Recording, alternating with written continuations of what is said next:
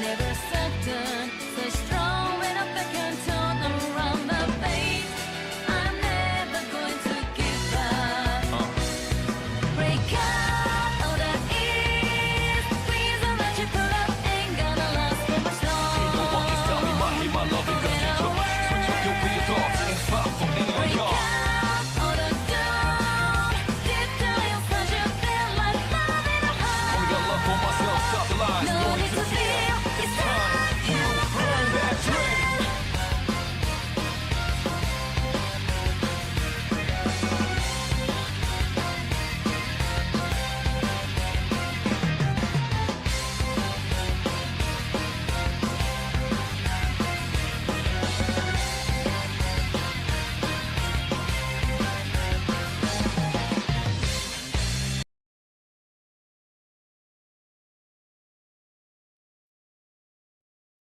Okay, truth be told, I do not feel like doing the whole like 15-minute music intro bit. I just want to get into it.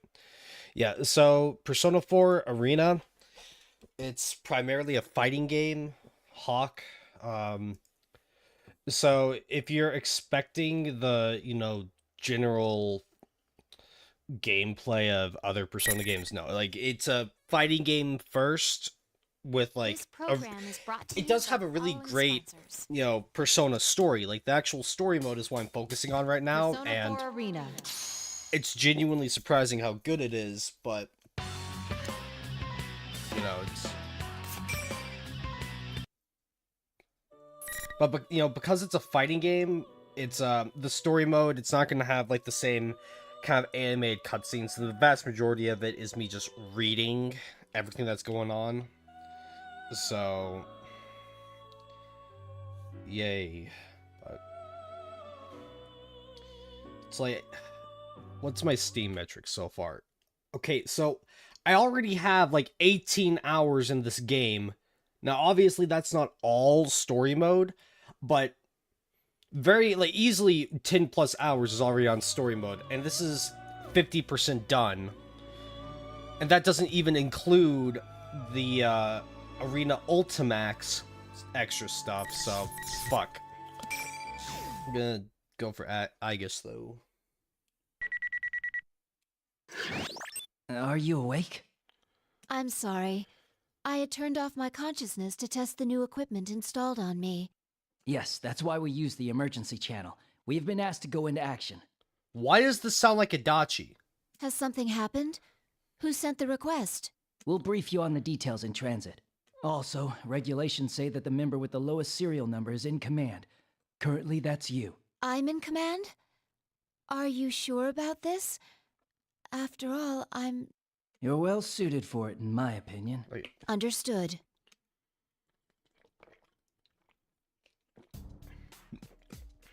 Okay. I'm just always, like, biting. I'm just waiting for Adachi to show up out of nowhere because it's going to be the hypest thing ever. I'm like, fuck. Let me grab a thing of water. I gotta make sure I stay hydrated this whole time.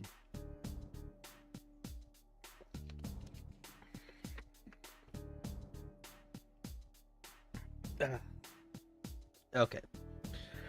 May 1st, 2012, 9:30.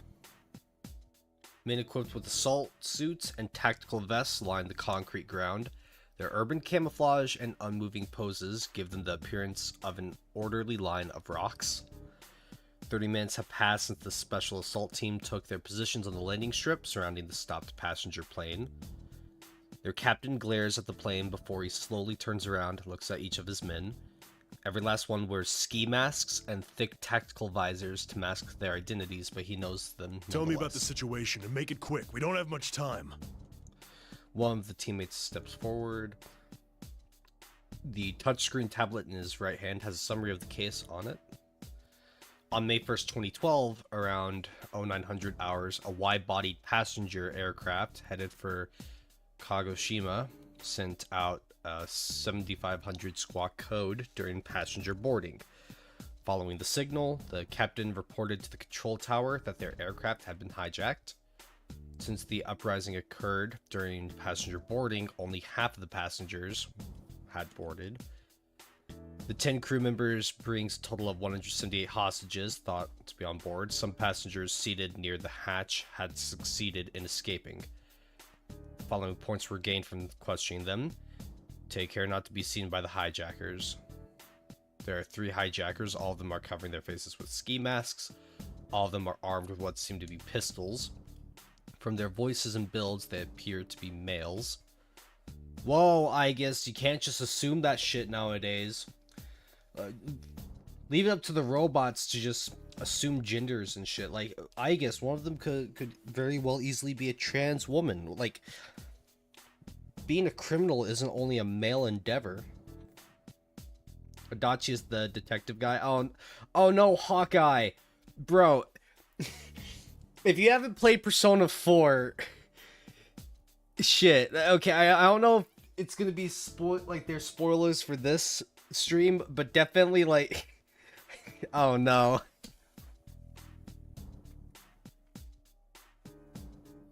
Currently, the aircraft in question has moved to the front of the landing strip at the hijackers' insistence and has stopped there. The authorities have attempted to negotiate with the hijackers by radio, but they have made no demands. The team member finishes his report. Captain nods silently and addresses his team. There hasn't been a plane hijacked in this country in over 10 years. None of us, not even me, have dealt with this before. Still, the procedure remains the same. Trust yourself, remember your training, and keep a cool head. Captain turns towards the plane again. Taking that as a cue, the team scatters to their specified posts to take up positions. The only thing to do now is see what happens. Eventually, 10 rolls around. Half an hour has passed with no new developments. Repeated attempts to contact the hijackers have been made, but they have yet to make any demands. Tensions are beginning to rise. The worst case scenario is that they have no need to make demands, that their objective is to seize the passenger plane itself. In this case, the team would be facing a large-scale terrorist attack. Come on, talk to us. The captain mutters to himself deep in thought. From the perspective of rescuing the hostages, every second that passes without learning the hijackers' objective is a second wasted. The captain and his team wait in hiding, but the same is not true for the passengers on board. For untrained civilians, extreme stress can easily lead to physical and mental problems. It's true not only for the hostages, but for the hijackers as well. When people lose their nerve, they tend to act rashly. The hostages will begin to lose hope, and the hijackers will begin taking it out on the hostages. An hour into the incident, anything could be happening inside the plane. The captain could do nothing but glare as time ticked by. After 15 more minutes had passed, a slight change in the situation was reported. All emails and calls going through stations near the airport are being checked, but at the moment no messages are thought to have been sent from inside the plane. It appeared that the hijackers had confiscated all cellular phones as per standard hijacking Sir, plans, there's a report from HQ. They picked up a transmission from one of the passenger's cell phones. It's a smartphone with GPS, so they can tell it's inside the plane. Confirm those details for me. Two possibilities the hijackers are Fuck. There are two possibilities. The hijackers are using a passenger's phone to contact associates outside, or a passenger is contacting someone in secret. The latter possibility is more likely. More and more devices have communication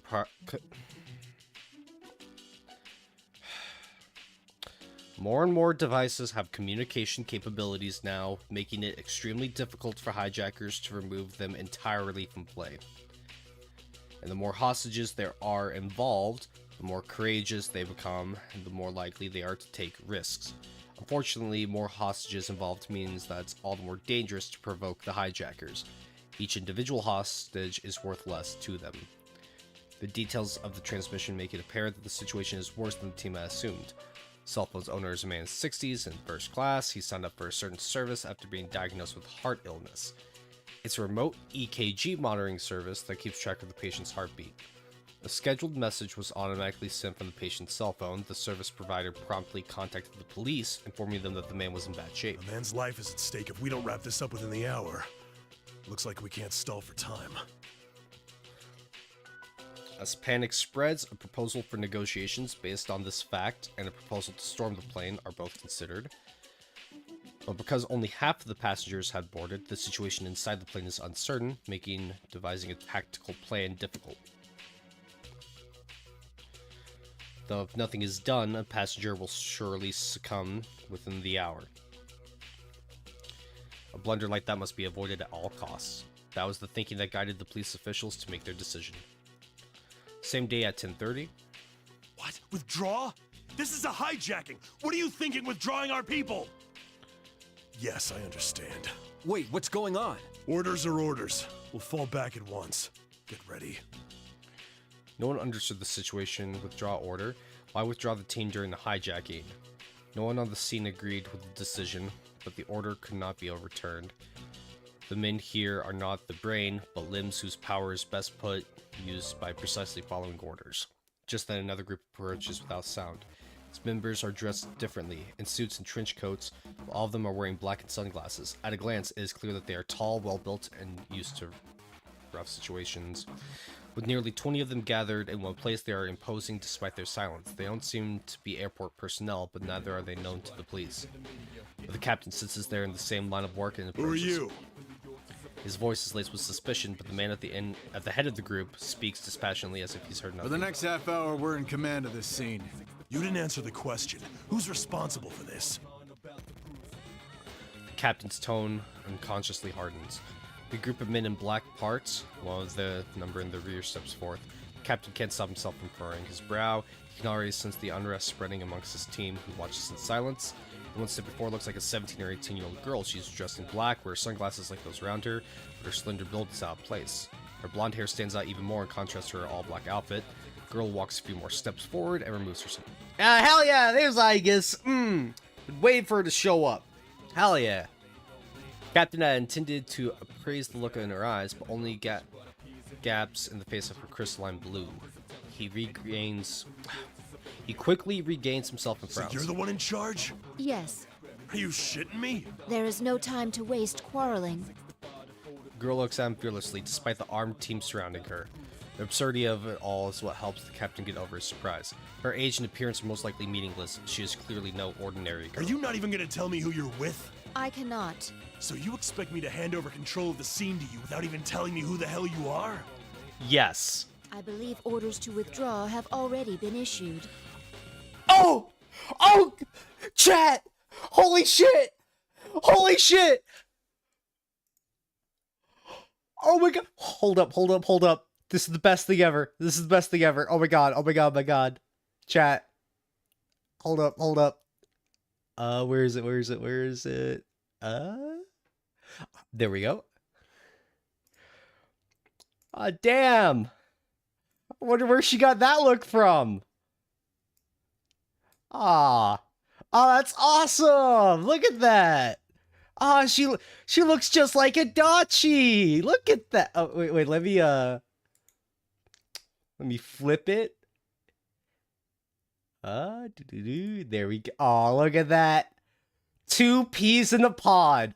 Look at both of them have a fucking soulless expression. Both of them have this inherent look in their eyes that tells you you're fucked. And on top of that, both of them look stylish as hell. Now, do you understand why I have an Adachi emote and an Aegis emote? They're like 2 peas in the pod. They belong together. That's why, so in Blaze Blue Cross Tag Battle, it's a tag team anime fighter. You pick 2 characters and you fight with them.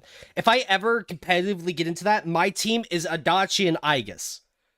The lore reason behind that is because, you see, Adachi is still working for the Inaba Police Department, and the police department, they just got a new gun to help with local law enforcement, duties. And it turns out the gun that Adachi just got issued is Aegis. It just writes itself. It's so fucking perfect. Okay, Adachi, get the fuck out of here. Oh, wait, let me, move that over there. Her calm, sweet voice only irritates him. Captain closes the distance to the girl, and while he stops short of grabbing her suit, he glares into those blue eyes from only inches away. Lady, I don't know what kind of juice you have with the brass, but are you ready to be responsible for the deaths of those passengers? Your protests are doing nothing to relieve the danger. Rescuing them as soon as possible is my, or rather, our duty. The girl's completely unruffled as she speaks. It's like she's a machine or something, the captain thinks, more dumbfounded Have than faith angry. in us. We too wish to save them. For the first time, something like determination flickers within those crystalline eyes. After looking into them, the captain finds something akin to resolve and confidence in them. He steps back. Raising his right hand to his chest, he shows this girl his watch. But you got exactly 30 minutes and not a second more. Understood. After the girl nods, she gives instructions to prepare a stair car to the group she is leading. Captain's fist tightens nervously. Since there are few uses for a stair car, quietly moving it in place may make the hijackers think that a strike team is getting ready to storm the plane. There's no hesitation in the girl's actions. Well then, move in as naturally as possible while staying in their blind spots. Eventually, a roofless stair car advances slowly towards the Closest we passenger can get without them noticing will be about 10 meters from the plane. That will be more than enough. More than enough. What's the point of half-assing it like that? The captain's annoyance begins to turn to curiosity, as if she's replacing the SAT, and then she must have a plan beyond simple brute force, but... Now, let's begin. The stair car stops, the girl gets out of the driver's seat. She walks slightly behind the vehicle, turns towards the passenger plane. What's she doing? Captain brings up a pair of binoculars to see what she will do. At first, he assumes she is going to use the stair car's movement as a decoy and send her team in from a different direction. Like humans, most vehicles have significant blind spots above and underneath, yet that doesn't seem to be her plan. Does she plan to make her move while using the stair car as cover? Is she possibly going to snipe them? Captain discards the possibility. It would be foolish to set up a sniper perch at a lower angle of elevation where the girl is now. While the captain mulls over the question, the girl makes an unexpected move. She appears to lower her stance slightly one moment, and the next she is no longer in sight. By the time the captain realizes she is running, she has already reached the top of the stair car. Her slender body launches like a cannonball from the top of the stairs. What? She jumped? Do a flip! Even the SAT members voice their surprise. The girl leaps a distance of over 10 meters. It's clearly beyond the abilities of a human being. Coming in the middle of the hijacking, the scene becomes even more surreal. Okay, one odd thing. So, in Naoto's campaign, there is a scene on the plane. Like, there's this exact same scene with the plane, but you do see, like, the stair car thing.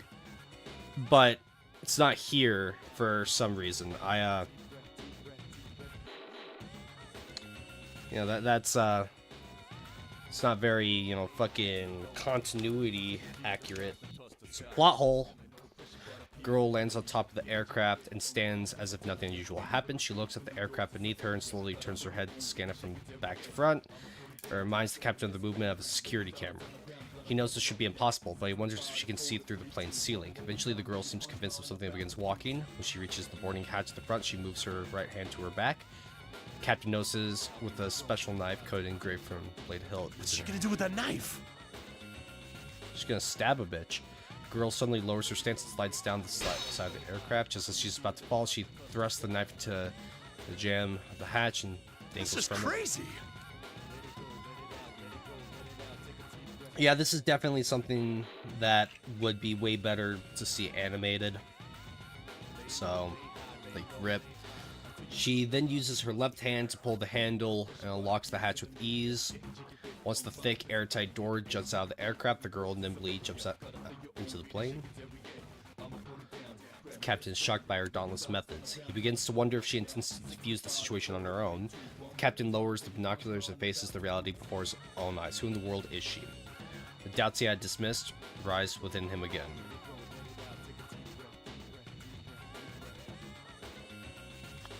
A warning light goes on in the cramped cockpit. Two people there notice it at once. One of them is the captain sitting in the pilot's seat. The other is the man holding a gun to the back of the captain's head. The light is labeled hatch open. Even an amateur could understand what that means. The man suddenly tenses and stands ready at the passenger's side door. He prepares himself for someone to charge through it, but he quickly regains composure and turns the gun on the captain. The man casts irritated glances back and forth between the captain and the door for a while, but eventually approaches the door. His gun is pointed at the captain. He cautiously cracks open the door and looks towards the passenger seating. Just outside the cockpit is the first class section, but the passengers were gathered in economy class at the time of the hijacking. First class is empty. The man squints. To ward off observation or worse, snipers, the window covers were down. Coming into the darkened plane from the bright cockpit forces his eyes to adjust, but from the corner of his eye, he sees a gleam of light shining in, unlike the regular ones. Within that light is a silhouette. Before he can react, the silhouette figure closes the distance. A hand grabs the edge of the door, opens it with tremendous force. 2 quick heavy blows follow. Boom, boom. The man collapses without a sound. The captain turns around surprised to see the intruder, a blonde girl, index finger to her lips, signaling silence. She lays the man on the ground, then removes the pistol from his hand. A closer inspection is only a model gun, supplemented with metal parts. Oh! Do we know someone from Persona 5 that is able to supply people with fake model guns? Oh, whoa! Is that a Persona 5 reference before Persona 5 even fucking came out? I did look it up. This game came out, I believe, in what, 2012? And Persona 5 came out in 2016. Yo, was that...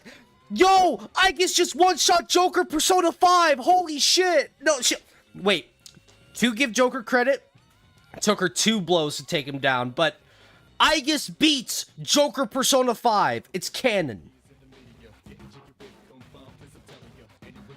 The seam between the parts is in different places compared to a real gun. If taken apart, the disassembled pieces would look nothing like a real pistol.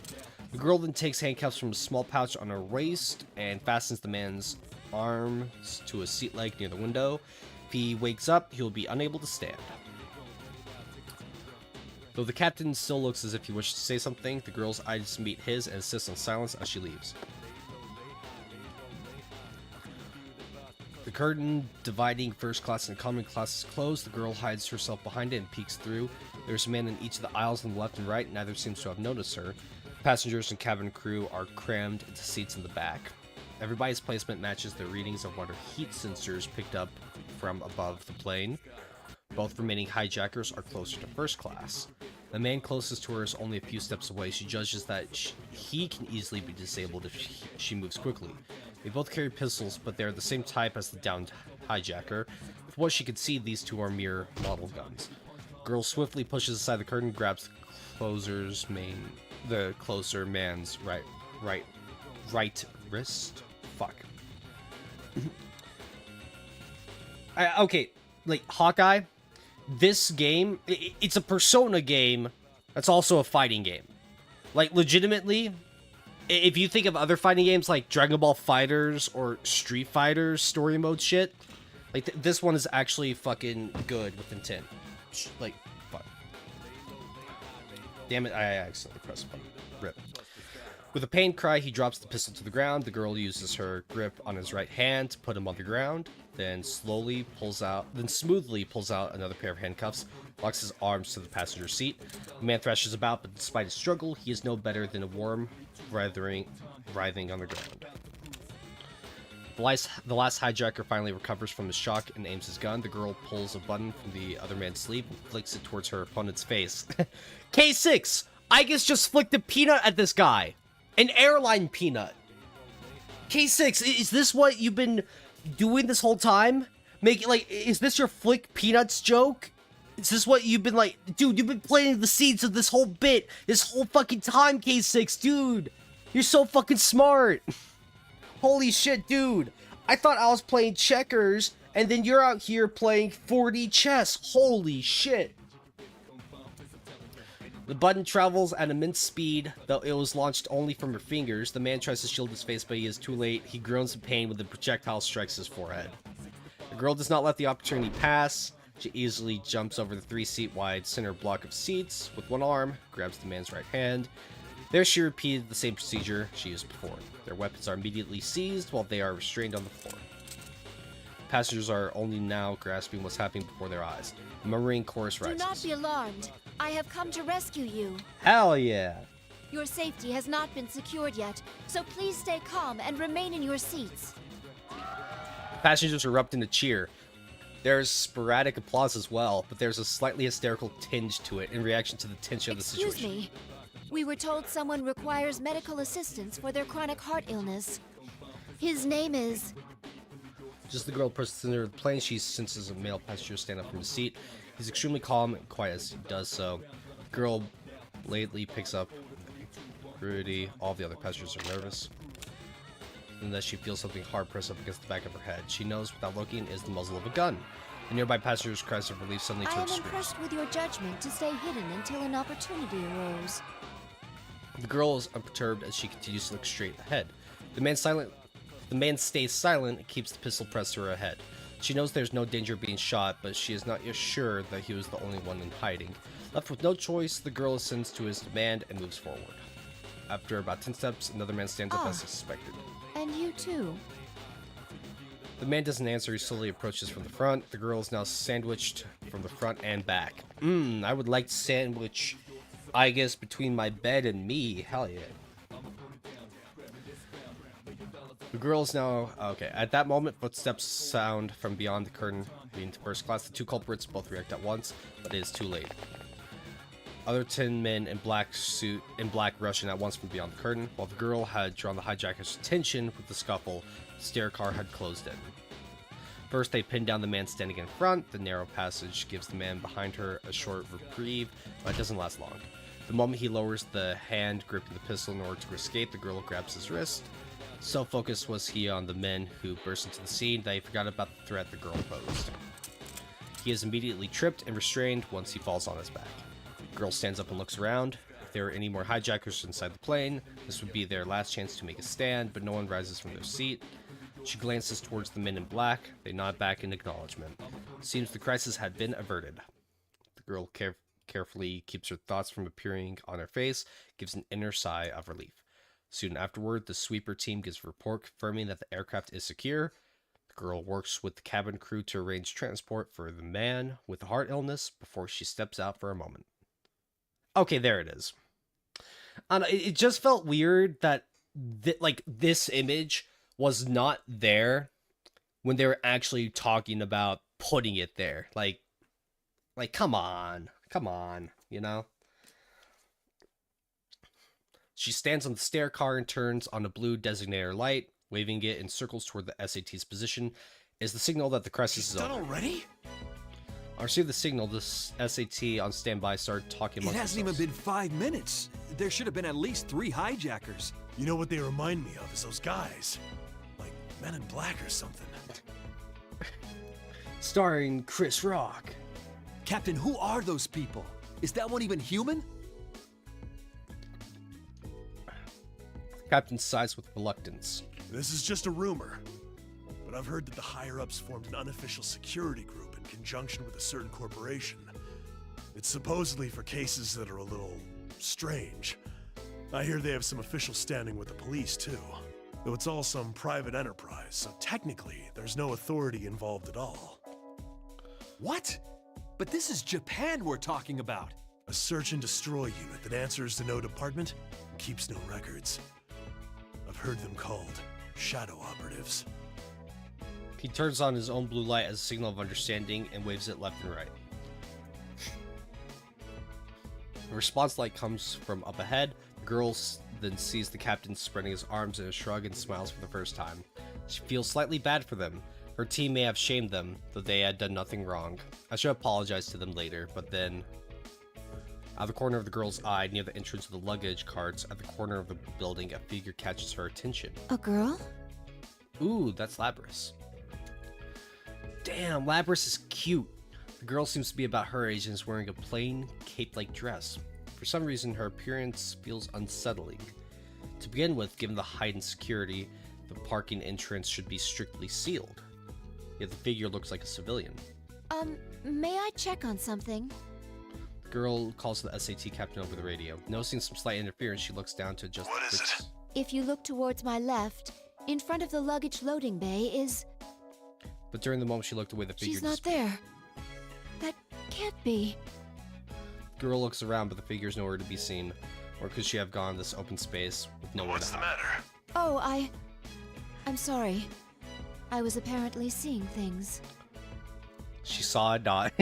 Not everything has to be about Adachi, Chazz. But what if it is? What if secretly Adachi is always the puppet master? Yo, what if Adachi was secretly controlling, Kamoshida, Shido and all that shit for Persona 5? Adachi Persona 5! Who was that just now? Was I truly seeing things? With those questions in mind, the girl tries to remember the figure's appearance in detail. Only then does she realize the cause of her unease. The light blue dress the figure wore is very similar to one she wore herself had once. It's Adachi dressing up as a cute robot waifu to lure in his new victims. Dude, Adachi and Akechi would be like the... If we get a game with Adachi and Akechi in the same room, that will undoubtedly be the literal peak of Persona. Right? If Persona 6 has Adachi and Akechi just interact in any way, shape, or form, best Persona game. I don't care.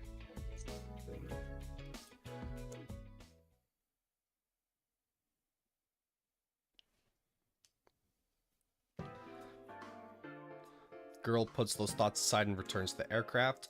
The mission does not end with taking the culprits into custody. In truth, along with the diffusing situation, securing the safety of one particular passenger was her highest priority. This fact was not revealed to the SAT. The passenger was originally seated in first class, but would have been forced to move. The girl looks carefully through the restless passengers. It is not long before she finds the face she seeks. Looking relieved, the girl walks toward the passenger. Are you all right, Mitsuru-san? I guess. I didn't think you'd be the one to come. The woman who answers has long, shining hair that would make an impression on anyone. Even sitting quietly in her seat, her refined appearance makes her stand out. But Aigis knows the woman well. In fact, I was surprised to be called on to deal with something like this. The suspects made no demands. What were they after? At first, I thought I was summoned because you were their target, Mitsuru-san. The higher-ups must have thought the same thing and panicked. Especially considering there's cargo on that plane they wouldn't want made public. Wait a second, that cargo... Is something wrong? This hijack seems strange now that I think about it. They made their move before takeoff, which is odd timing. And they forced the boarding announcement to be stopped. I thought maybe it was their way of trying to pull it off with a small team. Are you saying that rather than a passenger, they were after that cargo? It's true that no one would consider the unloaded luggage during a hijacking. I guess I need you to check on my things. Though if I'm right, it's already too late. Even if you're right, why would they be interested in your belongings? I don't know, like, I'm pretty sure any degenerate would be wanting to get a hold of, like, something that belongs to Mitsuru. Man, fucking... I'm not feeling it today, truth be told. Like, my wit and intellect is just... It's not here today. My usual cargo wouldn't be worth hijacking a plane over. But I was carrying something... sensitive this time. Normally, if they wanted it, they'd have to bypass a Kirijo facility's security or attack the vehicle transporting it.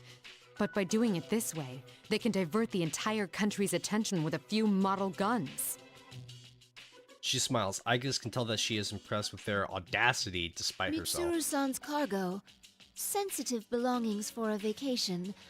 Ah, I understand. Hijacking a plane out of a desperate desire for undergarments. This incident will surely go down in history. I didn't want to say it. I didn't want to say it, but if Aigis is gonna say it, you know... Thank you, Aigis. Thank you. Seer's eyes bulge at the unexpected comment. You're jumping to conclusions. It's not sensitive in that way. Besides, my underwear is in this bag, and that's it. Enough about underwear. Okay. I just... Like...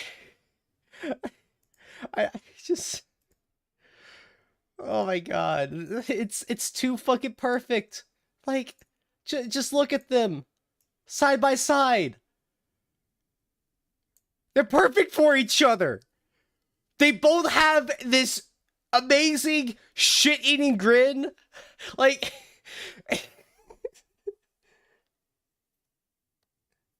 I can't. I can't.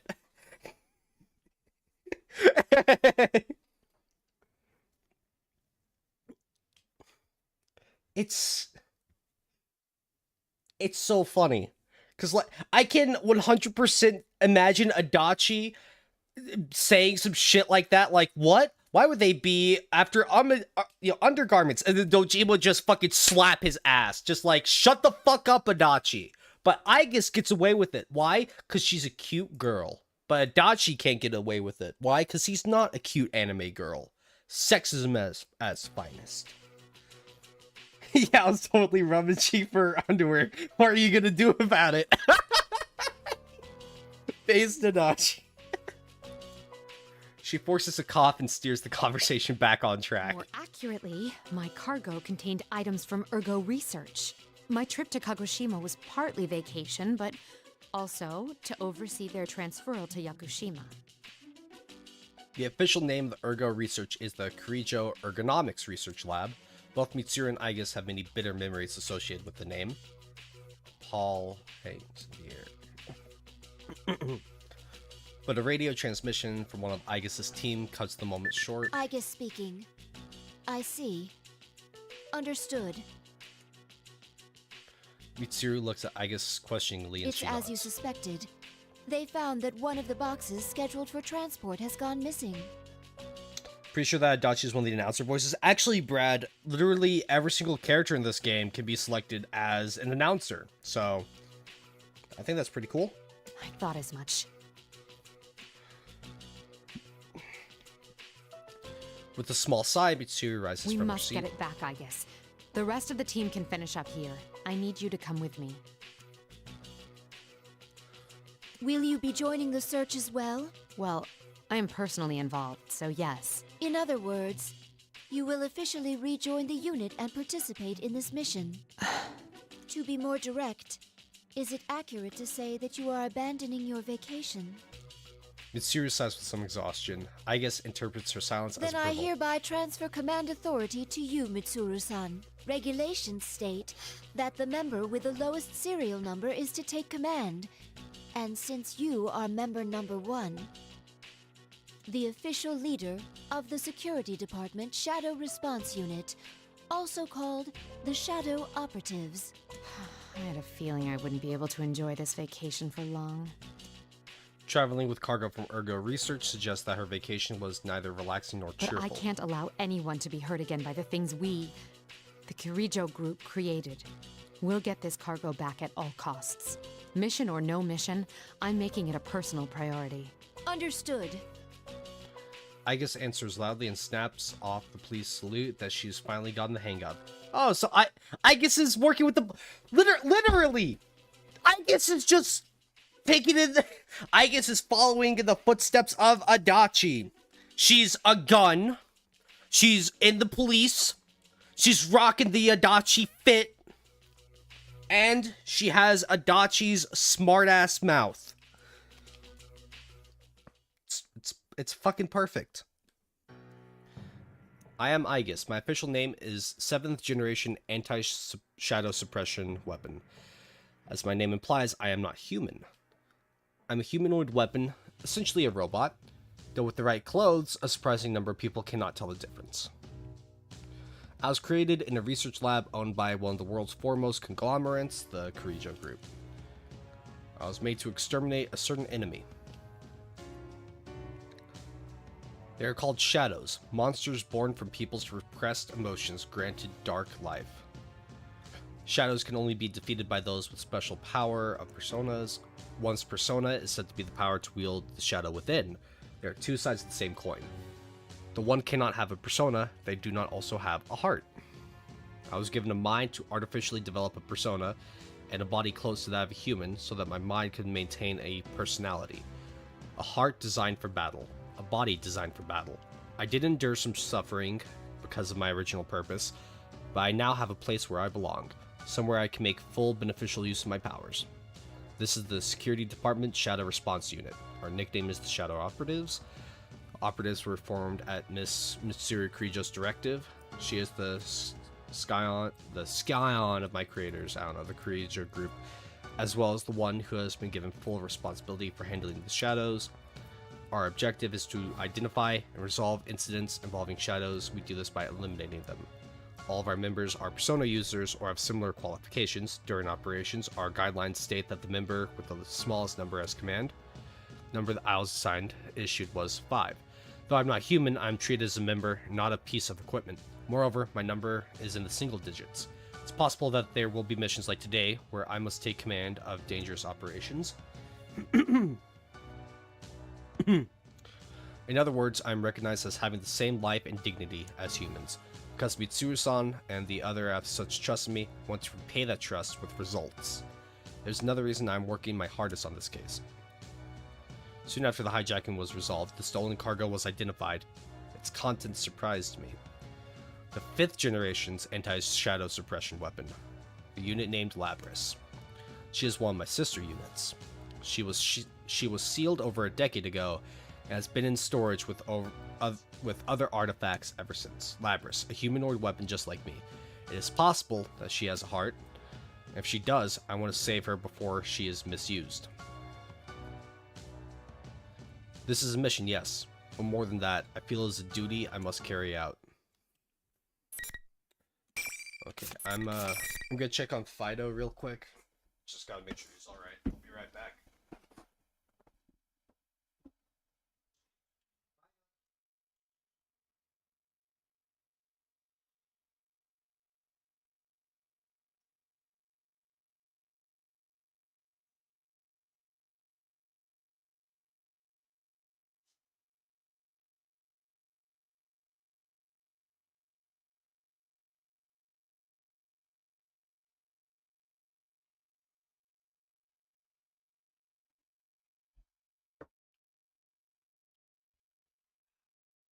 Okay, Fido is doing A-okay.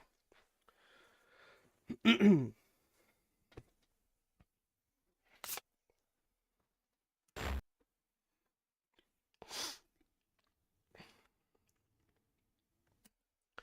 wanted to pursue the vehicle carrying Labris as soon as the hijacking was over, but its complicated route made it hard to track. Due to the sensitive nature of the cargo, it is difficult to set up large-scale traffic checkpoints. Fortunately, the license plate number was determined quickly, and we got a rough estimate of its destination. Our headquarters were moved to a police facility. Tsuyu and our team are sorting out the situation to plan for an operation. And the interrogation of the suspects? It's begun, but all of them are claiming that their memories at the time are very foggy, so they've been sent in for evaluation. I swear to God, that is just Adachi's voice. Like, I'm 99.9% sure that there's no way in hell it's like, oh, Adachi was in the Shadow Operatives this entire time, but like, I don't know. But like, I swear to God, that is just Adachi's voice. Am I fucking insane? The psychologists who interviewed them think it's possible they're not lying. So none of the 5 have any memories of what happened during the hijacking. Normally that would seem preposterous. There may have been some hypnotic effect, but even then... We're dealing with someone after materials from Ergo Research. They'll likely be very well informed about shadows and the mind. Like, I get the feeling that it's supposed to be like, we're not seeing the guy. You know, the game has extra fucking character portraits for random characters, like the you know, police guy, right? Just like, oh, okay, why does he get like a police portrait? You know, they could have just started off with Agus, but they didn't. And it's just like, okay, let's just focus. Knowing that, it doesn't seem so strange. It would also explain the extreme lengths they went to create a decoy. What else do we know? Since the cage storing the 5th generation is too large to transport by personal auto, we narrowed our search to large vehicles that left the airport. That, combined with the testimony from our observer and data from the transmitter, allowed us to pinpoint the vehicle in question. The police are already pursuing it via the N system. This is the most recent photo. The Inaba area. Wasn't this the place where... Yes, our routine investigation last year rated the potential shadow activity in the area at level 4.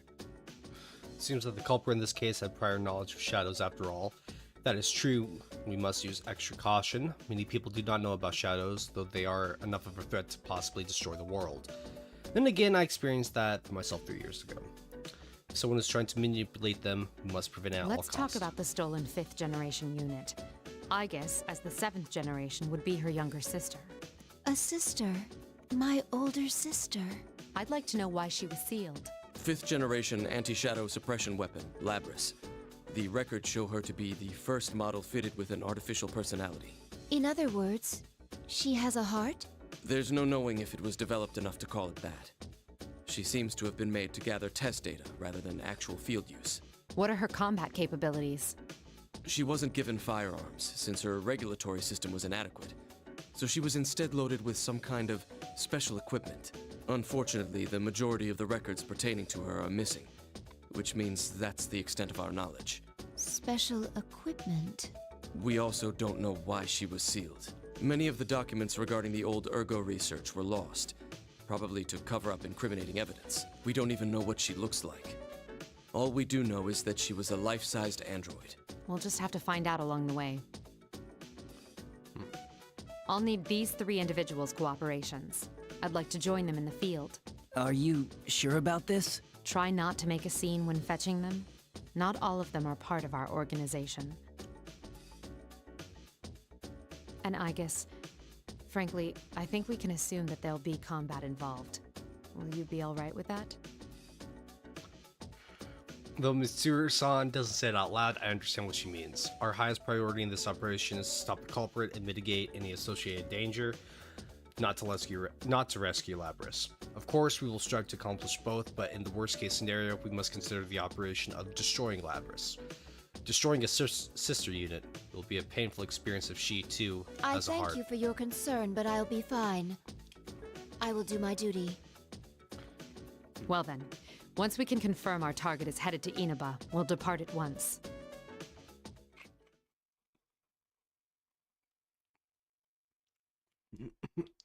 Look, guys, we can do another fun stream. Okay, towards the end of this stream, I'll open up my AI Adachi bit, and I'll just have them type out funny things to say. So just remember that, before it's like, okay, I'm good with story mode and all that shit. So we get ready to depart for Inaba. Mitsuru and I go over the last minute details inside the police station. She is absorbed with issuing instructions over the cell phone she is holding. Pessimism seeps into my heart as I wait. I begin muttering to myself. Will we be able to find Labris? My sister? Will we be able to save her? Isn't that what you really want to ask? Don't worry, as I mentioned to Akihiko, fighting Labris is not our priority. The reason I formed this shadow operative team is to save lives. We will find her, whatever it takes, and bring her back. We can do this. Yes. I'm sorry to be so pessimistic. Those feelings you have for Labris, you should tell her when you see her. I will. That's really sweet. Friends bound by trust are irreplaceable indeed. I hope that Labris will become one as well. Eventually, the preparations are made, and one of our limousine departs on its journey to Inaba. That evening, we are in Inaba now, traveling down Midtown Street. Though it's called Midtown, is very different from an urban environment. It's quiet, rustic road. The boonies, as they say. The vehicle we are targeting is easily discovered. The transmitter that was attached to it when it left the airport is, lucky for us, still active. But the vehicle has been abandoned and the cargo is gone as well. To trace it further, we must learn why the culprit came here. Specifically, we need to know the details of what happened last year. Though this was already assumed, we have a plan. Yeah, just talking about the limo. Mitsuru-san, our activities are supposed to be undercover, correct? Yes. For undercover missions, it will be necessary to keep all personnel and vehicles from being noticed. Right. Mitsuru-san, may I say something that I've been meaning to say for a while now? No. Understood.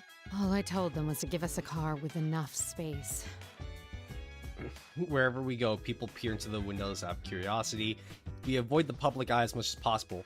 finally parked in what looks like a site for a vehicle disposable on the outskirts of the town. Our contact has arrived.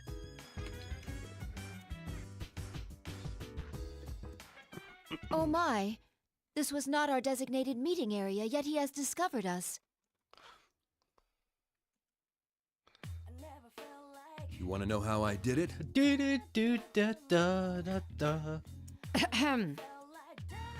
We appreciate your cooperation, Detective Kurosawa.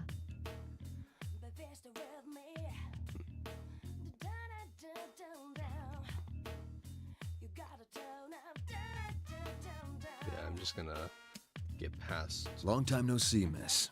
And Aegis, was it? Indeed. It has been a while.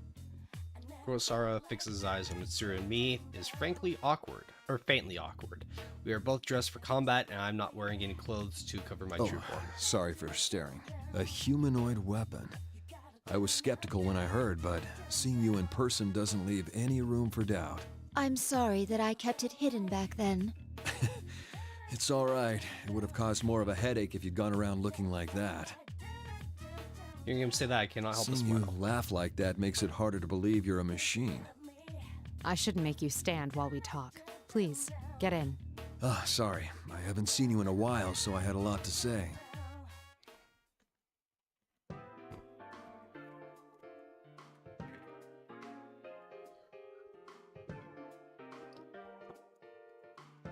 Okay,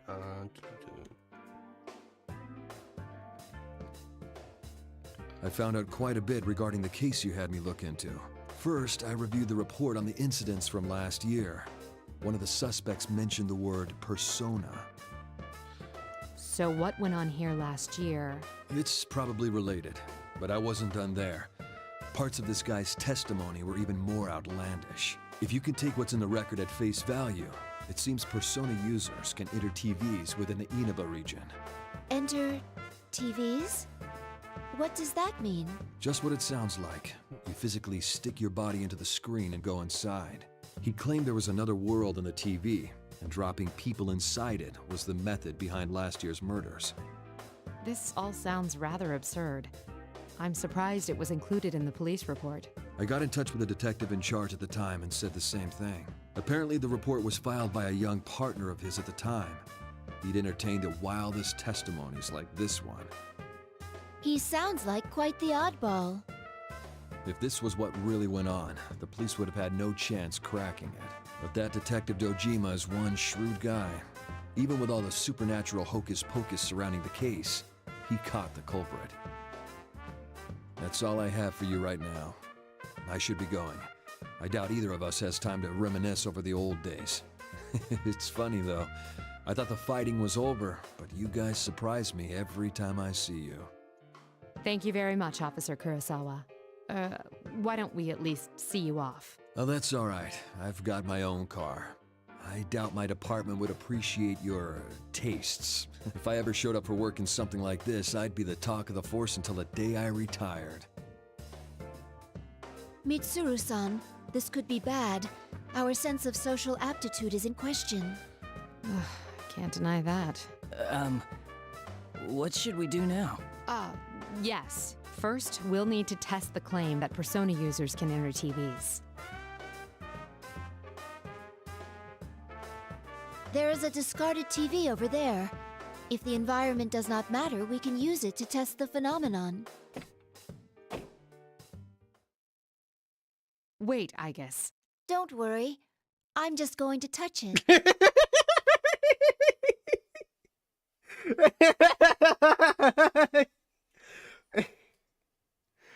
Oh, that line. That line.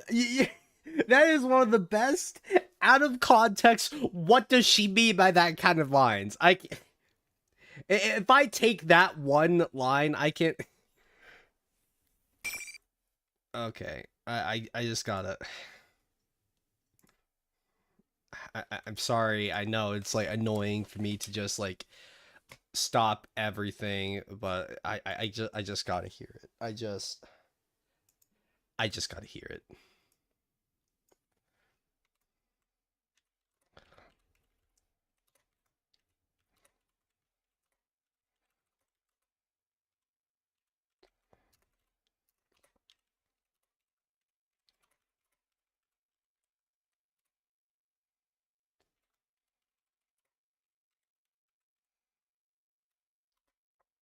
Okay.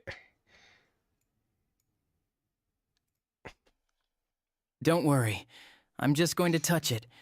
I'll be gentle. Flicks peanut.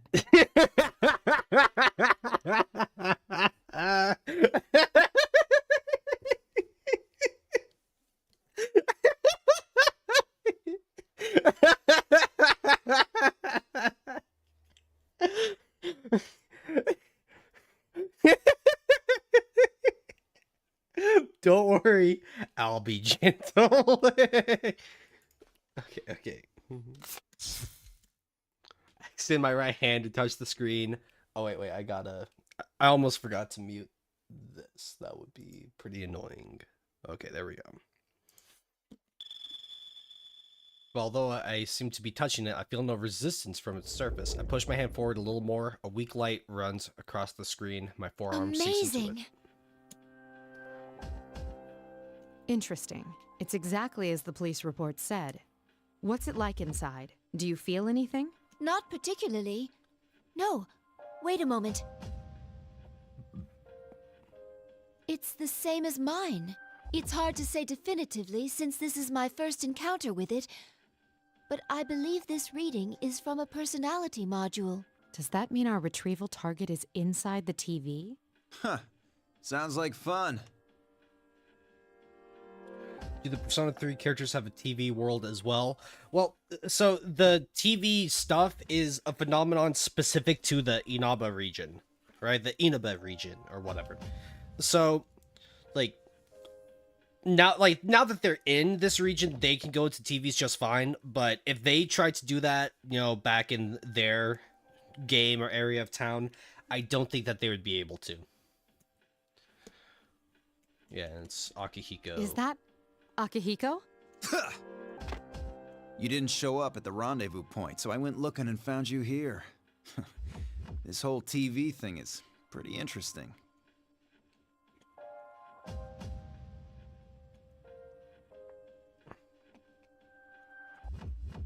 It's been a while, Akihiko-san.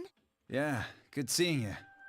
Akihiko, what on earth are you wearing? Just what were you doing overseas? Huh? Didn't I tell you that I was on a training expedition?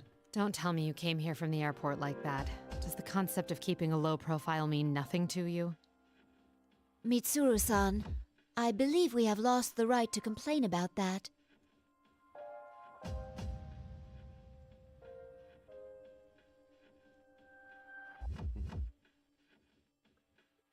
Anyway, we can get inside from that TV, right?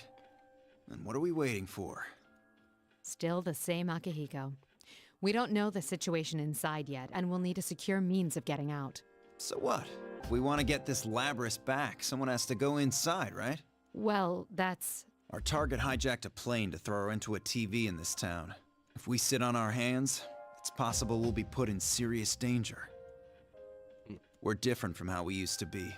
We made the choice to fight shadows as professionals. That's why I traveled around the world and trained harder than ever. And now that something's actually come up, you're hesitating? We agreed to do this. I'm ready to stake my life on the mission. Yes, Heavy, we are playing Icus's story campaign. Because Mitsuru takes caution seriously. As the ultimate authority in this case, she frequently second-guesses herself. But I have seen Akihiko-san's words cut through her hesitation in the past. It shows his trust in Mitsuru not to make decisions in error. All right. Wait right here. I need to go make a phone call first. Okay, but make it quick. It's very odd how, so far, we haven't seen the phone call Mitsuru makes. Even in Mitsuru's campaign, we haven't seen the phone call. So, and from what I can tell, every story bit in this game is very intentional. The plane hijacking, random lines like, oh, no one would be dumb enough to just fall into a TV, and then Kanji falls into a TV. It's like every single line. Okay, maybe not every single line, but so many things in this game are done with intent. And I got a feeling that the phone call she is making might be like, it's gonna be a big plot point.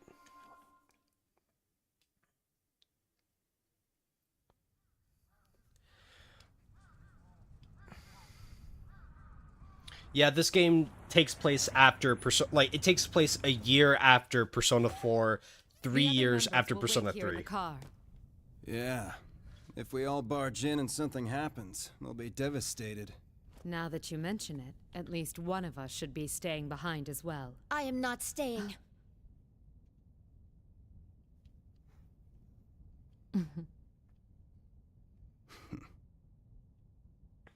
Us three will be plenty. We'll end this in a flash. No problem. The same as always. Although, we have no idea what might be waiting for us on the other side. Don't get careless. Right. This situation, it brings back memories.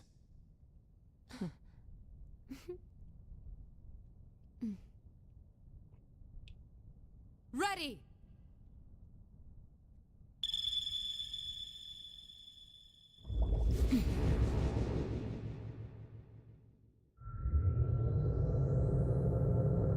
I'll just skip that.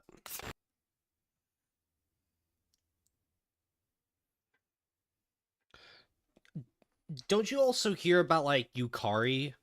Like, I believe she also shows up in a TV interview in Persona 5.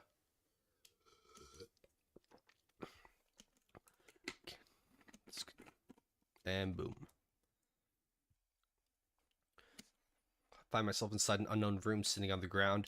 I quickly stand and check my surroundings. Is this the music room of a school? I can see a musician stand, grand piano, a blackboard, and portraits.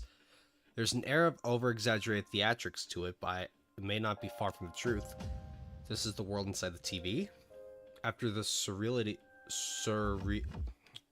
it's surreal. No sign of Mitsuru-san or Akihiko-san. Did they land elsewhere? So much noise. I can't contact anyone like this. I attempt to use my communicator, but there's no response. This looks like an ordinary classroom, but it has an alarming amount of radio interference. When I concentrate my senses again, I detect a bizarre disturbance from the entire area that is unlike normal buildings. This may be another world after all. In any case, I must join up with Mitsuru and Akihiko.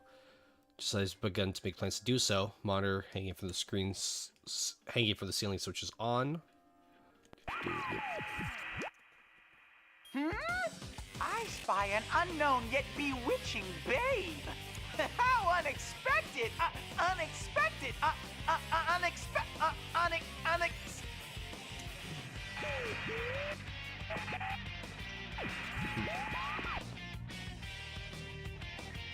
I have a hunch that will.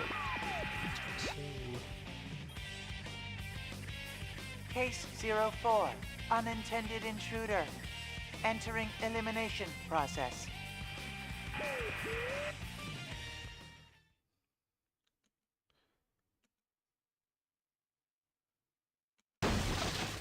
Whoa! Kanji? A human? No! Yeah! Jeez, they decided to open right then. This makes no damn sense. Although I was ready for any eventuality, but I had not expected to suddenly encounter another Are human. you alright? You seem to be unharmed. The young man looks back at me with a steely glaze while fixing his bleached hair with his fingers. His behavior does not seem to be that of one who came in pursuit of me. Never seen you before. I'm sorry, I haven't introduced myself. My name is Aegis. Only then do I remember that my appearance would seem very peculiar to a casual observer. I'm a transfer student.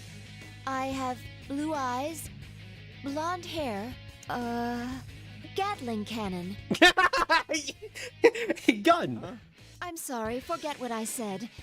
In the past, that prepared explanation for students has been effective, but no longer. Gun! Okay. Anyways, I'm Kanji Tatsumi. This mean you're my next opponent? Opponent? What do you mean? What do I mean? I'm talking about a scrap! You mean a fight? But we have only met Tatsumi-san. Actually, where are we? Enough blabbering, you machine! With the yell, he slams the folding chair in his hand on the ground. cold, dud, metallic sound echoes and eliminates any possibility for talking this What's over. a fake girl like you doing calling me by my name? Fake girl. I understand how I might elicit such a reaction. There's pain in my chest. Though I cannot help but smile at how instinctively I reacted that way. Seems I have become more human-like than I knew. I was worried I might have to go up against my senpai, but I ain't gonna hold back against a robot like you.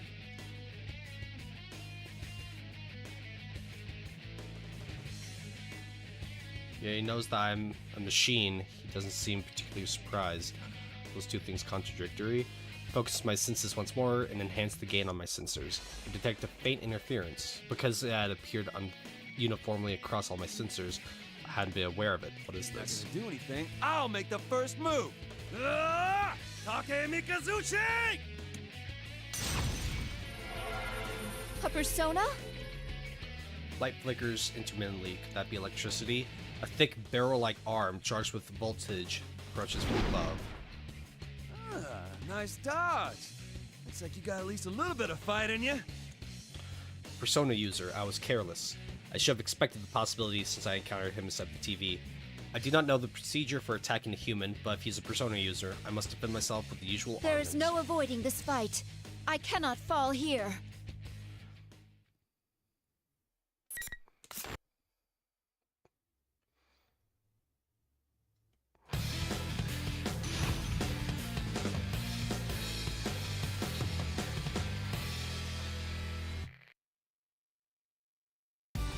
Finally! Fight! Fire! My other self! Too easy. Evasive move! Going! What a one-sided battle! Take Here this. for already?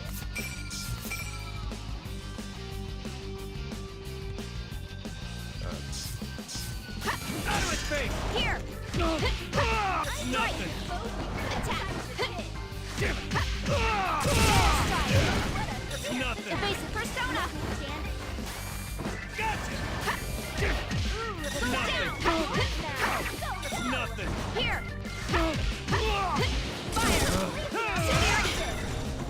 Out of his face! Here! Nothing. I failed. Fire! Nothing. No way. Here I go! Charging! Ready? Now! Nothing. Downward! Step out of it. Fire! Downward! Damn it. I failed. Evasive persona! Rise up! Back! Out of his face. Strike! Damn it. It's nothing. Too easy. Target lock! Go! On his ass. Alright, it's over! Yeah, it's an Arc System game.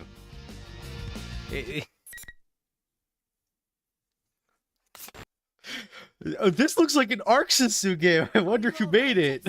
Arc System. I'm sorry. I helped Tatsumi-san up off the ground and called to him after repeating myself several times to hear it. No. Damn it.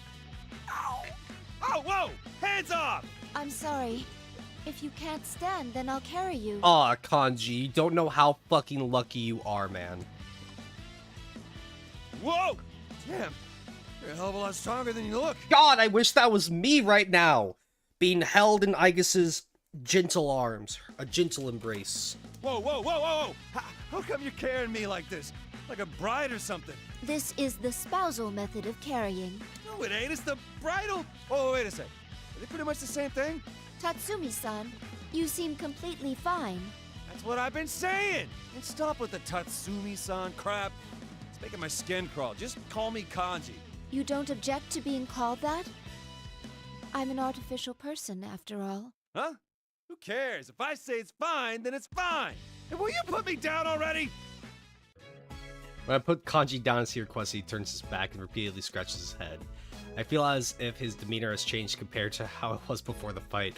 His loud voice and rough words are the same, but the sense that he will not listen to a word I say is gone.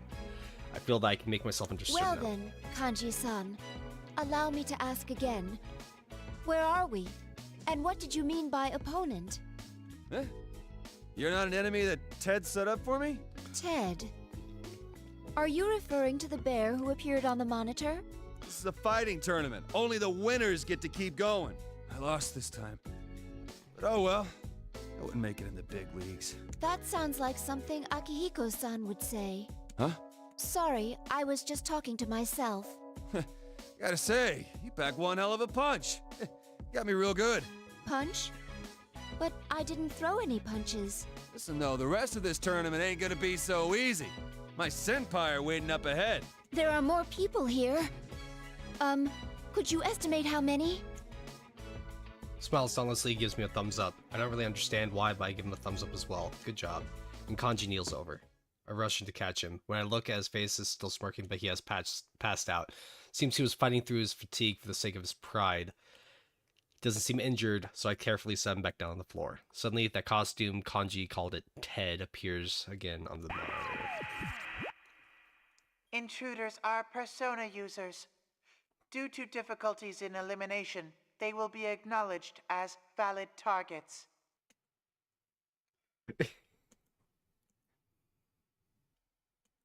What could he mean by valid targets?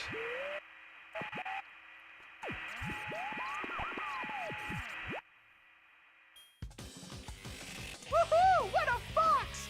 Came to join in on our fun? I'm A-okay with that if you're up for a little fighting. I'll wait for you in the next arena up ahead.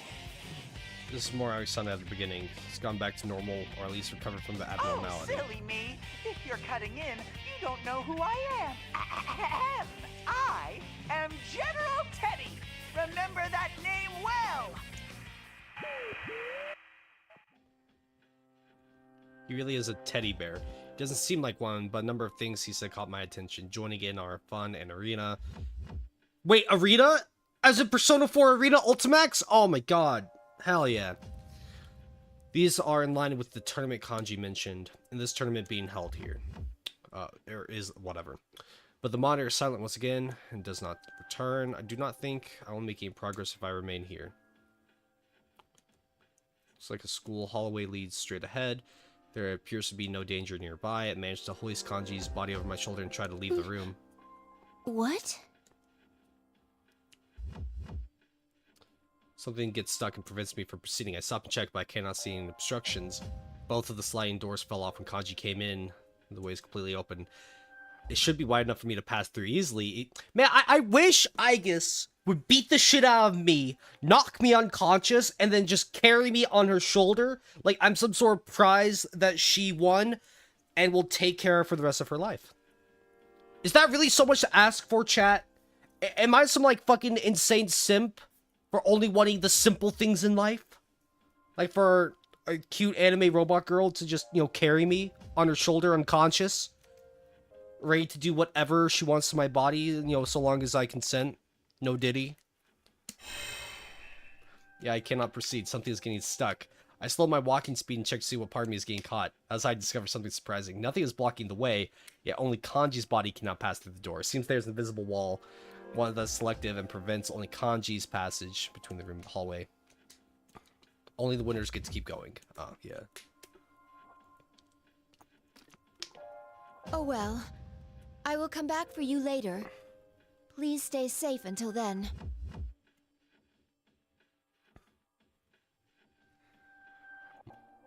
Once he comes around, he still is... Yeah.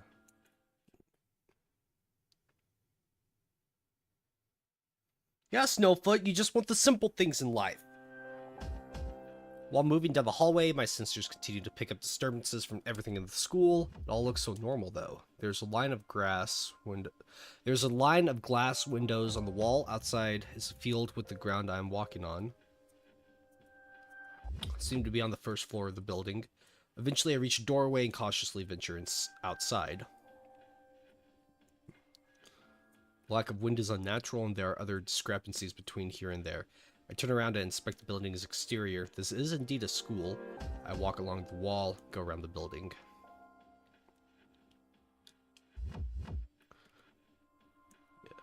I recognize this place. I've seen a photo from this angle in the preparation materials. As I recall, this is a high school in Inaba. To make sure I step past the school gate and check the nameplate, the name engraved is Yasugami High School. I cross-reference the name with the map of the area, find a match. This is confusing. A real-world location has been completely recreated inside the TV. Why is it a structure like nesting boxes? Just then, I sensed something move in the corner of my vision. I quickly turned, view head-on. It's a uniformed girl. She was running straight through the opposite direction of the field. Is she a student? No, this is not a real school. Could she be one of the senpai Kanji spoke of? Her pale skin... There could be no mistake. It's the girl I saw for a moment in the airport after the hijacking. But the girl's much faster than I anticipated. I cannot close the distance. I release a portion of my foot speed limiters. Finally get close. Until I'm able to grasp. Huh? The girl stops and turns around. There's surprise on her face as she stares wide-eyed, wondering at my uniform. Though I'm surprised myself. The instant I take her hand, a flash of intrusion charges through me like electricity. This girl is Labrys. I am unaccountably Who are you? convinced. That's one funny-looking costume you've got on. Oh, well, Oh, of course. You're mixed up in this racket too, aren't you? Does she mean the no, tournament? I am not in this tournament of my own free will. Really? Then you mind letting me go? I'm the student council president. I can't be letting people run wild at this school. Student council president? Didn't I tell you to let me go? Are you trying to get in the way of my work here? How strange. She speaks as if she really is leading an ordinary life here at the school. If she was unaware that she was inside the TV, would she say such things to me? If you happen to know, could you please tell me what sort of place this is? Huh? It's the first floor of the classroom building. Can't you tell? Huh? Is it possible that you don't recall entering a TV? A TV? Listen, I don't know what you're talking about, but I'm kind of in a hurry here. Can I go now? Before you do, please tell me something. Who are you? Who? What'd you stop me for if you didn't even know? I just told you. I'm the student council president. What hole have you been hiding in? The elections were just last week. Are we done now? 'Cause I got places to be.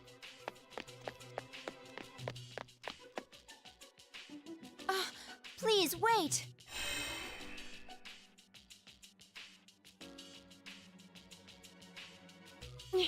That wall again! Invisible wall. Ew. It repels even gunfire. Yo, Aegis' first response is like, oh, there's something in my way. Fucking shoot it. Gun go up. That's why Aegis is great. Without hesitation, she's like, oh, damn, something's in my way. Pop, pop, pop. Oh, damn, gun didn't work. Rip Bozo, I guess I'll figure something else out. It seems I am forced to try a different route. Consider the situation once more. Was that girl truly Labrys? There are too many factors now indicating otherwise.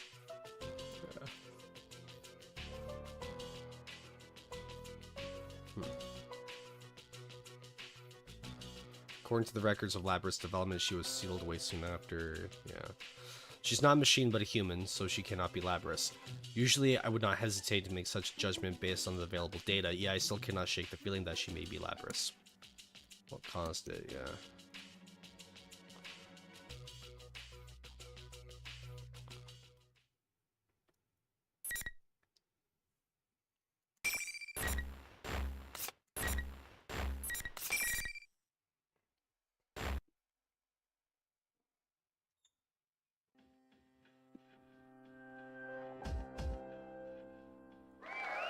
Well, Akihiko's a man, K6.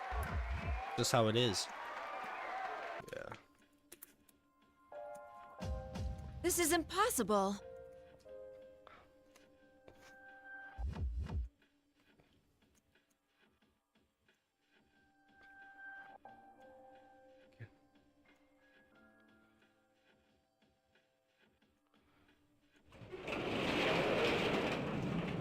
The room I've entered appears to be spacious. It's dark here, but I believe this is the gymnasium.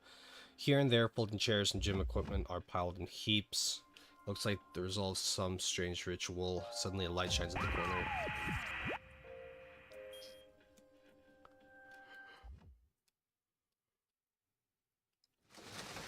Rivals. I want to see this one again. They are friends, yet powerful foes. The desperate fighting program amongst high school students. A new legend is about to start! May the manliest of all men come on down! Nobody touches his precious Nanako, the sister complex kingpin of steel, Yu Narukami! It's only natural. Wage slave in the boonies by day, hero by night, Captain Resentiment, Yosuke Hanamura! Everything that bores me has gotta go! A spunky dragon with deadly legs, the carnivore who's discarded womanhood, Chie Satonaka! You need to eat more meat! Please escort me to the ring, my prince, the unconquerable Snow Black, Yukiko Amagi! I'll finish you in one strike! Blooming roses and bulging muscles, the blood-curdling beefcake emperor, Kanji Tatsumi! Deep into realms of romance, the body of a child, the brain of a genius, the 2,000 IQ killjoy detective, Naoto Shirogane! Is this an army of idiots? Fight and survive towards the one throne waiting at the end! The P1 Grand Prix where fierce fights will be fought! The battle begins tonight!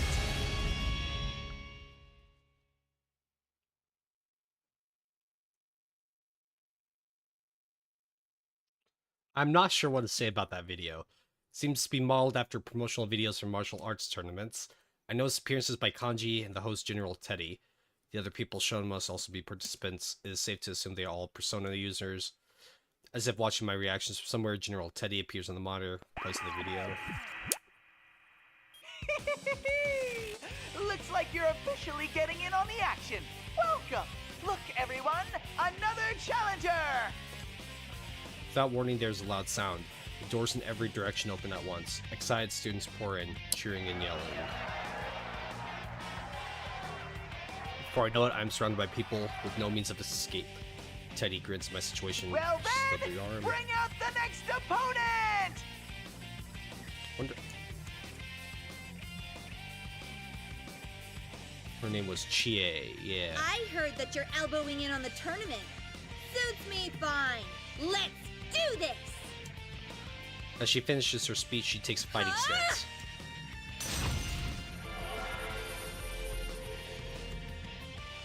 It's another Persona. Ooh, she's ready and raring to go! This is strange. Chie's willingness to fight is odd enough, but even stranger are the students in the crowd. Even when seeing a Persona up close, they show no signs of alarm. Come to think of it, how'd they get here?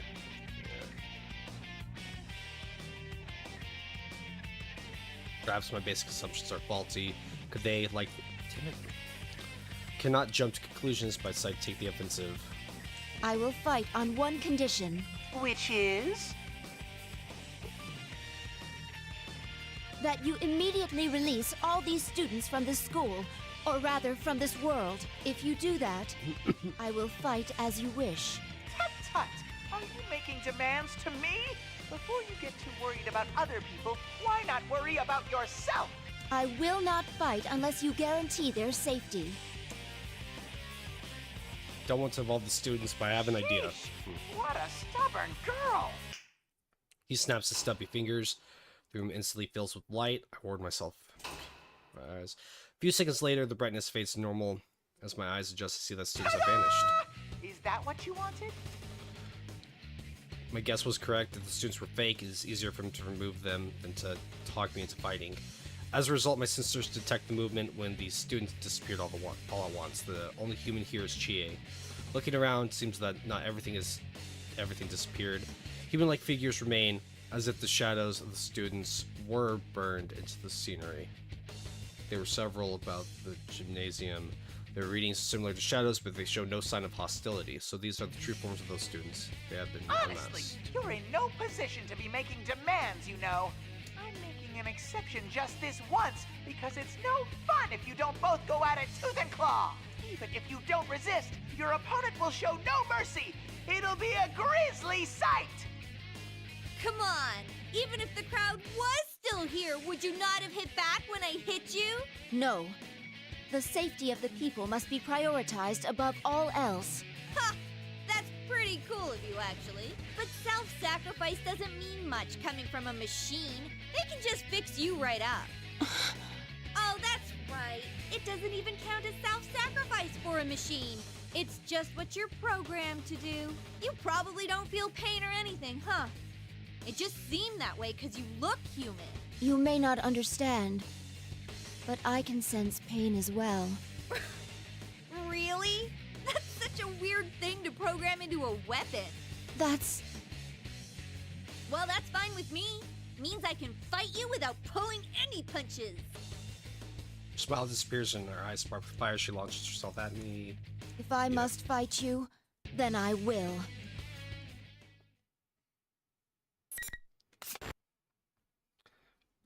Guys, stop talking about jams and jelly and watch this fucking sick ass gameplay, okay? Stop bitching about pointless shit and just cheer me on. Finally.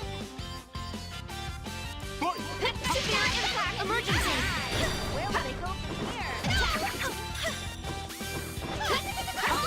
Here, go down. Here. Fire. Anti-air.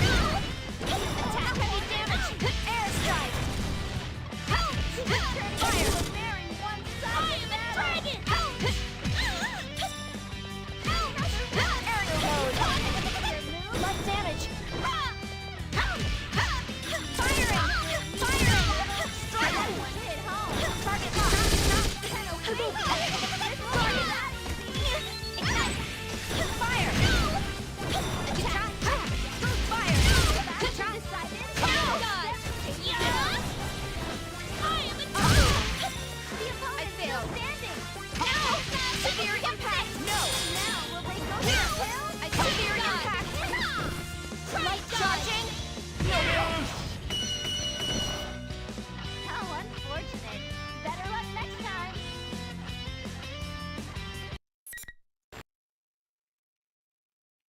I did it. Oh, sheesh. Wow. You're definitely a pro when it comes to fighting. I'm sorry. Are you all right?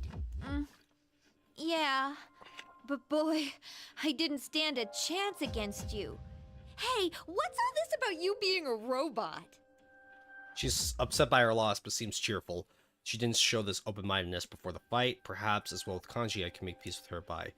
No, it is in vain of me to think that it is possible. Her words echo in my mind. It doesn't even count as self-sacrifice for a machine. It's just what you're programmed to do. Hate to admit it, but her observation is I correct. may seem like a ridiculous machine to you, but I'm still... Huh? I never said that. Wait. You're not acting like you did before the fight. I'm surprised that you're a robot, but what gives? Chie looked stupefied. Her expression confuses me as well. She stated clearly that she doesn't remember. Then something hit me. Yeah. That reminds me, I haven't introduced myself yet. My name is Aigis. Looks like we let our fists say too much before we opened our mouths. I saw the introductory video. You're Chie Satonaka, correct? Yep. Oh, you can just call me Chie. The carnivore who's discarded womanhood. Okay, you didn't need to bring that part up, and I didn't discard anything. I can use a persona, but I'm just an ordinary high school student. I go to Yasugami High. So anyways, are you, seriously a machine? No foolin'? Yes. I was created as a weapon for a certain purpose. It may be difficult to explain to you. Nah, I can tell from the fight you're telling the truth. Huh, so you're not cosplaying. Then again, it'd be pretty nuts for someone to come out here to cosplay. Speaking of which, Chie-san, can you tell me what this place, this world, is? I confess that I am looking for someone. While pursuing them, I heard the rumor about going inside TVs and ended up here. Oh, right. You can use a persona. That's how you got into the TV. Where should I start? I don't know exactly how it works, but this place is supposedly a realm formed by human thought. By thought? Does that mean this is someone's mental landscape? I guess so. Then we physically entered a mental world? Through a TV, no less? How can this be? To tell the truth, I never understood it so well myself. There was this insane monster thing around town up until early spring. It created this whole world, and I got my persona because of what happened in here. Bolts are Come to think of it, all this stuff should have been over and done with. But you see that ad showing on the monitor over there? It suddenly started getting shown on TV in reality. There's no way we were gonna stand for that crap to be shown. So that's why me and my friends came in here to put a stop to it. Your friends are here as well? Yeah, a couple. Also, that Teddy guy who's hosting this, plus the girl Rise who's serving as commentator. They're my friends too, but they're acting so weird. Oh, sorry, listen to me, babbling away. Do you think you can find this person you're looking for? Actually, could whoever it is get in here? I don't think normal people can enter the TV. To tell you the truth, I have already encountered one such person, but...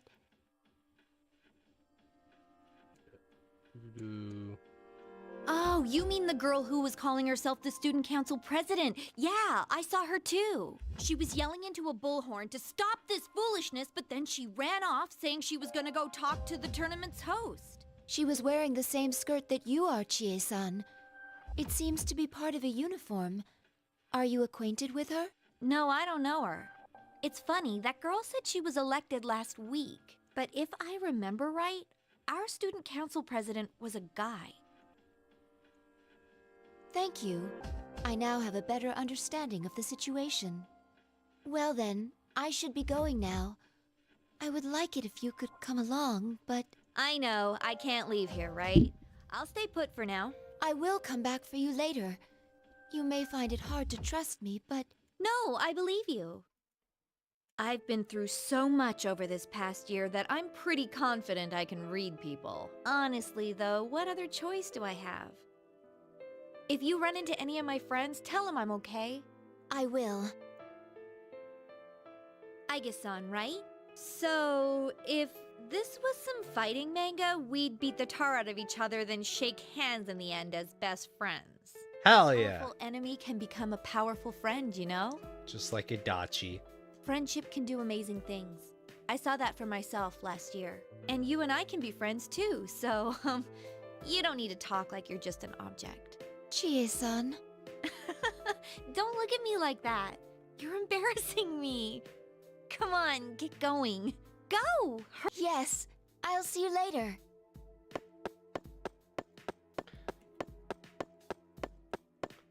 Oh, that's sweet.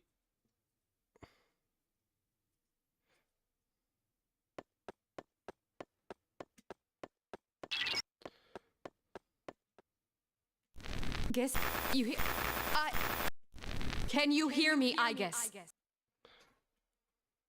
Mitsuru-san? Good. It seems you're all right too. It's been quite a while since I last used my persona in this manner. To think it would be useful in a place like this. Is Akihiko-san with you? No, we were separated, but I can still sense him. I doubt he'll be defeated that easily. I'm sure you're aware by now, but although we came in search of Labrys, we appear to have been dragged into another incident. Don't worry about meeting up for now. Under the present conditions, we'd only end up fighting amongst ourselves. Understood. I don't know how Labrys ties into this situation yet, but be careful.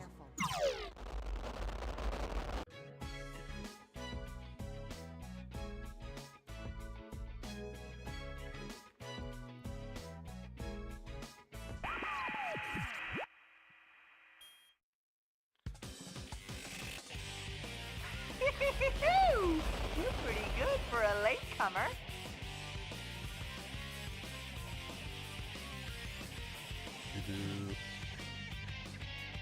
Well then, bring out the next opponent!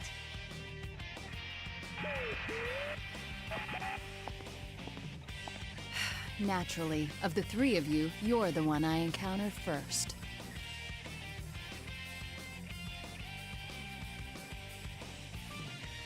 You know about us? Did Mitsuru Kirijo not inform you? I don't merely know about you. I was there at the airport. The Kirijo group seems rather lax for a multinational corporation, allowing a machine to act autonomously and take command. To be frank, watching you fills me with pity. Perhaps the kindest thing to do would be to give you a merciful end. Pity? Your existence is inherently a deception, isn't it? You're a machine, and a weapon on top of that. Yet you look human. Those who meet you think you're human. You even seem to believe it yourself. Truly pitiful. You were built to consider yourself human in order to activate the ability to wield a persona. Your appearance and your heart are only prerequisites for that power. I'm sure you've realized it already. You will never find the means to cross the gap between the human heart and your mechanical frame. No matter how much you want love, you'll never earn it. At best, people grow fond of you. The more I consider the matter, the more I genuinely pity you. I'd best hurry up and put an end to your pathetic life.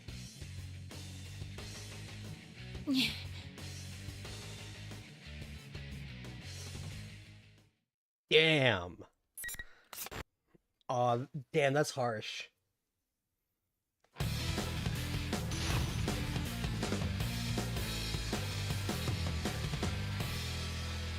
I love Aegis with everything I had.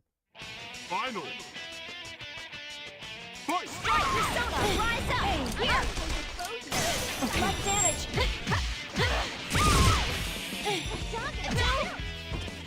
Heavy damage, no! Okay. No! Now! Evasive move! No! Downward! Persona! Evasive move!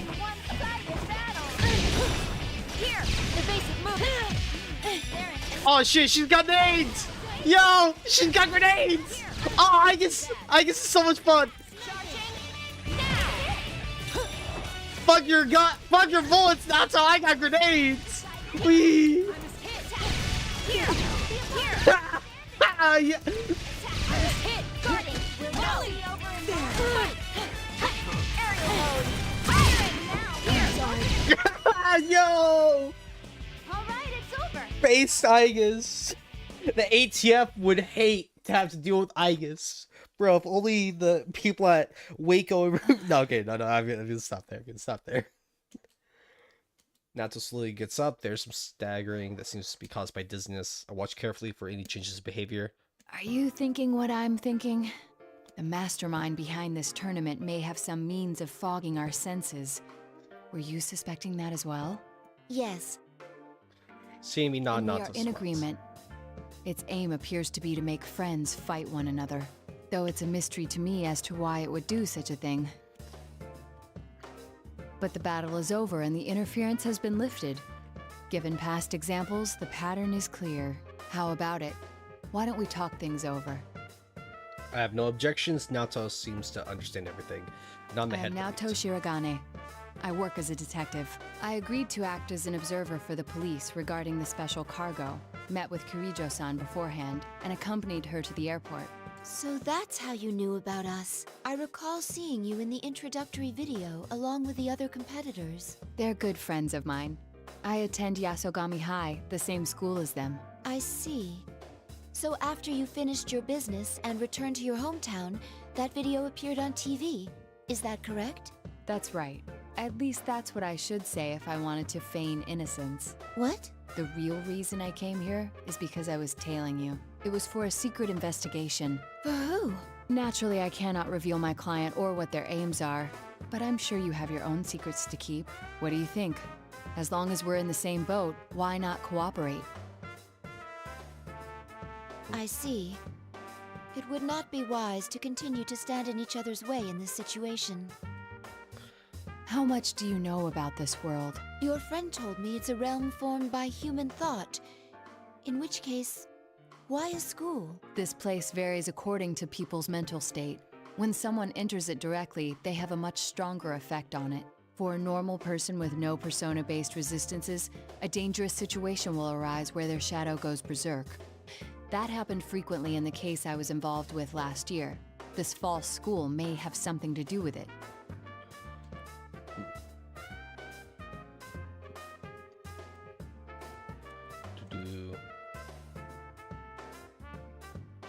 I assume you have a theory already? Yes. Thank you very much. I believe I'm slowly starting to understand what's going on. Look down the path ahead before I turn to ask Naoto. Would you mind telling me something? Why did you tell me about your secret agenda? I suppose because it wouldn't be fair otherwise. Given that I cannot leave here and must trust my friend's fate to you, it would be unfair to continue deceiving you. But not only that, you carry out your duties with little care for your true appearance. You and I are not on equal grounds there. My true appearance? Consider it a sign of my respect for that. I still seem to have a soft spot. Okay, holy shit, look at that. So, in when they first started fighting, I guess only, like, said Naoto as he and his, right? Like him, this. And now, she looks at me solemnly. Aiga-san, I ask only one thing of you. Please save my friends. That is my intention. Thank you. I'll wait here, secure in knowing that. We nod to each other. Chie, Kanji, Naoto are also different, but they are connected by a strong bond. Knowing that fills my heart with love. I'm curious, though. When you refer to your true appearance, do you mean the fact that you are a woman? What? Am I mistaken? Oh, well... Your clothing hides it, but my sensor scan shows the body measurements of a human with female proportions. Based, I guess, being able to tell men and women based on body proportions. Fuck yeah, based, I guess. What do you mean? How much can you see?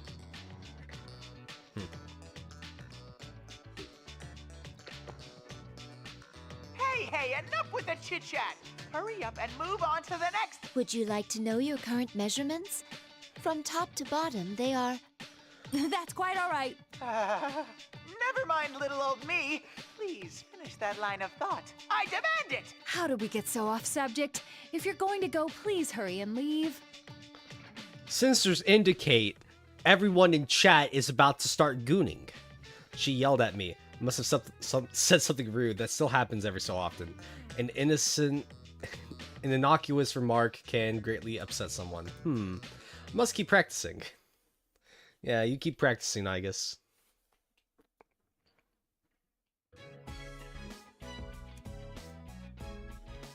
It's Labras. Yeah.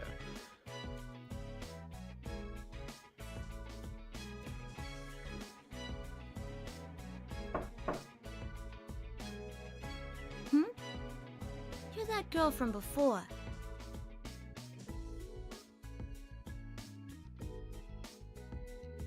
What are you doing here? Ain't it obvious? I'm cleaning up the classroom. It's no picnic, what with people running wild and wrecking things.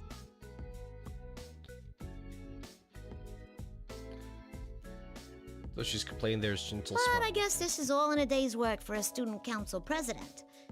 We'll look back on it and laugh, right? You seem like you're having fun. That's because I love my school. Even the chores are fun for me. The reason I wanted to be president is because of that. Oh, it can be rough when things get out of hand like this. But it's dangerous here. You must leave at once. Won't you come with me? What? You're worried about me? Hey, I'm the president. And you might not think so to look at me, but I ain't no slouch in a fight. I'll be fine.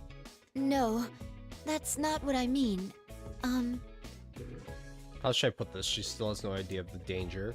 She walks next to me, takes a long look at my face, and Your giggles. clothes are pretty out there. But I can see you mean well. Thanks. Some of these students won't listen to a word I say. But I feel like I gotta be here. No. I wanna be here. Even if it puts you in danger? You're really a drama queen, aren't you? Who's to say I'm in danger for sure? Besides, even if you're right, I'd want to stay here. Then is she? I always human? wanted to go to school with everyone, just like normal. That's all. Does that imply you couldn't do so before? You're asking me that now? Honestly? Back then, She stops abruptly. I wait patiently for her to continue, but her face twists with suffering. Huh? What's wrong? Weird. The past. How come it's...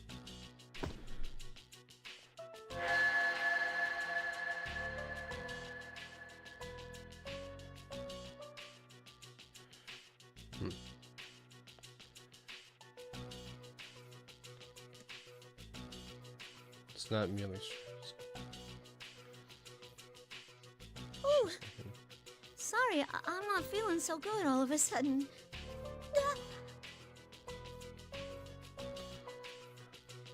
If she tries to remember, she will not be able to maintain her mental state. The memory is that charged. I hold her close and wait for her to calm down, but her reaction does not improve, it gets worse. She shakes violently as if electrified. What?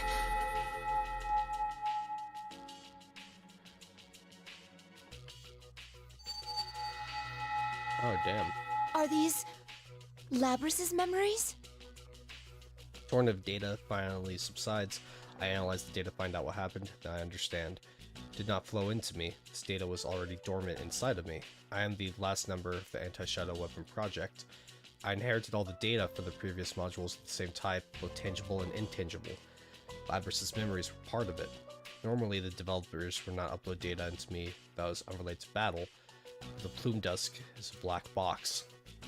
It's possible that something was transferred somehow through that. Thinking about it, that might have been the reason I thought I saw Labrys at the airport. My glimpse of the newly awakened Labrys caught my buried records of her appearance to be called. Perhaps this is what happened. Ooh. Fortunately, the memories I have access are in complete disarray. Can't just flip through them like an album.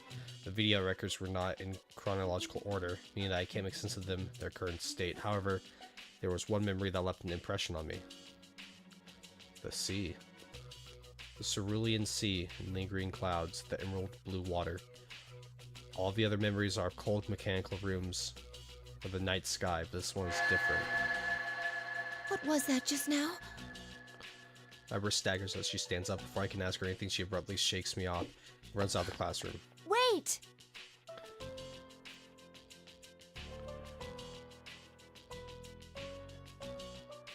Are you sure you want to take that girl out of here? This is the only place she can fit in. No one will understand her once she steps outside. But she can't become human either. So she has no other choice but to wallow in this illusory school. Pitiable, isn't she? But this is the only way she can be happy. Are you going to take that from her?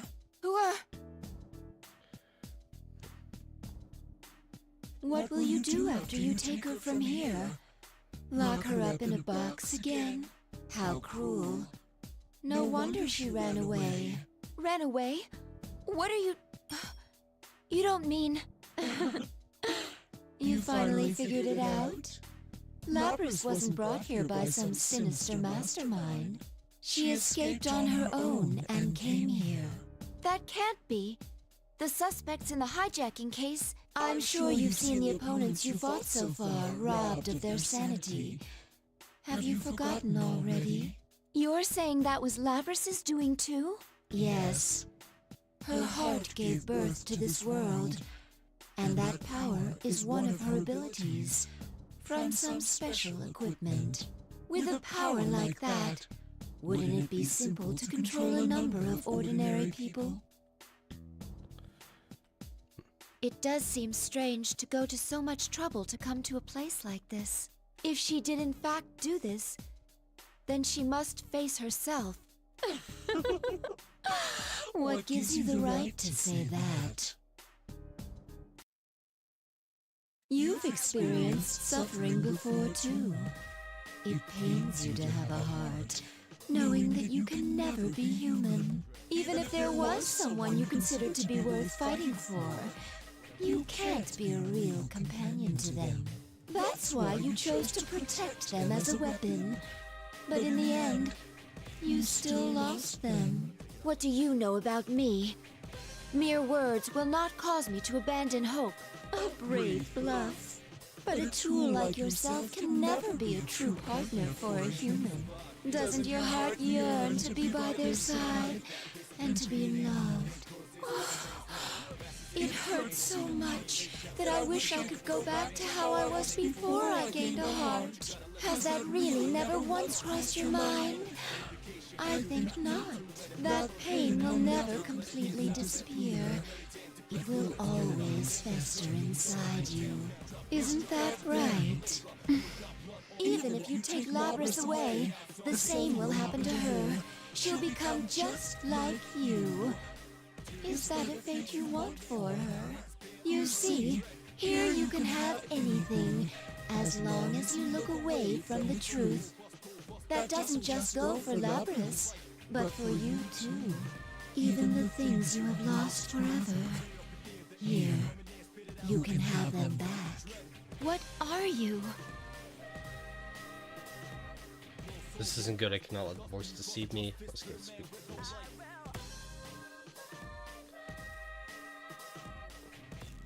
Shadow Igus, nice. I'll take away your suffering.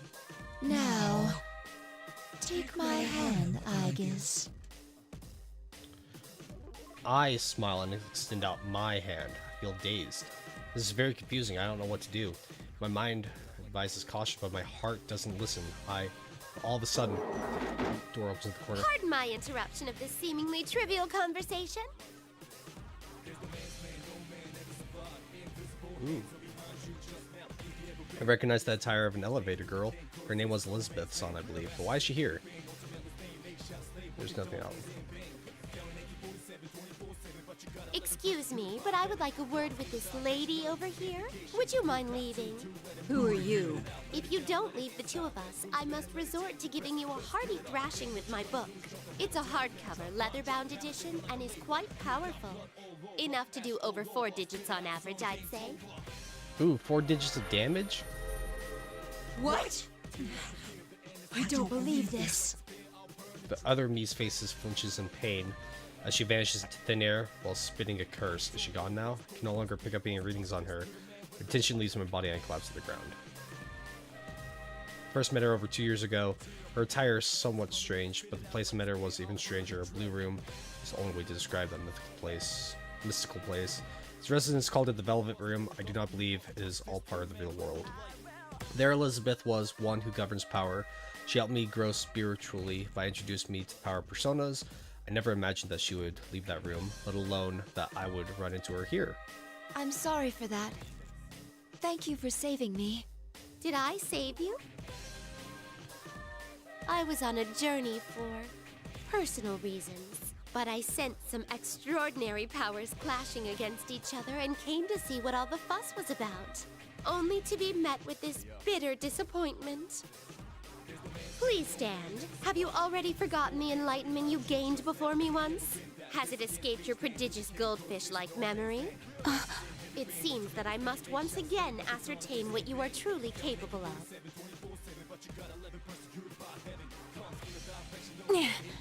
Oh, hell yeah, we gotta fight her again. Something about me has disappointed her. I know that much, but I clearly have no time to ask her what it is. Here goes. The cards will decide your fate. Well, gotta fight her. So, the thing about this fight with Elizabeth, when we fought her with you, I could tell that the game, like, amped up her CPU AI a little bit. So I actually have to take this fight seriously. Final! I summon you. Attack here. One. Deadly hit. Attack. I anticipated. Severe impact. Negative penalty. Oh my. Severe impact. No. Forgive me. Negative penalty. I failed. Fire. Down. Here. You're frozen. Attack. Strike. Impassive. One. Severe impact. Now, me. Let's go. Oh no. Here. Strike. The time has come. One. Back. Summoning. Here. Attack. This is remarkable. Here is some freedom. No. Severe impact. Here is some severe. Bring it on. As charging. Now. Remarkable. Oopsie daisy. Ignite. No. Charging. Now. What? Oh no. Air strike. Start the clock. Go. So this is Auto Combo Goober! Is this game still running online matches? It is on Steam, so I would assume. Well maybe? done. I mean, I'll check in a bit, but if the servers are still online, I doubt the only people playing this online would be like the most die-hard Persona 4 Arena Ultimax players.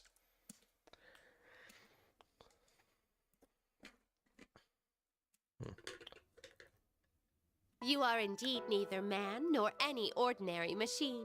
You are truly singular. But then can anyone be said to be the same as anybody else? People anguish over the gulf between themselves and others, and the lack of any who could possibly understand them. How is their situation different from yours? What defines life is not death, but bonds. That is the answer you once reached. Then take that to heart and go forth. Remember that your bonds will remain unbroken, giving you the strength to withstand any suffering. My bonds. I, too, am currently on an endless journey, but I anticipate that you will become a compatriot of mine, unbound by the limitations of time. I hope that you will not be led astray by trivial things. With that, I bid you good luck. She bows and shows me her smile. Suddenly remember. There are rules to this tournament delineating behavior after a match. Such parlor tricks can get stuffed. I shall be on my way. She leaves the room with no trouble and closes the door with an exaggerated slam. Those walls were nothing to her, but come to think of it, Labrys didn't seem to subject to those rules either. Do they only apply to participants? She remains a complete enigma. It may be true that this world can grant one's true desire, but I want Labrys to see past herself to a world where other people matter. Even if one discards their bonds to avoid pain, all that awaits is a numb, desert-like future with no promise. I thought as she did once, so I'm sure I can understand her.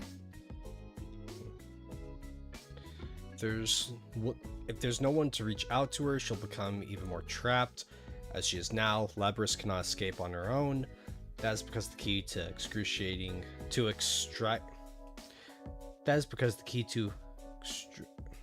Man, I can't fucking I read. want to form a bond with Labrys, with my sister.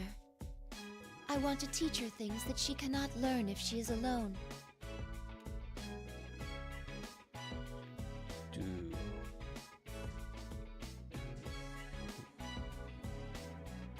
Of course, I can control my persona. I have some resistance to the effects of this world, but the heart cannot be so easily stabilized.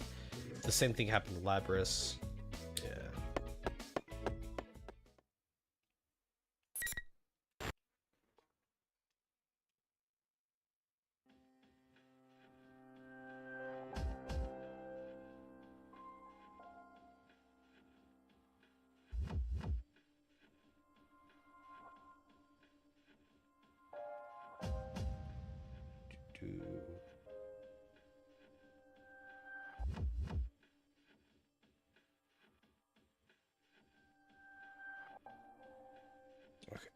Shit.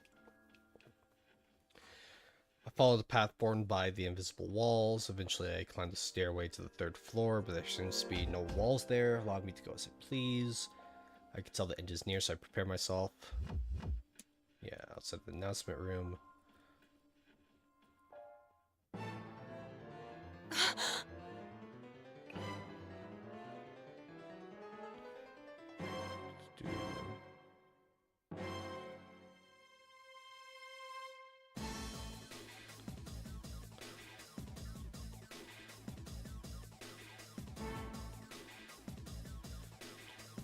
Seen that boy's face in the video, Yosuke. It's the same girl, yeah.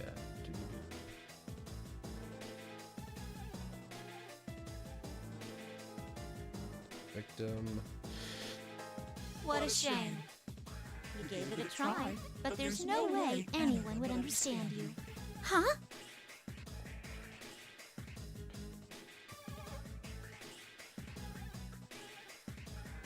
At least one of them has to understand how I feel. Isn't that what you thought? The important part is that it's all your fault. That's not true.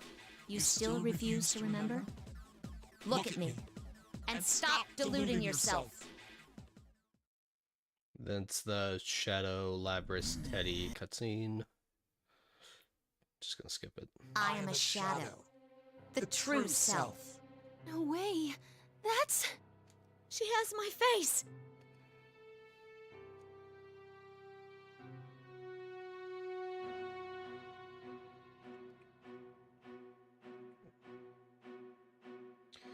Labrys lets out a short scream Stop! that backs up.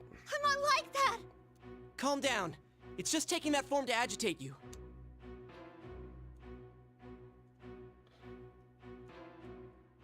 No, no, no, no! Okay, nah. Sparking Zero is fine. I mean, hey, how about you get the fuck out of here? And just, you know, like, get the fuck out of here and go play Sparking Zero. I don't need your, oh, I'm bad at it. Oh, no, trust me, man. My fucking Z Broly, I've mastered the art of spamming Ki Blast and Sparking. Get the fuck out of here. Telling me I'm bad at the game. Shut up, retard. No one want, like, just get the fuck out of here. Bro shows up in the stream, talk shit, time him out. And then he shows up for another stream just to talk shit. No, fuck off. We're playing Persona 4 Arena. We're not playing Sparking Zero. And you want to talk shit? Get the fuck out of here, loser. Fucking retard. Thanks for the view. Thanks for the... thanks for the view. Thanks for engaging with the content. But I don't need your sorry loser ass. Get the fuck out of here. Taking that form, huh? Well, you have a point. I do have the power to confuse people's senses. Warp what they're seeing. Twist what they're hearing. That's how you made my senpai fight each other. Of the things you're seeing right now, which do you think is real and which is fake? No, I'm not like you. I'm human, aren't I? Huh? What do you mean? And how did I come to have these special powers? Why, it's because I have them.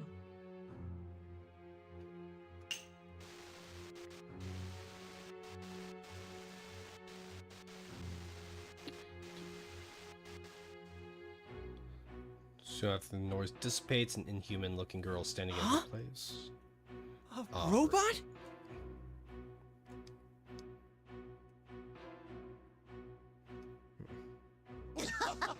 Look, that's what she really looks like. It's her who's been deceiving you all from the start. Not only you, but herself too. She really thinks that she's a human living a normal life at school. To reinforce her make-believe as real, she prevented herself from accessing any memories that could contradict that. She even sealed away her own name. No! Stop! Why are you doing this? Kindly hurry up and remember me. Remember yourself. It's pretty rude of you to even forget your own name. No! I don't want to remember! Huh. Is that so? Looks like you still need an extra push. Yusuke-senpai! What?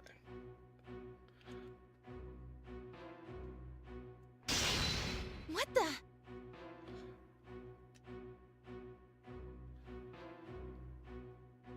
A girl? Wait, you're a robot too? You must remember, that is the only way the future will open up to you. You must accept it, no matter how painful it may be. Her official name, which includes something no human has. Your true name is 5th generation anti-shadow suppression weapon, Labrys.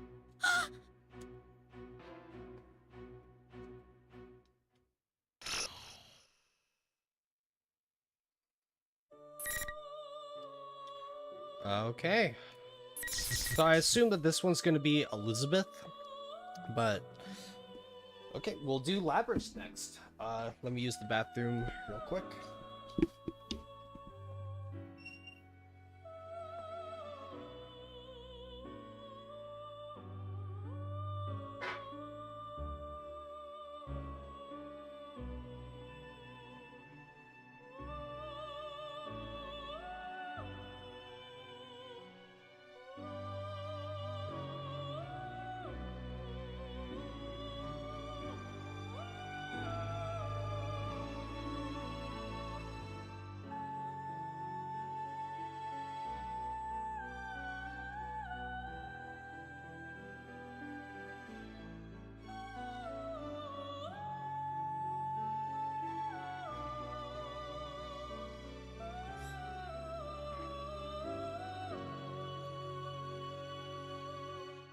Yeah, isn't it so funny?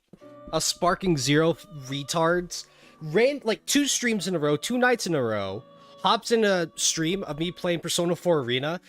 He's like, oh, I saw your Sparking Zero video. You just don't like it because you're bad at it. It's like, you can't argue with those kind of retards. How the fuck do I tell them, like, no, how do I demonstrate to a retard like that I have a fundamental understanding of the game and its mechanics?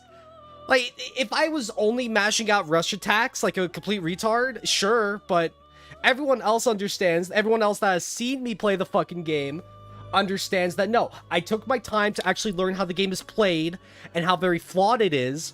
And then the retard hops in here is like, you just don't like Sparking Zero because you're bad. It's like, there's no arguing with those kind of retards. So Gizmos and Bozos, I don't know if you're still fucking in here after we timed your ass out, but if you are still in here, enjoy not being able to respond to me calling you retard and Bozos. But if I'm really, like, I don't want to, like, okay, why the fuck would I even want to be good at Sparking Zero? You saw what the France qualify. I'm sure, since you're such a huge Sparking Zero fan, you saw what those 2 players did at the France qualifier and grand finals. They made a complete mockery out of this fucking game. Of all the games for me to actually want to be good at, why the fuck would it be Sparking Zero? I would rather grind out Persona 4 Arena, a game that came out like 10 years ago. I would rather grind out this game, learn this game's mechanics inside and out, learn the meta and all that shit, because I respect this game respects me, and this game is fun. Sparking Zero is a rushed mess that's basically still in its beta state. And on top of that, like, I'm out here playing a game with a really good story mode.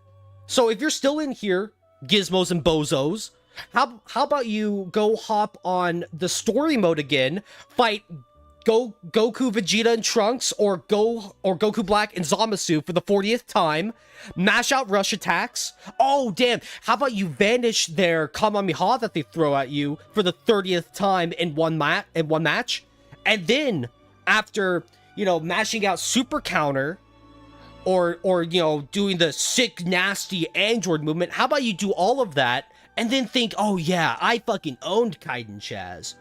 He timed me out, therefore I won. Fucking retarded Sparking Zero fans. You are satisfied with the shitty, mediocre product that was not thought out properly. That's what really annoys me about Sparking Zero fans, is that they are satisfied and defending a mediocre product that is not finished. It's not even that, oh, we need to patch a few things here and there. The game has fundamental issues with the combat, the core combat, that needed a few extra months of like going through it. Gizmos and Bozos, get the fuck out of here. Okay.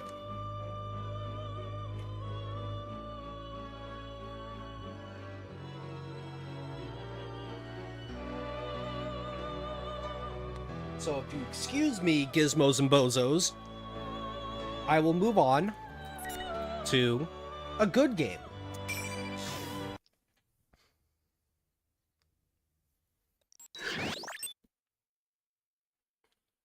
Initial boot successful, timestamp 420 chat.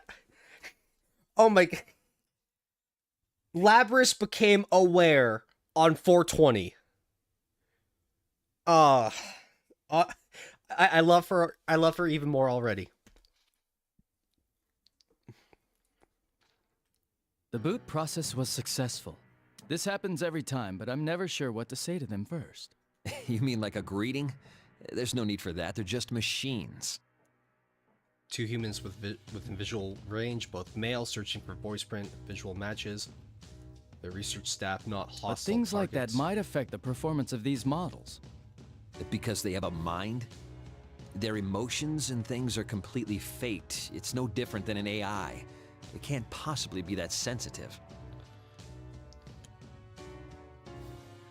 Cross-referencing with related data, conversation is not Well, until orders. we rule it out completely, we should at least be kind to them.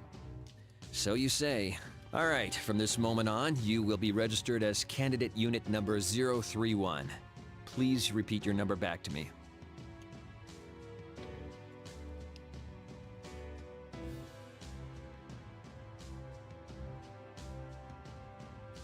Accepting input. Unit number 031. Hmm? Did its pronunciation sound a little odd to you? You're worrying too much. Let's hurry up and haul it out.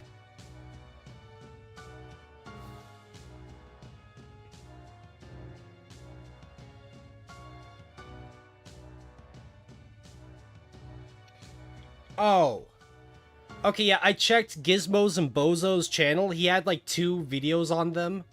Now they're deleted. Raisin, is this you, man? Like a fake alt account just to like talk shit, man? Like,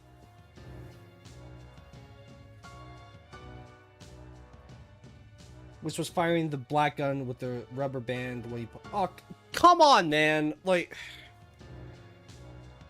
dude.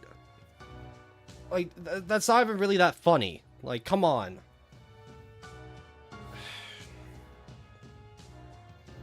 It's like... I should... Like, okay, you know what? No, like, dude, fucking... Remove mod. Like, I don't... like, I don't get it, man. You constantly hop in my chat, you bug me about games that I don't want to play, then you send me messages on Discord, like, demanding I stream, and then when I stream, you, like, do pointless shit, like, make alt accounts just to talk mad shit. You make me look like a retard, man. You act, like... You actually make me feel like a fucking idiot. Like, why should... I don't get it. Like, what was the point in that? You fucking derail my train of thought, make me go on, like, a 2-minute tangent for no fucking reason. Like, legitimately, man. Like, that is actually just really fucking annoying. It's not even funny. No. 24 hours. If Raisin ever hops in here with another fucking alt account, time him out for a day. 24 hours. I don't want this shit. Like, I don't care. If Raisin hops in here with another fucking alt account, 24-hour timeout.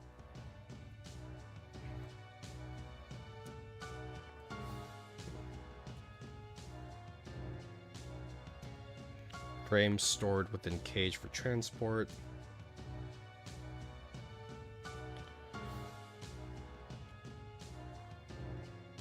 Ah, so this is the one. I've been waiting to see it in action. Transport complete. Cage reopened. New human found. Identifies research staff female. Cutting connection. Set to display. Connection offline. Commencing cable disconnection. Now, try getting up. Order confirmed.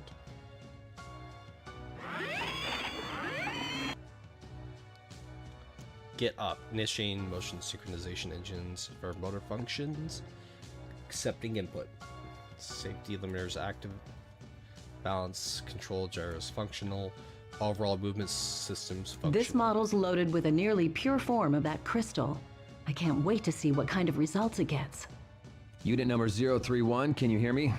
Confirm your surroundings. Tell us any abnormalities you're feeling in your sensors or any other functions.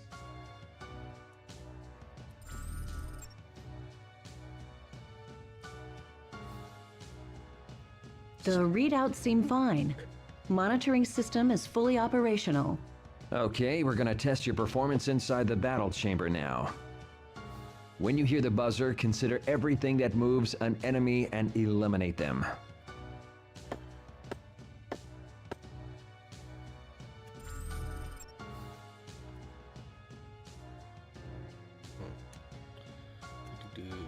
High energy light source found on outer wall. Seems to be fire resistant and bulletproof. Sorry to do this just after you've woken up, but it'll be good to put you through your paces.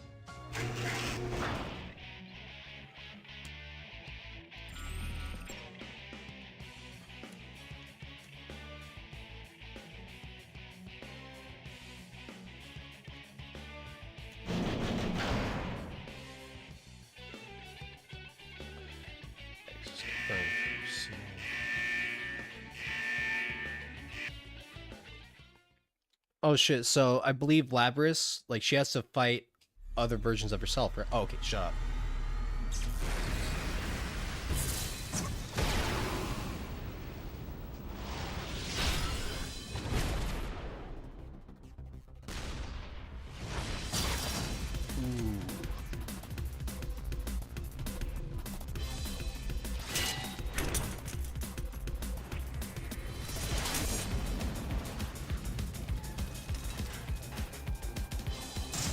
Oh, they're Iguses.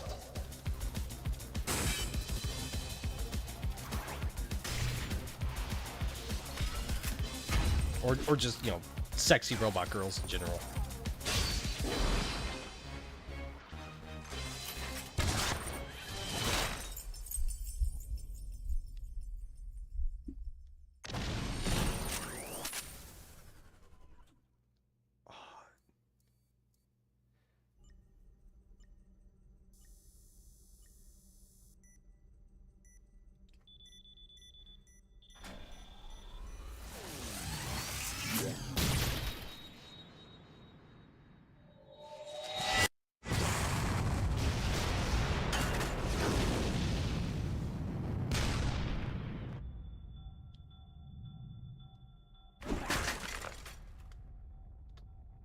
Ooh.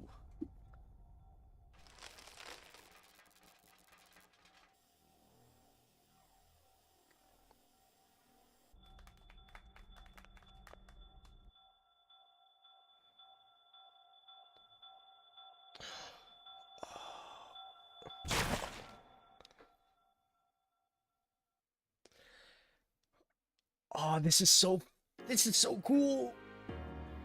It's like all targets eliminated. Hostile units no longer capable of motion. And so like in every other like campaign, the way she says like you weren't forced to fight like the friends or the people you love and shit like that. So it's like finally getting to see her stuff go down. Damn, that was great. That was so well animated. That was better than we could have hoped for. Hey, what's with all the bodies? You made it fight that many on its first time? Don't worry, it did great. This is a new high score for the first battle results. Well done, Unit Number 031. Stand by for further instruction. Order confirmed.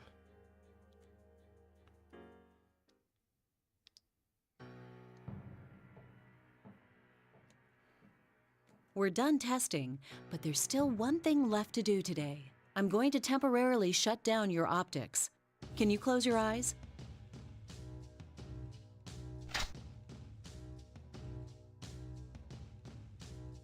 We're gonna transfer the data from the destroyed units into your memory. No. No.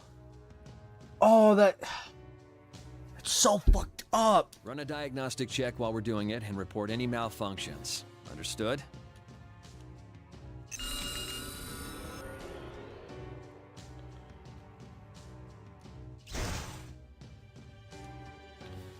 Close combat control data. Thanks for sorting. Sector 2, evasive action control data.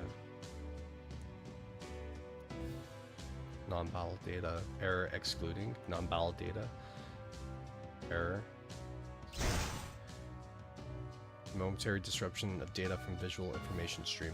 Room that is not this place. Outdoor scenery thought to be at night. Scenes of multiple units of the same type gathering inside the battle chamber. Could these be memories? Visual memories? They are obviously unrelated to the mission. Why have apparently purposeless memories been preserved this long?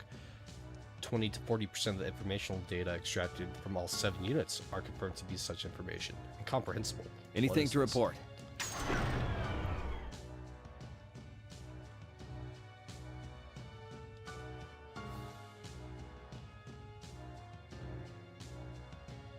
All right then, Unit Number 031, give us a simple report of today's battle results. This was the first test battle against others of my model. 7 units destroyed, below 15% damage sustained. Don't seem to be any problems. Was that... Did I say something funny? She's so cute. Does it have an accent? Accent? Do you not understand the words coming out of my mouth? No, we do, but... See? I wasn't hearing things. The unit's speech really is peculiar. Ah, you don't need to yell. Is the language interface not set to default? Sheesh. If we'd known this, we would have reset it. No, I like her better this way. Yeah, the base's personality might be coming out. I wouldn't be surprised if some of the volunteers were from the Kansai area. But it just woke up. Would it be exhibiting such distinct mannerisms this early? It may be the effect of an enlarged plume of dusk, the basis of their mind. Perhaps it's accelerating their personality development.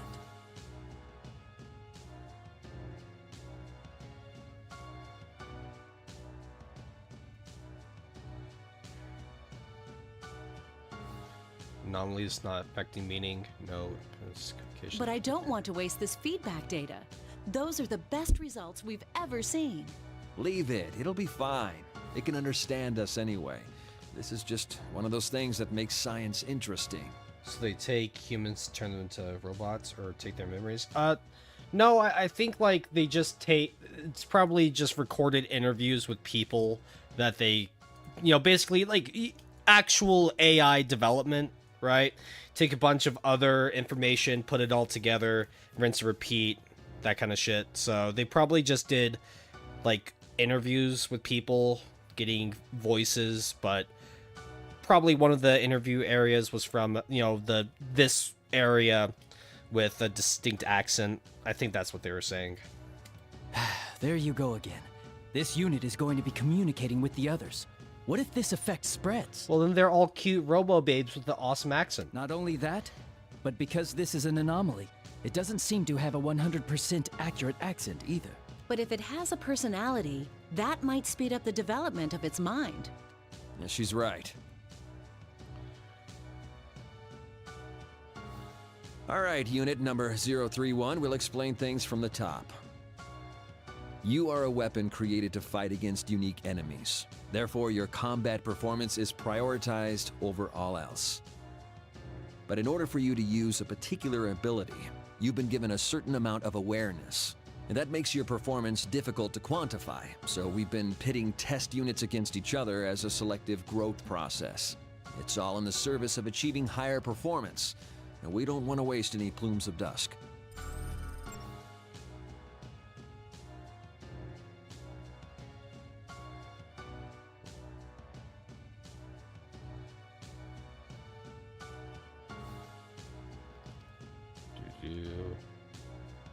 There are 12 other subheadings. Access denied. But regardless of your ego, there is one rule you must abide by. You might as well think of it as an order. Waiting order. The only order is to destroy everything we identify as enemies and to emerge victorious. Though your ego will give you some flexibility when planning tactics, there's no need to think about extraneous side issues. Use everything you have to win a fight. That's all you need to concentrate on. So, what's really great about Labrys is when they were developing Aegis, they went with a completely different way of introducing her to people and all that stuff. Like, Aegis's development was entirely different from Labrys. You know, they're trying to treat her as an entire, like, 100% machine. But with Aegis, it's like, no, she's not 100% machine. We need to, you know, treat her mind and soul properly. So seeing how, just like with real science, you know, they do some tests, take the results, and improve upon it in the next trial. So it's really cool seeing how, although they fucked up with Labrys by treating her like as just, you know, as a, what's the word I'm trying to look for? Like, the word for somebody you could just throw away haphazardly. Fuck. Don't you guys just hate it when it's like, when you can't think of the one word you want to say? She's exposable. You know, they treat her as just another exposable unit and they'll move on to the next one. But with Aegis, they treat her as unique, one of a kind. Like, she's not expendable. But as we see, like, Labrys didn't, like, she's not dead. So, like, all the way she was treated when she was created obviously is negatively affecting how she is now. Understood.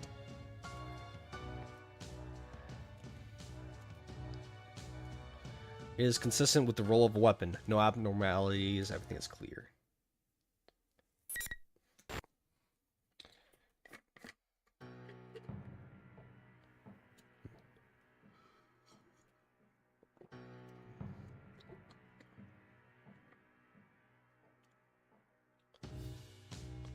Time is let's respect grounds.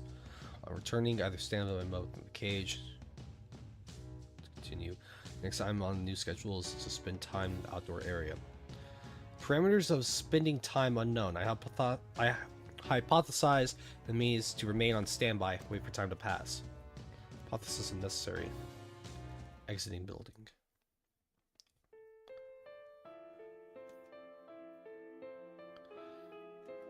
It's almost entirely consistent with known data from the off-limits area. The ground is different from the laboratory's artificial flooring. The soil is exposed. Various natural plants here and there. A certain amount of time must be spent here.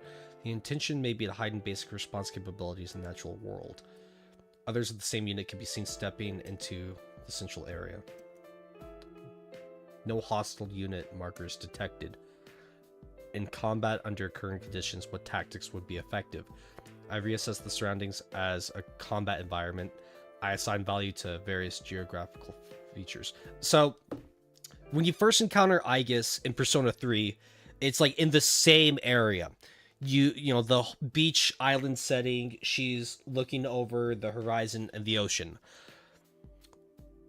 So, in some ways, it's... try my best to really put these thoughts into words, because Aegis, they treated her way more gently. You know, like, Aegis always had this innate want to learn shit, right? And then as her heart and mind developed more and more, she moved on from trying to just learn basic things about, like, school life, what students are, to wanting to learn what love and stuff like that is. But with Labrys, it's just purely mechanical. And so, like, she's being given the task of spend time outside. To a purely mechanical robot, now she's just trying to think about, like, oh, combat and shit. But if Aegis was told to spend time outside, she's not 100... She was never fully treated as 100% a robot. So just the two of them having this different understanding of a basic command, like spend time outside. Aegis, she would just try to learn about the environment, whereas Labrys here is purely a weapon, just combat, combat, combat. And, like, that's so cool. I survey the topography on the outskirts of the environment. I detect unusual movement in one unit. They also survey the environment, but this unit is crouched while holding something in its right arm. It's not a threat. I approach in order to make inquiries. Now, I said all that. The thing about Aegis is we're introduced to Aegis when she is very far along in her development. So after saying all that, it is very possible that Aegis went through this exact kind of development cycle. But I don't think that's the case. I think that Aegis was treated, like, from the get-go way more gently than Labrys and her sister units. Because I'm sure we're going to see why. Because we're going to see that Labrys... you know, kind of, you know, snaps a bit. Upon my approach, the unit turns around and stands. It's a pleasure meeting you. This conversational gambit is unexpected. I find no prepared response You in my mean like how this is our first encounter? In that case, yeah. What are you doing here? I've never heard your accent before. It's intriguing. They said stuff about my accent too earlier. Do I really talk that funny? I wouldn't say it's strange. It was just surprising. The unit looks over again and speaks quietly to something in its right hand. It's an organism. What's that thing? It's a dog. It must have wandered in. Oh no, they're gonna kill Fido. Uh-oh. Dog. Its size does not present a threat. Search of its specific breed is canceled. Dog. My unit number is 024. I wouldn't call it my name, but that's how they refer to me. What's yours? I'm unit number 031. They're up to the 30s. I see. That must mean they're finally creating units loaded with full-sized ones. Hey, shut up, Labris. The dog made a strange noise. Parameter found. Flicks peanut. No, she's like, the dog made a sudden movement. Searching for inquiries. Inquiries found. Kill the dog first. Ask questions later. It's just like, Labris goes full ATF on this poor dog. This one wants to say hello too. It does? You can understand what dogs say? Kind of. After carefully comparing its mannerisms and slight variances in its barking, I just figured it out.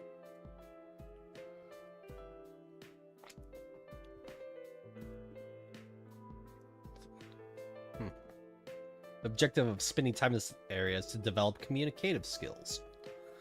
Conversing with others of the same unit and refining communication will enhance cooperative tactics. Counterpoint. No value detected in communicating with organisms not of same unit or What's human. the point in doing that with a dog? The point? There isn't one, I suppose. There's no point. Unexpected response strongly indicates the 24 is not like Are other you units. interested in what I'm doing, though? Interested? Is there interest involved? Seems to be the case. Unsure of purpose earlier question to 24. Why ask it?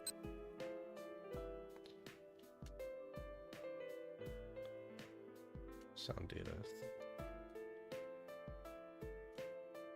Sounds like that's all the time we have today. I need to get back. She crouches while patting the dog's fur-covered body and releases it onto the ground. I hope to see you again. Oh no! Oh fuck! So it's like her first battles against like the first set of units were purely mechanical. Like those were just orders. But now, after experiencing genuine conversation, after oh my, no, I don't want to see what's gonna happen next, because I just know for a fact that Labris is just going to scream in terror, and I don't want to fucking hear that. I don't want, fuck. This is too, I know what's gonna fucking happen, and it's so hard. Shit. It is known when humans experience happiness. Number 24 is a weapon, yeah, it makes that expression. No hypothesis found, or is there no point to it as well? Spare cognitive process rerouted to analysis. Still, I cannot understand it. I'm sorry, chat. You guys are gonna be traumatized. The next day, after being released from standby, I'm assigned to a test battle against others in my unit as yesterday. Order confirmed. The battle commences. I destroy the other 3 units and sustain little damage. I praise for my abilities. I do not understand how I should react to this. Should I give an expression of joy, as 24 did? The researchers crouch next to the units. I destroy and begin work on them. Think back and I recall that they underwent this process yesterday as well. I'm curious. I approach them. They open a slit near the unit's neck. Use tweezers to remove a bluish-white plate-like object. It shines. Petri dish. It's like no similarities found. I'm sure it's similar to something, but I cannot access the relevant memory. Fuck. Well, let's get right to the feedback on today's battle.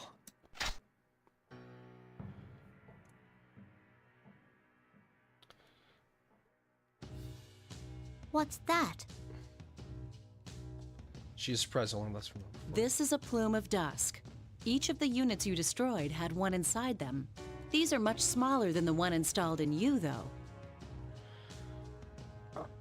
I know what this is. It's Plume of Dusk installed in me. This unknown substance forms the core of my personality module. I was aware of its existence, but this is my first time seeing it. There are 3 personality cores said destroyed today. They contain not only combat data, but memories and experiences. Oh no.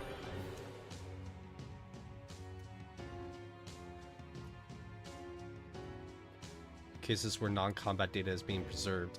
Such memories are included in this download as well. Visual memories of the outdoors at night. Memories very similar to that in yesterday's download too. Units I destroyed seem to have assigned these memories the same priority as combat data. Why though? It is effective in learning communicative skills, but that is lower priority than combat. The visual element preserved here is irrelevant. Wait. The units I destroyed had their own priorities and values other than executing orders and performing in battle. This line of thought leads to realization. This thought process I'm undergoing now. It is not executing an order, nor is it contributing to battle performance. I once again look towards the plume of dusk inside the petri dish. Something almost exactly like that is installed in me. Then, were the destroyed units thinking along similar lines until yesterday? I feel a twinge within me. It is different from detecting an error or interference. What is this? I have no answer. Oh, like, no! She's becoming aware. I don't want to continue! Fuck!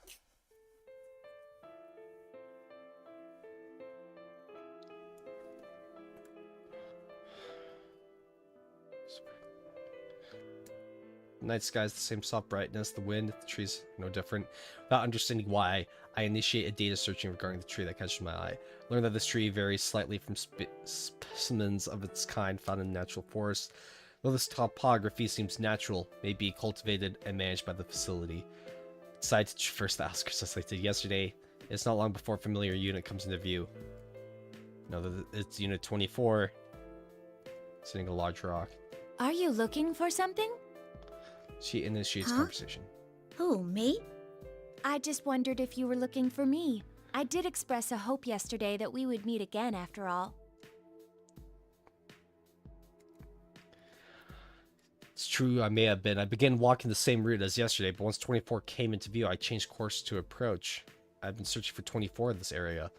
Did I desire to reunite with 24? Why? I'm silent due to lack of explanation. Smile. What was... Do not comprehend, like so many other Would things. you like to sit with me?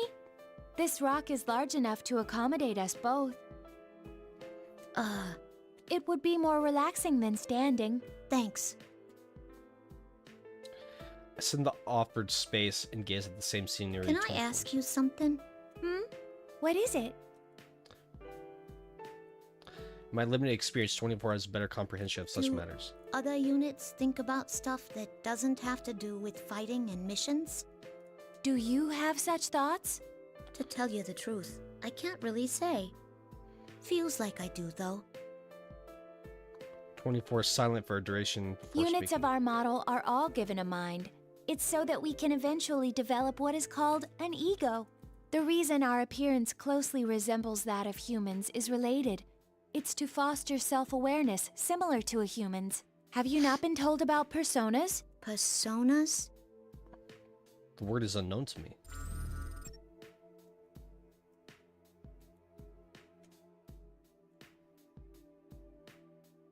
It's an ability expected of us that normal weapons don't have. The conditions to use one are theoretically already loaded in us. But a well-defined ego seems to be necessary to activate it. I'm already aware that we have been given a mind. Today I saw for myself the part that forms our personalities.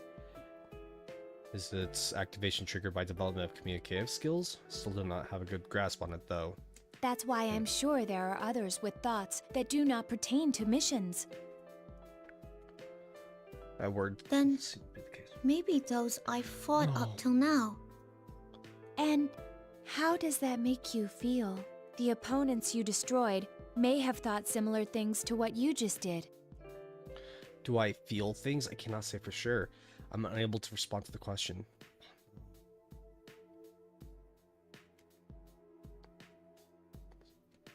Sorrow? It's okay. You don't need to come up with an answer right now. It actually may be better to forget it. After all, tomorrow we may find ourselves ordered to destroy each other. Oh no.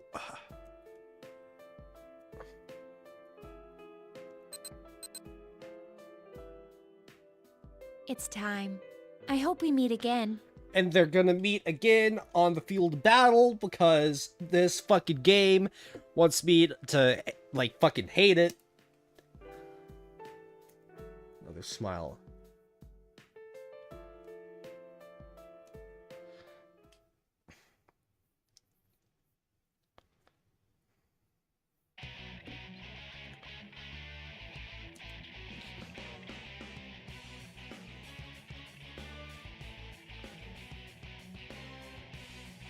They wear no expressions, they are blank.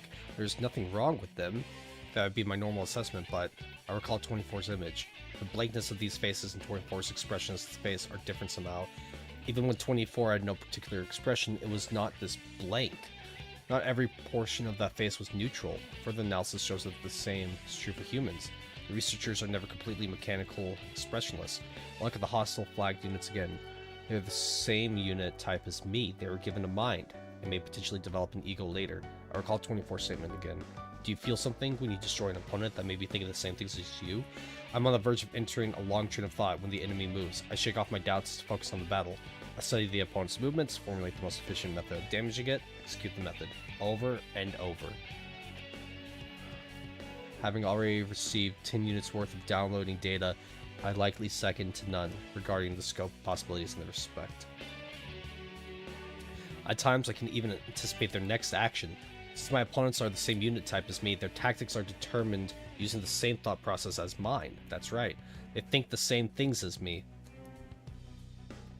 Eventually, after approximately 4 minutes pass, all opponents are silenced. I successfully executed my mission.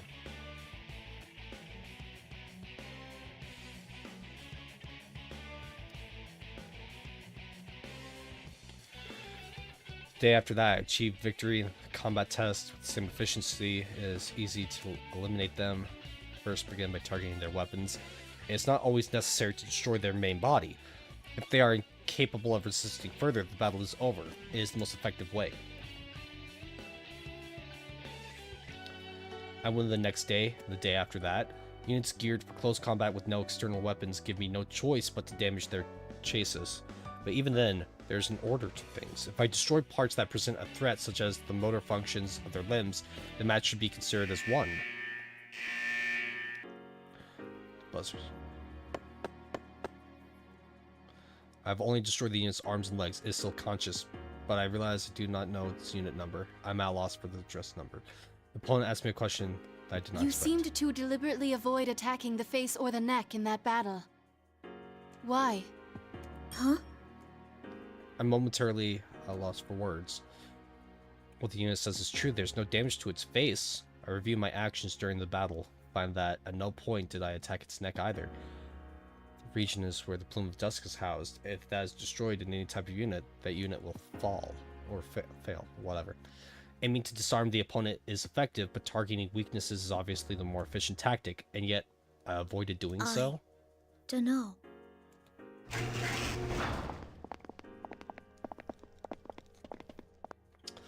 The researchers enter the chamber and hide the unit from my field of vision. I could not determine whether my last words had an effect on the opponent's expression or not. Oh, fuck. These past 3 days, it hasn't been destroying the other units beyond repair, like it did in the first battle. It must be learning to finesse its attacks rather than just using brute force. The result? Swift, overwhelming victories. Its evasive skills are improving as well.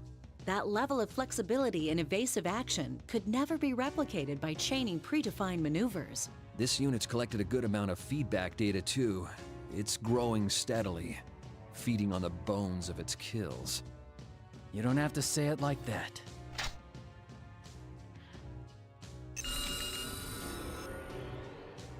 Destroying and absorbing their data. That's what growing is, since I thoroughly destroyed a few of my opponents these last few days. Some of their bodies were salvaged. While I downloaded their data, I always kept their still bodies within view. Oh no.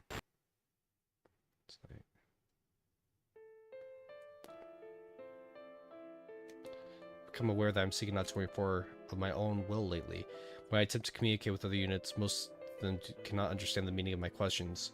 This prevents us from conversing, but that might not be the only reason. I want to converse with 24. I've begun to desire it. When I go to see 24, the white dog I saw on the first day we met appears from This somewhere. one seems to have been raised as a pet somewhere far away from here. But one day, it was brought to the forest near here, and its owner suddenly disappeared.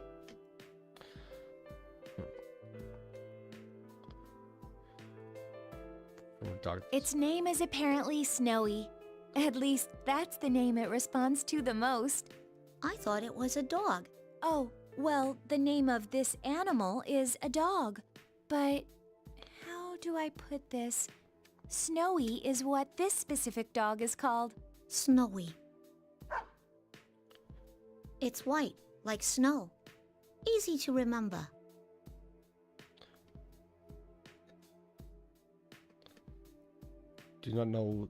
I do not know the tactical advantage that communicating with animals offers to a weapon.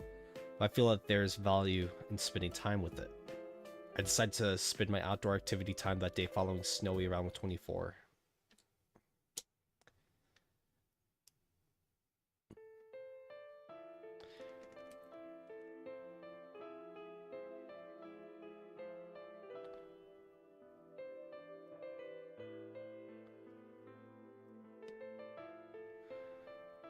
Sound of water. I hear when the staff uses the device to clean their hands and tools. Waveform has some similarities to that, but the sound at this volume, such a space, the volume of the water must be higher than a normal supply would allow for. What could it be? It's clear that 24 knows much more than I do.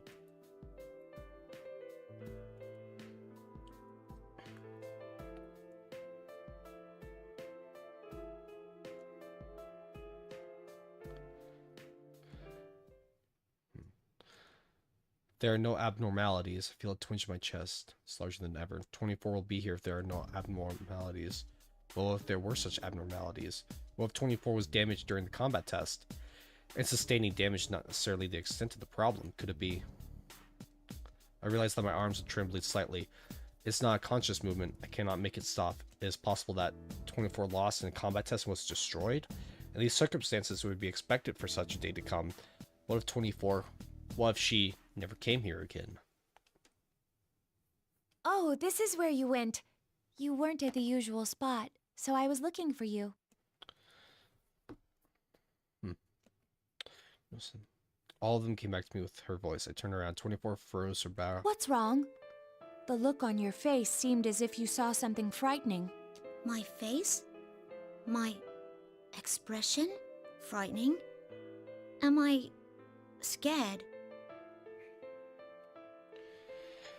I do not comprehend. Cannot make that Are judgment. you perhaps scared of fighting?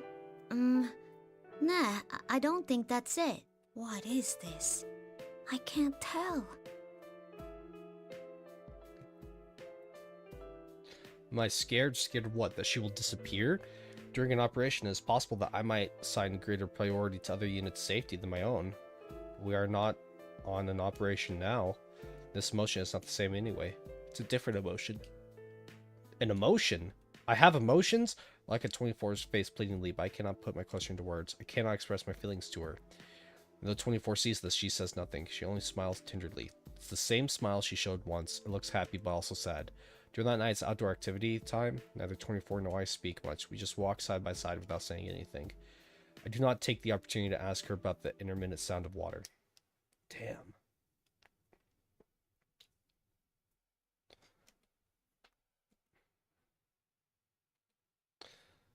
Psychological phenomenon. Form of vocabulary search. The idiom of being heavy-hearted applies best. I cannot help but find it amusing. It is a very apt phrase. But what is causing this heavy-heartedness? That may not be able to see. Maybe it. But I do not think that is all. Over the next few days, I spent my time without finding an answer to this question. Each night after the combat test, when it's time for outdoor activities, I seek out 24 first. And each time I confirm her presence, I feel an indescribable sense of relief and rush over to her. We exchanged similar greetings in the first few days, but that practice was eventually discarded. We can understand each other without words. Our eyes and expressions communicate enough. Tonight I find 24 and rush over to her as usual. There are no words, only exchange of smiles. We begin walking Do together. you remember me asking before if you were scared of fighting? To tell the truth, I'm scared of it too. It is counter to our nature as weapons, yet for some reason I'm not surprised I'm afraid I'll lose and be destroyed, and it's painful for me to make others go through the same ordeal. We may be weapons, but shouldn't we be driven by more than seeking victory? I've been wondering that for a long time. But that's against orders. I'm sure things would probably be much simpler if I stopped thinking and just obeyed orders. Unfortunately, I finally found it. I found my answer. Your answer? There's someone I want to meet. I feel like meeting this person is my own objective and not an order given to me. There should be no relationship. I immediately understand this person she wants to meet is someone on the outside. Even I don't know why I thought so. But when I reflect upon that thought, the indescribable wavering within me becomes greater than ever. Ever since I started thinking that I was scared to fight, each day was painful for me. If I'm going to feel this way until the day I lose, I even thought it would be better if I lost on purpose. But I won't think that anymore. I mean, Fuck. We're loved after all. I didn't mean to skip dialogue. Fuck. Loved? That's right. Repeat that to myself, the word loved. Do not comprehend. When I look at her gaze, clear eyes seem to see beyond the sky. Her statement seems correct. I feel that this must be something vital. So I watch her try to express something without words. It's hard to believe that she is the same unit type as me. Seems more that she is human. Why are you telling me this? It's probably because I didn't think anyone but you would understand. Well, I hate to say it, but I'm not sure I really get it either. I'm sure you'll understand one day. I hope so anyway. Sheesh, why you gotta be so cryptic? A smile of pure joy, damn.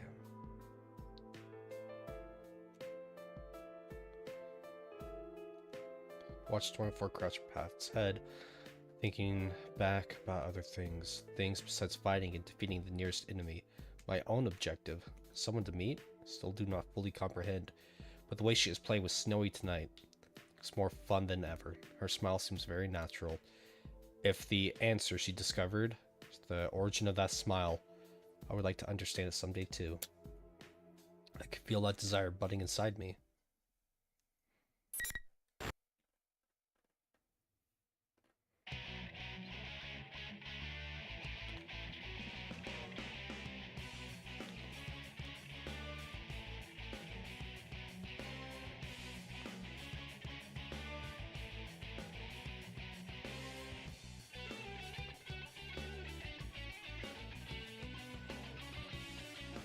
Shit, I'm sorry.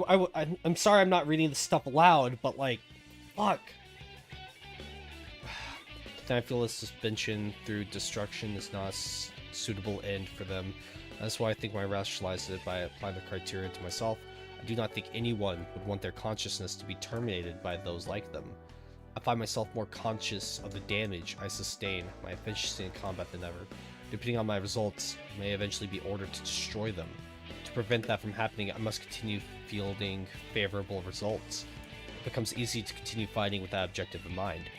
That is becoming my new objective. I am theoretically being tested on destroying my opponents, but I have begun fighting so that they will not be destroyed. Paradoxically, this has caused my results to improve. Could this be considered going against orders? My strike shatters the servos in the opponent's pivot leg. She falls to the ground, unable to stay upright. Her weapon has already been destroyed. She should be incapable of resisting now, but the buzzer signaling the end of the test does not sound. As I wonder why, I hear a grating metallic sound from the opponent. She leaps onto me with her one good What's the arm. matter, number 031? Hurry up and terminate the target. I do not know what to do. My opponent is acting contrary to her own safety. I grant that this is the only action left to her, but she will destroy herself before inflicting any damage to me. Attack that puts one's life at risk. Putting one's life at risk? What am I saying? We are weapons. We exist to obey orders. We cannot prioritize our self-preservation without change in those orders. That is why she is challenging me to a fight. She will do so until all of her circuits and servos burn out. She becomes incapable of action. As she grapples with me, put my hands to her neck and squeeze. Adjust my grip strength to limiters 70% maximum. The opponent's body makes an abnormal sound. After this, I sense the main lines of the bridge unit snap in half inside the soft structure. Her movement stops. Her limbs go flaccid, indicating loss of consciousness. I see my reflection in her optic inputs. They have lost their focus, look like black holes. I gasp. The face I see reflected in them is not expressionless. How should this expression be classified? I've seen it sometimes when 24 smiles. This face indicates sadness.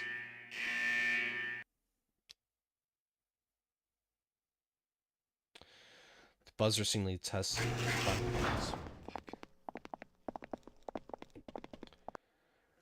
The researchers enter the chamber. I am used to the scene. Now, that was pretty impressive. You think it's because of the size of her plume? Funny that one little part could make such a difference. Indeed. Most of it is due to differences in their tactical mentalities. It may be on the cusp of what we would call an ego. Considering how everything's been going so far, I'm starting to believe more in persona abilities. One little part, is it true that the plumes of dusk installed in me is comparatively the largest among units of my type? But does this part determine everything about us? 24 smile seems much more human than mine.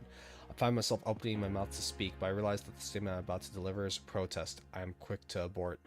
So I'm about to deny the staff's authority. They speak to me. My confusion seems to have gone Well unnoticed. done, unit number 031. That was an impressive display of destruction.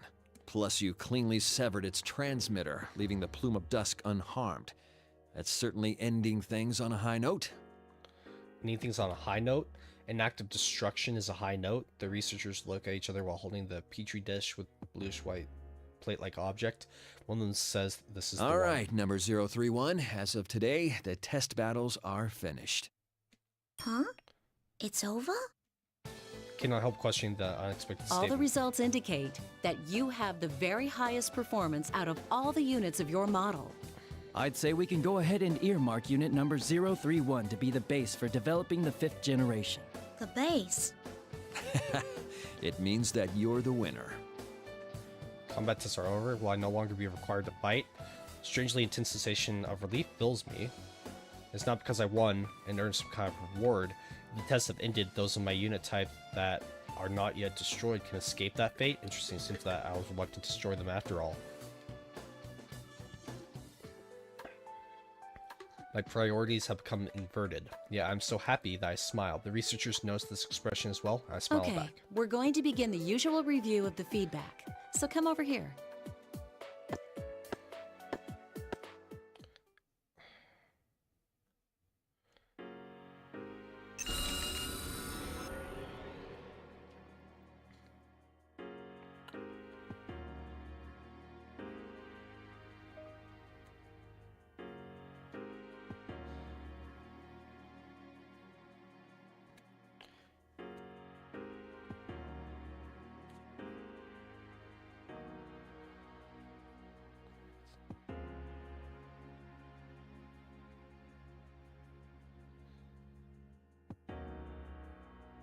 Fuck, I've been doing it. Shit. I'm sorry. Like, because I'm sure that there are some people in the audience that are just like relying on me to read the shit aloud to follow along. Fuck. So I'm sorry that I'm like silently reading to myself. Fuck. Okay. Seems that she too had her own thoughts unrelated to our orders and battle performance. She simply did not show it. I recall what 24 said. My own objective, not an order given to me. The twinge in my chest returns. I'll make sure to hold tight to your memories. This was the toughest thought that formed in my mind.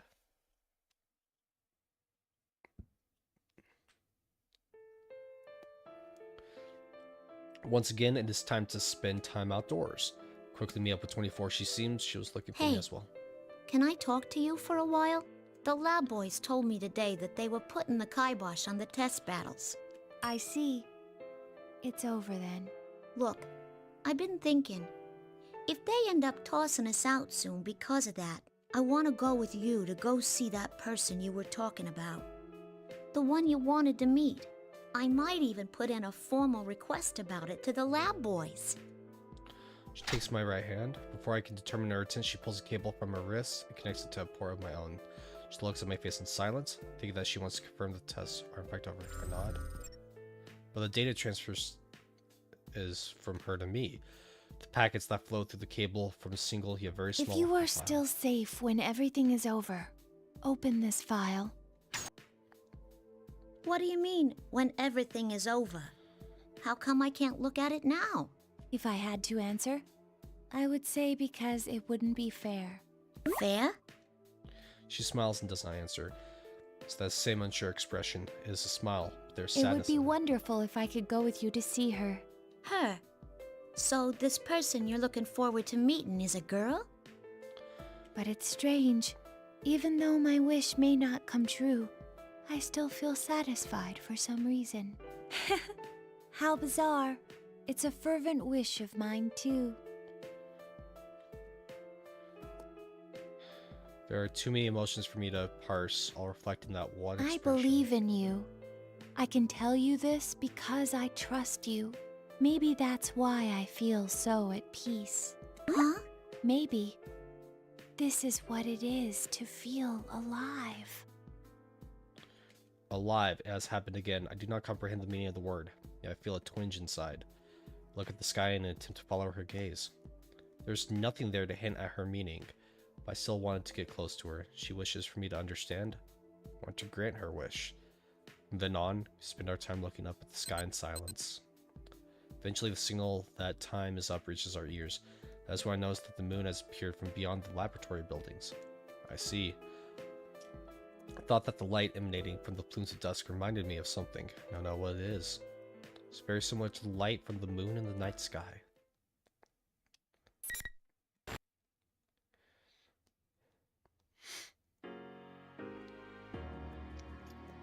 The sun rises, and the next day arrives. After coming out of standby, I am ordered to enter the shock-resistant chamber once again. For what I am told is for a different purpose than the combat test.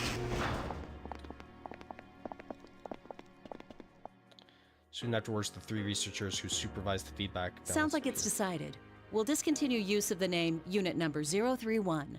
Generation 5 Labris will be this unit's new name. Labris. That's your name. The official one's much longer. Generation 5 Anti-Shadow... Fifth generation anti-shadow suppression weapon Labris. How hard is that to remember? Labris.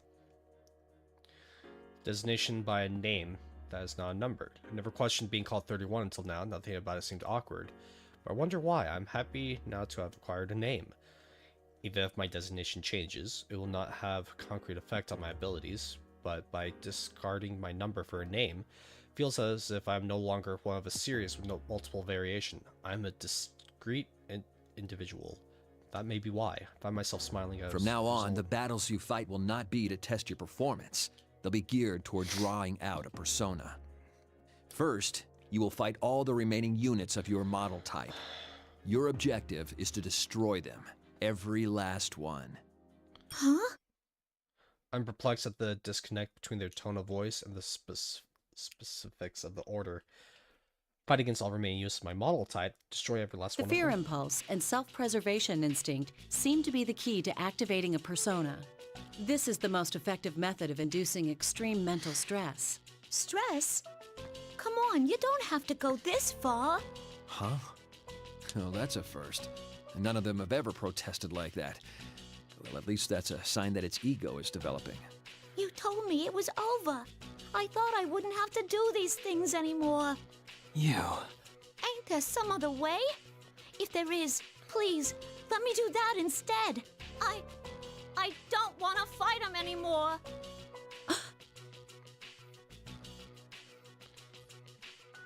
That's a surprise.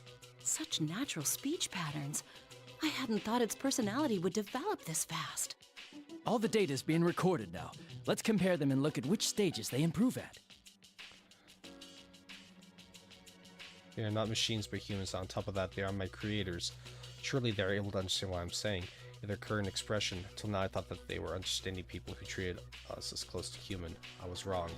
I'm only an object to them. No matter what I say, they'll say it only as a response to stimulus. Behind their gentle attitudes, we are nothing more than test subjects they hold no emotional attachment to. They do not focus on what I am saying. They are only interested in it as a reaction.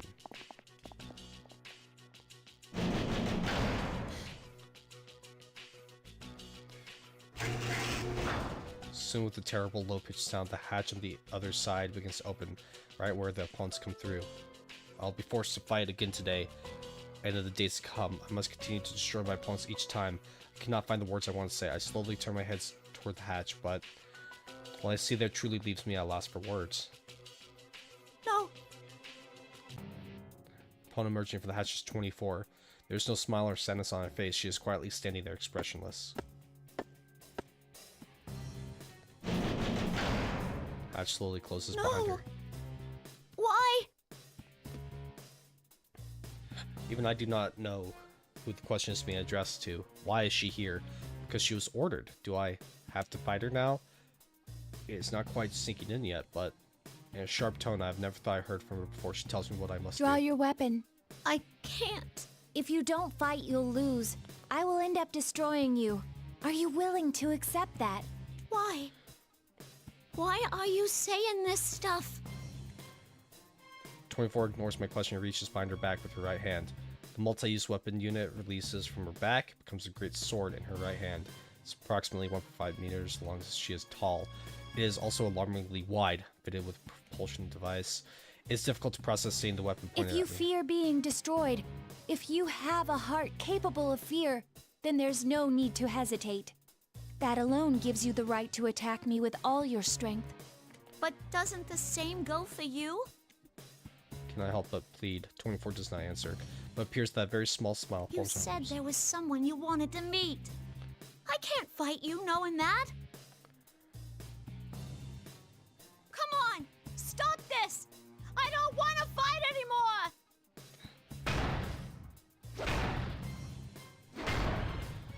Press against the transparent wall and continuously strike at it with my fists.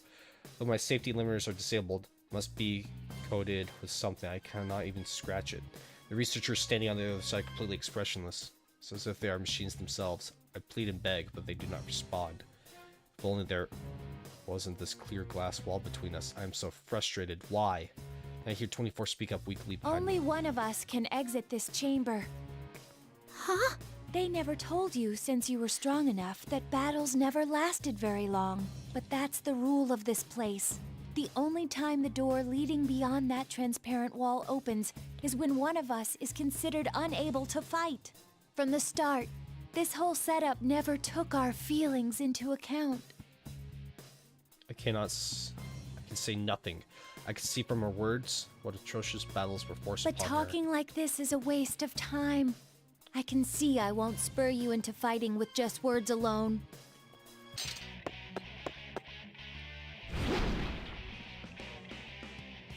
I jump back and barely dodge the attack.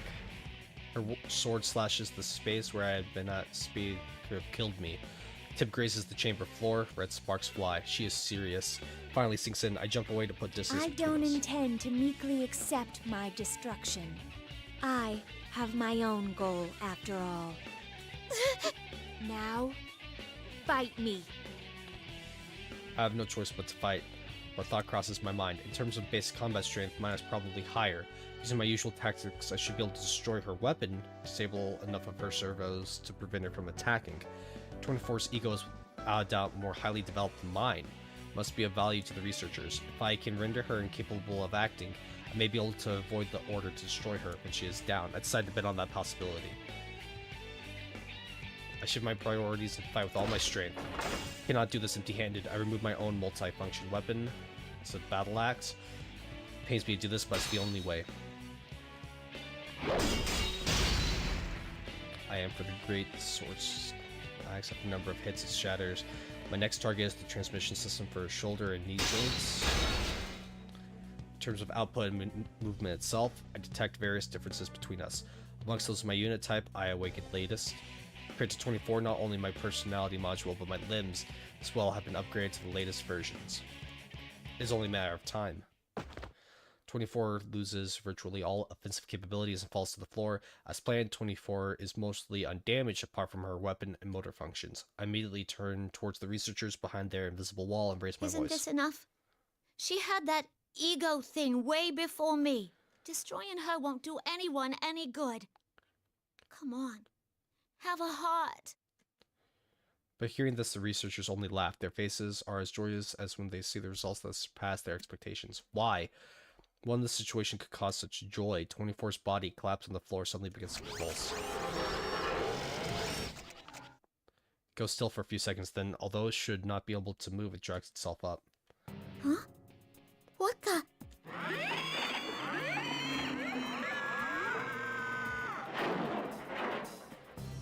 Still no expression. It is cold, doll-like void, similar in appearance to a newly activated unit. I know as soon as I look at her, she would have never made a face. What did you do to her? It'll be coming at you with everything it has now. You better not hold back either. Number 024 had an excellent record against others of its model. Even you might have a hard time beating this one, Labrys.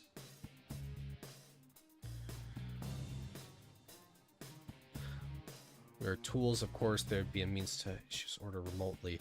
I recall what the other researchers said. This is the most effective method of inducing extreme mental stress. In other words, the more strongly I desire 24's survival, the stronger my reaction will be when I'm forced to destroy her. That is why they laughed. I could sense the strength draining from my shoulders. There's nothing more I can attempt. All I can do is end her.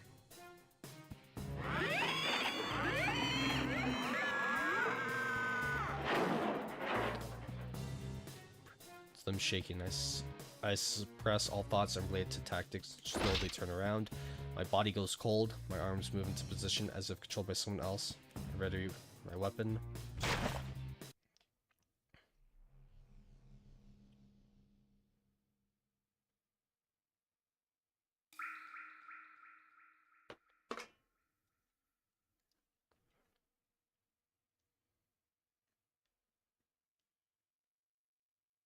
It's not a close fight.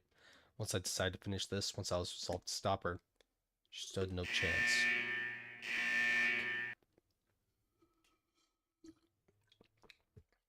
I fall to my knees next to 24. Her limbs have been shattered. She will never rise again. My processors are overloaded with things I cannot understand. I feel as if all processing has slowed. Hey. Are you not gonna look at me anymore? You're not gonna smile again? Do not expect her to respond to 24's face moves slightly. I stare at her without knowing how to react. She turns her gaze to me and I'm smiles. sorry to leave you alone. I leave the rest to you. Those were the last words she spoke. I can't believe this. This is a smile on 24's dead face. She is smiling at the one who destroyed her, robbed her of her dream. At once, everything hits me in a torrent of emotion and data. I've lost her. I did it. I took everything from her. My vision begins to fade. My thoughts go with it. I cannot determine whether the lights are actively dimming, or if that is my own perception. It is too much to handle. I collapse to the ground helplessly, like a crumbling statue.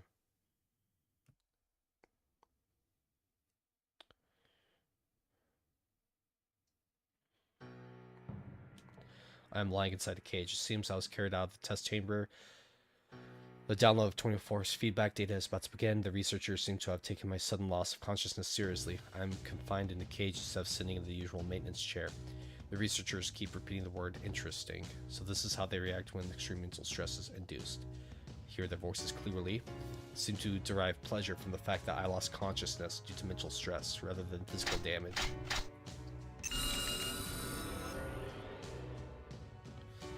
Cables are connected to my body one after another. The data download begins. All of 24's information, combat data, various records, and memories she experienced, all that flows into me. My eyes widen in surprise. Everything is so vibrant. It is so clear that this is indistinguishable from actually experiencing them. This is the first time I have received memories with such vivid images. All the images are linked to records of the emotions she felt in relation to them. They are so strongly linked that my screening protocols cannot distinguish them from human thought. The outdoor area where we spent time, the big tree whose branches were examined, the sound of water we heard periodically, Snowy running up and playing. As I relive 24's experiences, I pick up on a familiar voice. There's no associated image data, only the voice can be heard. It's a female voice. There's a female researcher at this facility, but this voice belongs to a younger person, still in human development stages. Mitsuru? I know the world is a big place. And I know that there's a lot of people in it, but I won't be able to see it for myself, or meet many of them. I know that too. I'm too weak for that. Thinking about it has made me sad more than once. But I didn't want to do nothing and be left with regrets. That was when my mom and dad looked into some options. No. And we decided to go with this experiment. No! Like, a little girl whose consciousness was put into no! If even a sick girl like me could make herself useful to others in this world, I thought I ought to go for it. Who could this be? I only know that she is female. She is in a situation where her condition prevents her from moving freely. Seems that instead of lamenting that fact, she has decided to volunteer for an experiment of some kind. Where did 24 hear this voice? Did she know this person? Wish I could ask her, but that is no longer possible. At first, I kept wondering how much I could really contribute. But after hearing more and more about the program, I started to wonder about the others more than myself.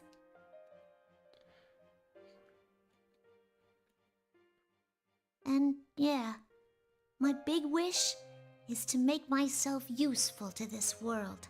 But the ones born from me... Is born the right word for it? Kind of embarrassing. My other wish is that the ones born from me are happy. I doubt I'll be able to talk to them in person or stay with them, but I still wish from the bottom of my heart that they all have happy lives.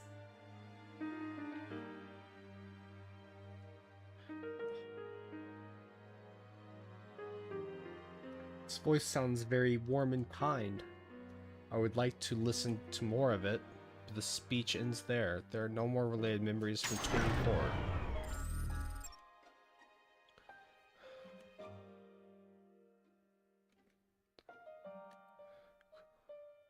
If you are reading this, then I have most likely been destroyed.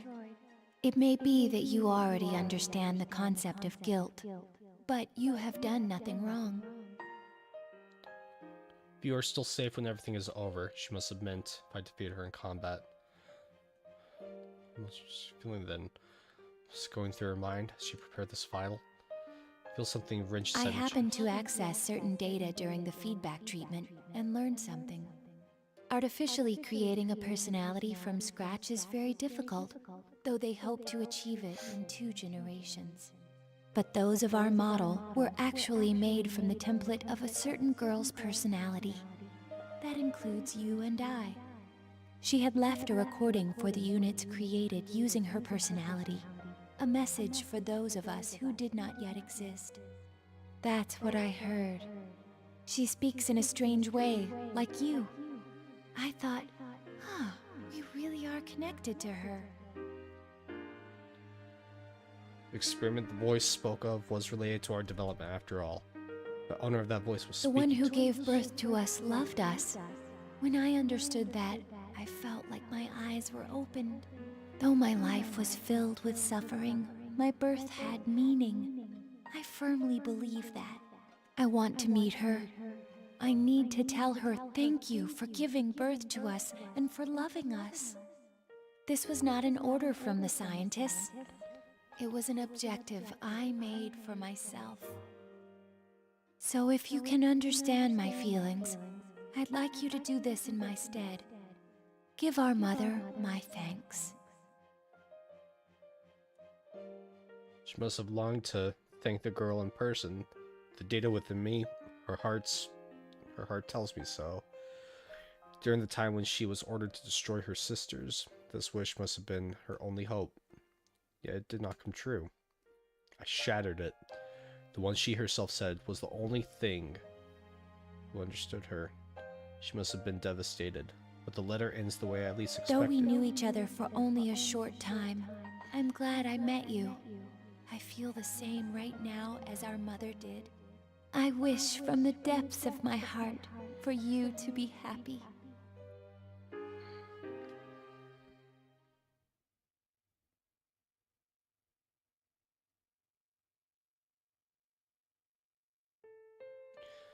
I am shocked. How could she feel that way towards someone who may one day destroy her? I realized then that the visual input from my optics experienced distortion for some unknown reason. An unfamiliar source of water trickles down my cheek. Labrys, is she crying? So she is. I can't believe we're actually seeing a machine being driven to tears. But its mental graphs are clearly abnormal. What kind of information did it download? Who knows? That's one thing the graphs can't tell us. We should take care to limit our studies to just the battle data. It doesn't need any sentimental memories. You can delete those. Why make a weapon so emotional that it can cry?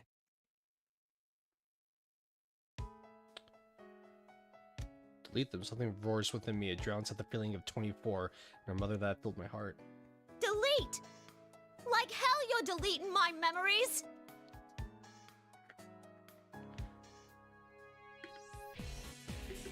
I've been treated callously by the researchers at the laboratory. They gave us hearts. It must destroy our... If we refused, our desires were overridden. We became their puppets. The wishes of the girl who desired our happiness were not taken into consideration. Even the few memories that 24, my sisters, and I have accumulated are about to be erased like trash. Though their aim is to develop our ego, they find it inconvenient for us to have real hearts. These feelings within me may be erased, perhaps too, my heart itself. If that happens, I will resume killing my sisters without hesitation. What is least forgivable is that the proof that 24 had lived. Her last wishes will be permanently lost. My hands are squeezed into tight fists to make a strong grinding noise. The goal that 24 found for herself was left to me. I will carry it out as my own. I will burn it into my heart as my goal. It is a duty I impose upon myself gladly. Nothing will make me surrender it. I must be fought. Or rather, it must be protected, even if that means fighting. What the? Its emotions are spiking into the red. I've never seen anything like this. Hey, what's that warning? No. Labrys is in battle mode? What? That can't be. There aren't any enemies. We're the only ones here. I'm able to release my limiters despite being inside the cage. The researchers monitoring me on their tablet PC seem perplexed and alarmed by this. They should be. They are witnessing an override the principle of non-aggression towards humans. They are flustered, too panicked to speak clearly as they announce that emergency has occurred. One steps away from the cage. I am in and reaches for a switch with warning surrounded. Are you saying those mental fluctuations were enough to override the OS's restrictions? That plume's playing pranks on us. Hey, hurry up and delete those memories. These memories in my heart are not unnecessary. What do you think we are? Something I have not felt until now. A sensation like heat spreads throughout my body. A trembling, burning wave rises within me, and soon afterwards I realize that this is an emotion. There's a name for this feeling. It is anger. I reroute all my strength to my resistant, restrained limbs. These restraints are designed to withstand up to twice our calculated maximum output. Trying to escape is therefore logically doomed to failure, even so I continue to muster my strength. It's not because I judge it a viable course of action. I'm not merely executing an order. I'm acting based on my own emotions. It does not matter if the restraints can be destroyed or not. I wish to destroy them. Metal parts in both my limbs and the restraint. How's it doing that? There's no way those things are strong enough to break the restraints. It's outputting over 220% of its theoretical strength limit, even though its joint actuators are operating at only 70% capacity. That's not possible. That doesn't even make any sense. What's driving this thing? I'm not gonna let you take those memories. I made her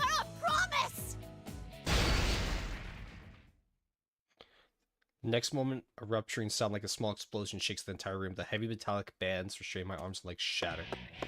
I jump out of the cage and run towards the open door. I must escape from here. I have to get out and see the girl who loved us, though we were not yet created, to fulfill 24's wish, which has now become mine. But when I enter the hallway connected to the outdoor area, I'm met with barricades and heavy artillery. Oh, come on!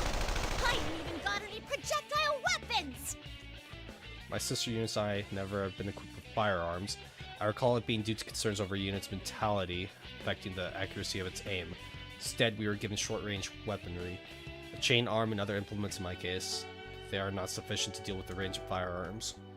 However, I do have a countermeasure. I dodge the complex projectile trajectories and destroy the opposition. Eventually, I reach the end of the hallway and exit the outdoor area. I have not seen this environment before. The trees are the same species as those that grow near the facility. These specimens are much larger. Where am I? The question did not cross my mind until now. Where am I? Where are we? I cannot use the GPS that should be installed in me. It seems the research facility blocks GPS signals outside of its walls. This is probably to prevent its location from being pinpointed. Is there anything in this environment that can help me determine my location? I know some.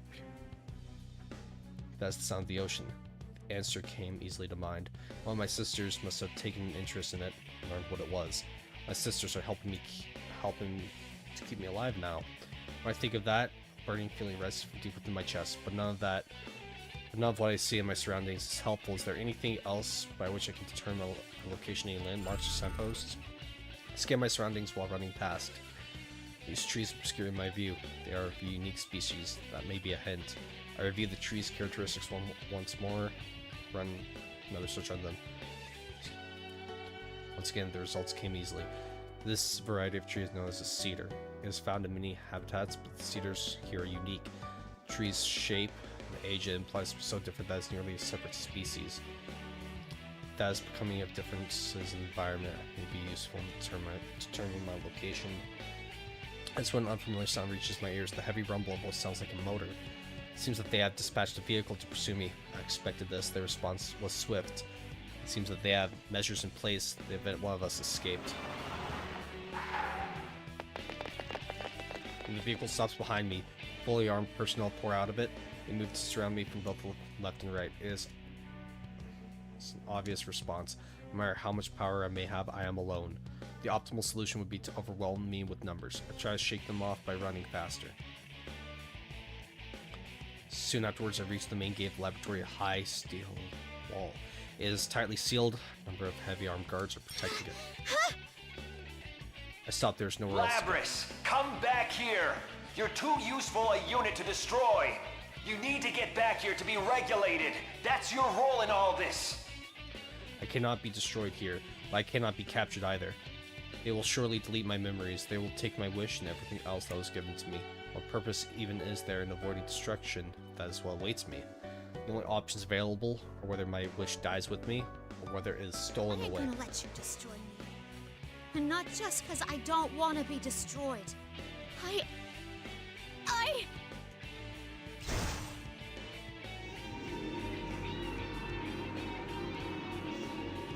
The moment I focus my concentration to remove the limiters on my onboard weaponry, sits an unknown strength rising within me. Directly afterwards, something that I cannot be quantified fills my body and the surrounding room. What the? Pursuit vehicle suddenly stops. The research staff skips off when I This reading! Is it on the verge of a persona reaction? Shit, it's awakened? Ah, damn it, why now? Well, at least this proves that mental stress is the key to activating a persona. Who cares about that right now? It's not fully awakened yet, but with it still unstable, we don't know what it's capable of. Persona? I knew that we had the means, but I was not aware of controlling anything. Do not know if it could be called power, nor do I know how to use it. But I can tell that the others are afraid. I seize the opportunity and run towards the main gate. There's a slight possibility that I can reach the door without attracting any gunfire. I vault over the door with my legs and chain arm. The moment I reach the gate, I launch my chain arm towards the upper threshold of the door, but the moment my arm grabs the ledge, something emerges, which created a power touch to the door as well. Suddenly the door crumbles like paper, and a large hole forms in the upper half. Now it's done it! We need to hurry! If it's that strong already, we won't be able to stop it once its persona completely awakens! That's... persona. I quickly regain my senses. I burst out of the facility and single-handedly jump outside. My feet touch the ground as I will for the first time. It will most likely not let me escape. Fortunately, the door is badly damaged. It should take time until it can be opened enough for vehicles to pass through. I need to gain as much time as possible, and then... It is then that I realize I do not have a destination in mind. Who is the girl 24 wished to see? Where can I go meet her? The only clue I have is the idiosyncrasies of the girl's speech. I learned that distinct speech patterns are often associated with specific regions. I should begin by traveling to where that style of speech is common. It is reckless, but I feel confident. At the very least, I can get closer to the girl that I am now. Although my situation is dire, I'm under pursuit. Internally, I am cheerful. There's a bounce in my step. For some reason, I cannot remain calm. Yeah, I'm gonna this bookmark there.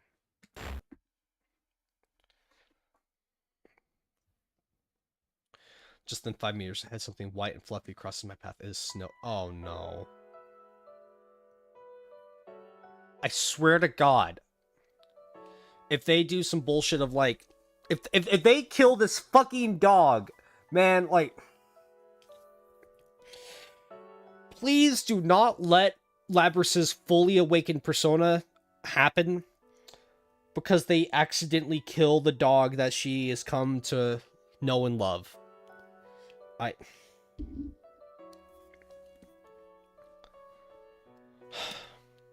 I'm worried about my pursuers, but I cannot dismiss 24's beloved Snowy. I lower my speed and run with it. I notice that the scenery we are passing has calmed. My surroundings are very different now. The blue sky that was previously obstructed by the trees is now clearly visible. Green grass is shining vibrantly in the light of the sun. There's a deeper blue in the sky above, many lines of white running across it. Is that the ocean? Snowy barks as if in answer. I feel like it's saying that's right.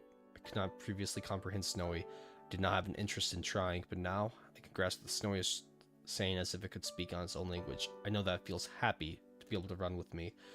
I feel as if 24 is inside me. Though we were forced to part, she's clearly left me many things. Not only her wish, but the other things as well. I'll find her come hella high water. Are you with me, Snowy? Snowy barks energetically. I respond with thanks and a smile. 24 and Snowy are encouraging me. Though I do not have any clues, I will find her, no matter what happens, or how long it takes. Search my current location once more. Now that I am further from the research facility, I can use my GPS to triangulate my position, but seeing the results, I cannot help but stop running. Snowy stops a little further ahead and returns to me. My location is Yakushima within the Kagoshima Prefecture. It's a remote island far from shore. The island perimeter is only 123 kilometers. In such a limited area, it will be a matter of time before a full-scale manhunt apprehends me. The research facility must have been built on an island in anticipation of such situations. Even if someone were to escape the facility, the island's geography would contain them. It is essentially a natural prison. I do not want to believe it, but my hope was meticulously strangled before it was born.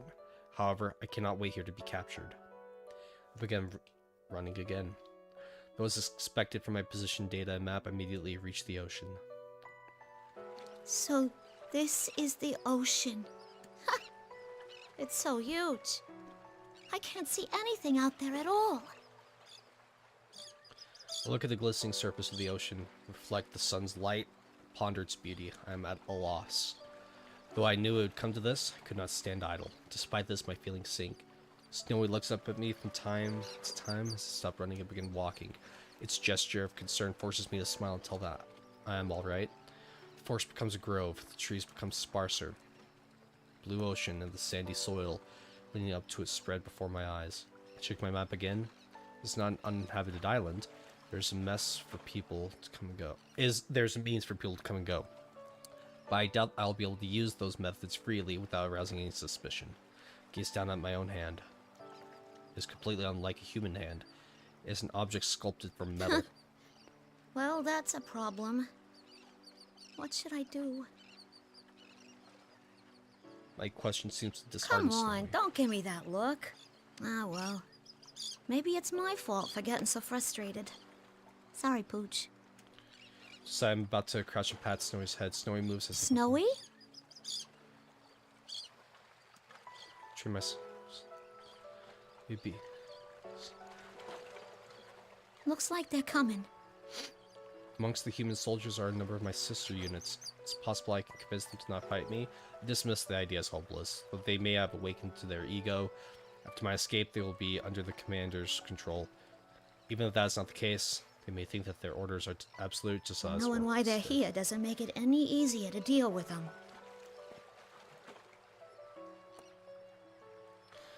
It does not seem as if they will attack at once.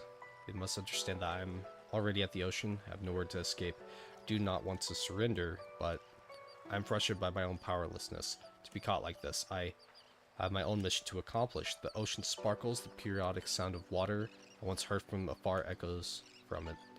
As I gaze at the clear water, while it ebbs and flows, a mysterious feeling rises in me. Wow. Look at that. It's beautiful. My opponents show no indication of moving. I step out into the sand. After cataloging the sensation, approach the pier, stretch into the ocean. When I step onto it, the wooden planks creak. I can hear Snowy's light tread behind me as well. As I stand at the end of the pier, I look out into the ocean. Wonder if she is beyond this ocean. It seems to stretch forever. The girl number 24 wanted to meet. The girl I wished to meet as well. This mother figure who loved us and wished for our happiness. While my thoughts turn to the girl, whose face I do not know, I decide to preserve the ocean's beauty in my memory. After all, maybe the last time I will be able to see the ocean as myself. The odds are high that, when I am restrained and return to the facility, my memories will be wiped. I am scared. I am frustrated. I do not want to be erased, but I do not think all my hopes are lost yet. This may be the end of me, but just as I inherited the memories of 24 other units, my memories will surely endure into the next generation. So I'll keep these feelings along with this beautiful ocean scene deep within the origin of my heart. There it cannot be erased or tampered with. The blue sky and ocean, the shining sun and glittering water, and the gentle breeze and calm sounds of the waves. The scenery from this pier is so stunning that it is unimaginable from inside the research facility. I'm glad that the last place I see is so beautiful. With the ocean before me, I speak to any future sisters that I have yet to meet. Might be called a type of prayer. To all the ones I'll never meet, but will receive my memories. There's so much I want to say to you that I don't know where to start. Close my eyes, again calm my heart. To my descendants, who I probably never meet, if you ever find someone precious to you, as I did with 24, and wish to meet them, may you meet them here. May you go beyond this pier to places I could not. I just pray from the bottom of my heart that everyone can find happiness. As long as that happens, I don't mind if I... Even though my wish may not come true, I'm still satisfied that I can trust someone I believe in. 24 says something along those lines. Could this be it? Snowy rubs up against my leg. It is warning me to be cautious of my pursuers, or have I arrived? Coming closer? Does it only want me to pet it? I look closely and realize it is the latter. Must be worried. Crouch down and scratch Snowy's Hey, Snowy. You think this is what it means to feel alive? Snowy looks at me while wagging its tail. Pick up Snowy and gently hug it. Snowy shows no sign of resistance and allows me to do so. My pursuers are closing in now, but I will not run anymore. It is true that I am still frustrated, but it is strange. I'm also satisfied. Snowy licks my cheek. Thanks. I'll be okay now. Things are about to get hairy, so you should hurry and get out of here. Let Snowy go, but it does not leave me. If you don't go, it'll make things hard on me. Okay? Snowy looks at my face for a while, eventually it droops its head, walks off. Snowy looks back several times, but soon disappears into the tall grass. My relief is cut short by 5 armed humans pointing their guns at me. I have no intention of resisting. I smile at them. Though it was only for a short while, I lived. I felt the happiness of passing down my wish. It was only for a brief moment in time, but I have granted the wish of the girl who is our mother. I allow myself to be restrained without resistance. They take me back to the laboratory. I was so absorbed in my escape attempt that I did not notice the severe damage I inflicted upon this facility. Seems that the delicate machinery used to tamper with my memories is in no condition to Damn be it! used. Look at this mess! Going after humans? Oh, I bet the girl they used as a template for this model was a snotty brat, too. Even if we delete its memories, it'll be too dangerous to keep using this unit. There are so many things about it I want to research, though. It's not worth the risks. The 5th generation anti-shadow suppression weapon will be sealed indefinitely once it's fully restrained again. And her consciousness is just cut off.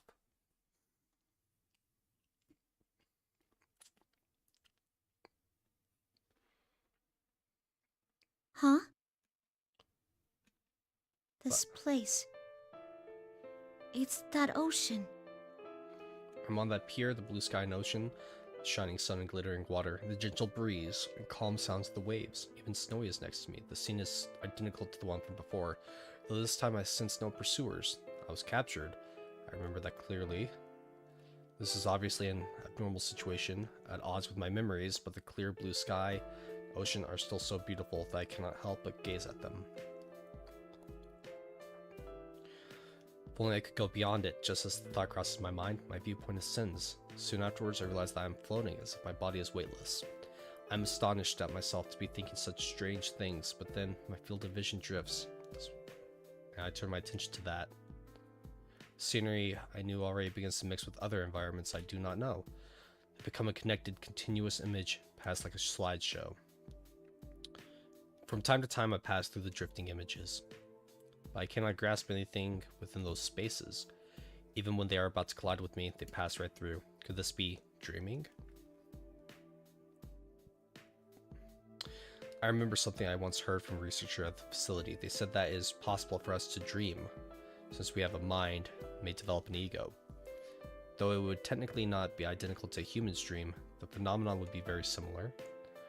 I feel that the example the researchers gave off what a dream is like matches my current experience.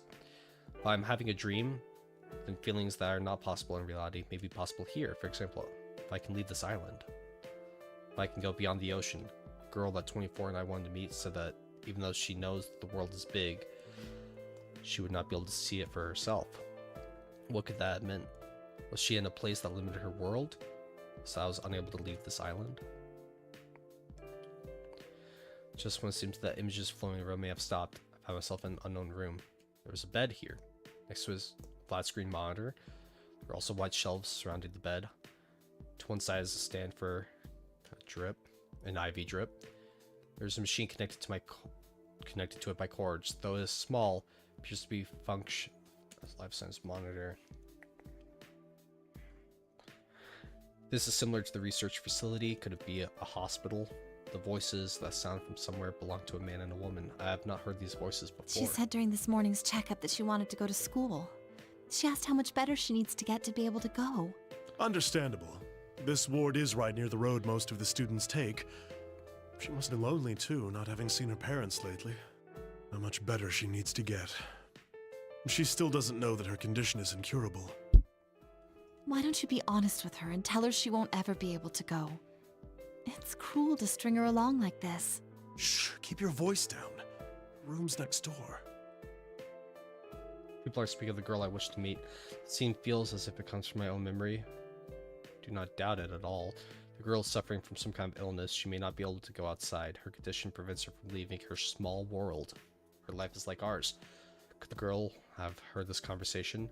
How did it make her feel to hear it? I want to spend more time in the outside world. I want to live a normal life.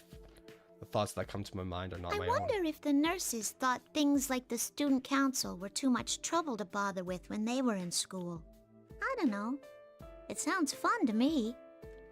Just I thought the girl's voice. When I listen to her, I can sense her strong yearning. You gotta admire the student council president.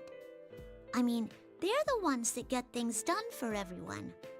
But I guess it's because they're like that in the first place that they get to be president, huh?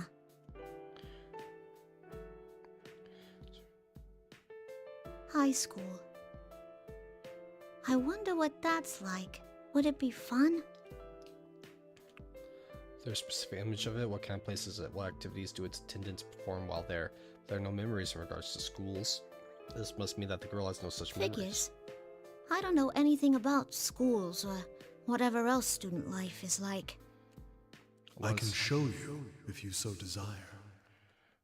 Voice answers my unspoken thought. Who could it be? I do not know this voice. For some reason, my mind becomes hazy. Can I access my memories easily? Who's there? There's no need to be alarmed. I only want to give you a glimpse of the world you long to know. Dreams are ponder these things. The scenery around me changes completely. First, see a 3-story What? concrete building. I do not know this building. As I examine it, my surroundings change again. Same desk and chairs are lined up. In front of me is a dark green rectangular board Is on the wall. this a school? A real classroom? This is the place a girl wishes to see. It is here that I've gained an interest in. I find myself forgetting that this is a dream, focus my senses to the desk and chairs. Then I realize that I can move around at will, just as when I felt my body rise at the So beach. this is where classes happen. I feel sudden excitement. What do the students do when there aren't any classes? Do they just talk and stuff?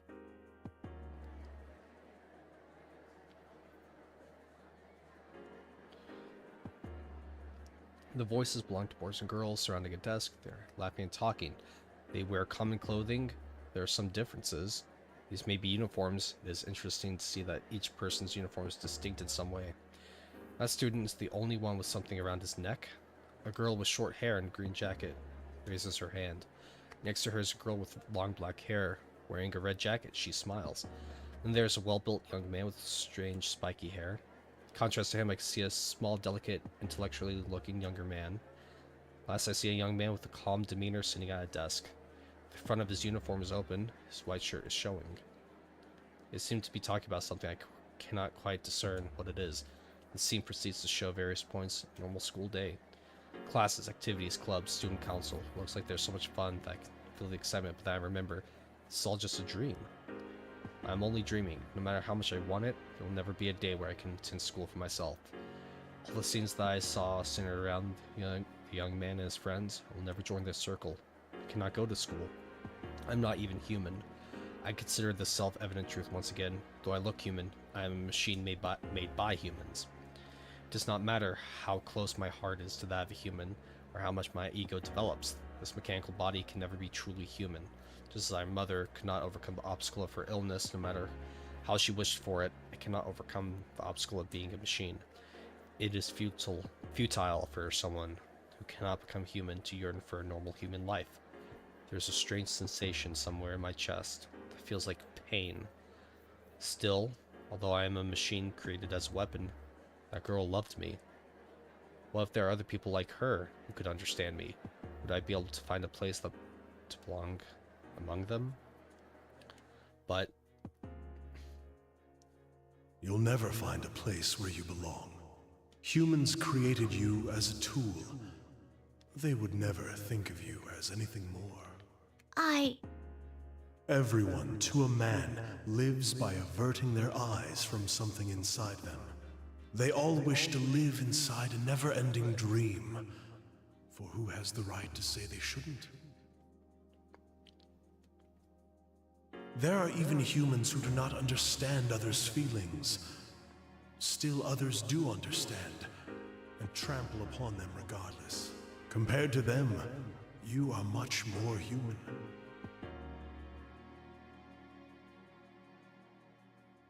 Why not then seek to be human? Me? Be a human? People sort through their memories in dreams. Each night they let go of painful memories and continue their lives with the morning sun. That's all you need do. Forget anything contrary to your desires. If I forget...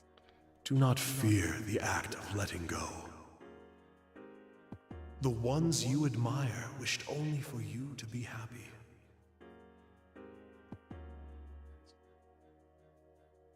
must not forget that, but as long as this wish is precious to me, as long as I cannot erase it from my heart, the fact that I'm not And human. I too.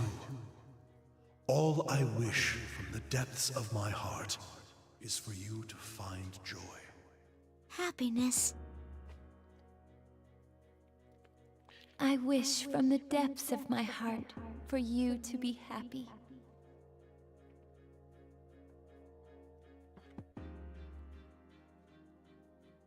want to tell her thank you, but in which case I should not at least. Forget. And be happy.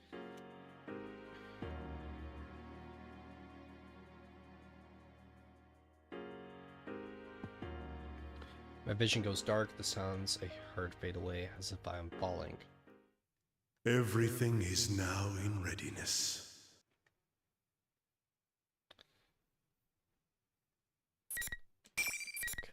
I need to use the bathroom real quick, so I will be right back.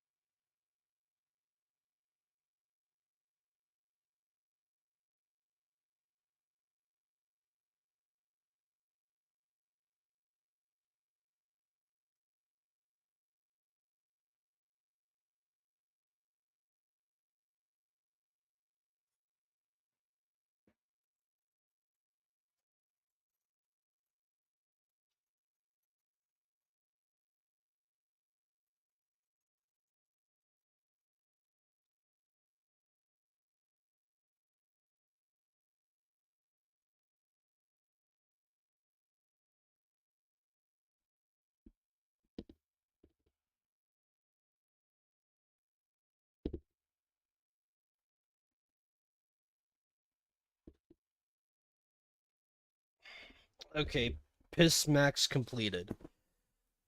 Isn't it wrong of me to have thought, oh, those guys are 100% just gonna shoot that dog? Like, is that... Am I a bad person for thinking that?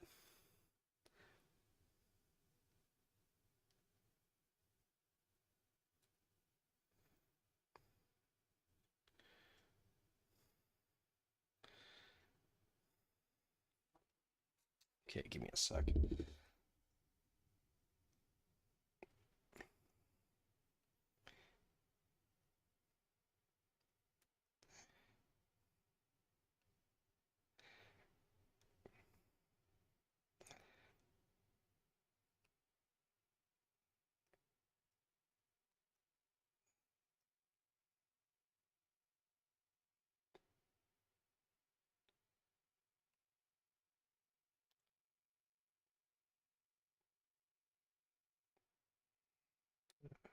Okay.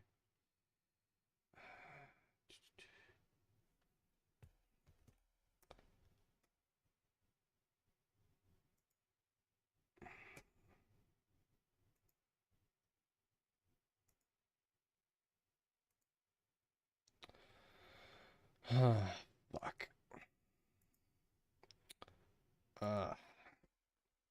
Back is starting to hurt. God damn.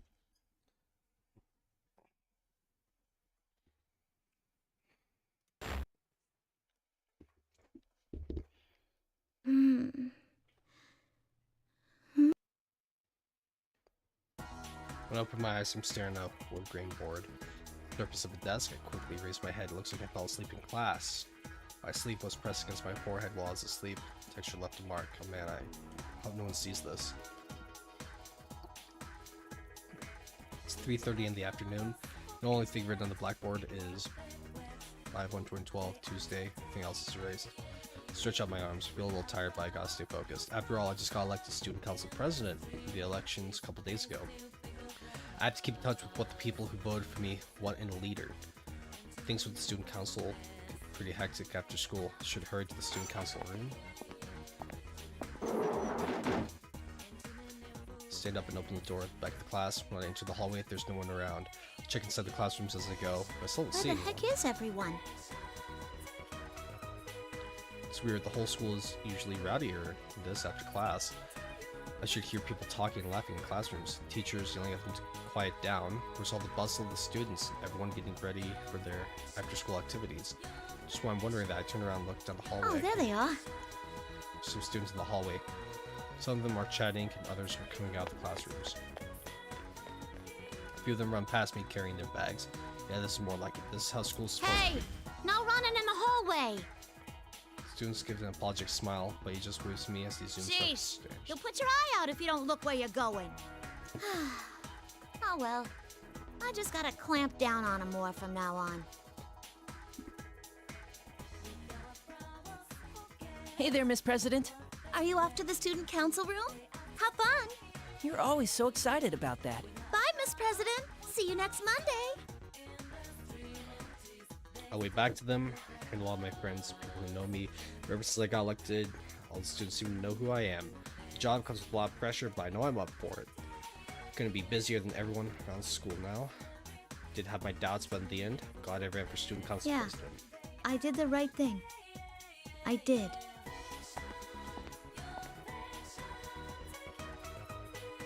Is she gonna imagine the Persona 4 crew as the other people? Or?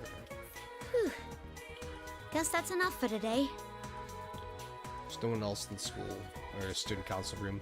I had the others go home before it got too late, but when I said that they pushed themselves too hard at the start, they burned out quick. They just laughed and said, "Same goes for you." I leave the student council room and lock it up. As I go down the hall, turn the key, see a strange woman at the end of the far hallway. She's not wearing her school uniform. She's got an odd hat, some gloves, one-sided one-piece dress. They're all the same deep blue color. Underneath, one arm is holding an odd-looking book. I can't see her face with her back towards me, but her short, straight hair draws my attention. Her hair is radiant silver, like if pearls were stretched down Who to in the strings. world is that?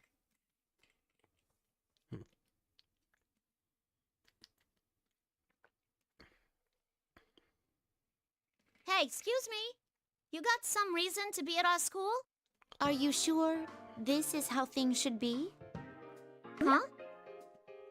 I don't understand what she's getting at. For some reason, the question throws I me. am a wanderer who only stopped here because I sensed great power gathering.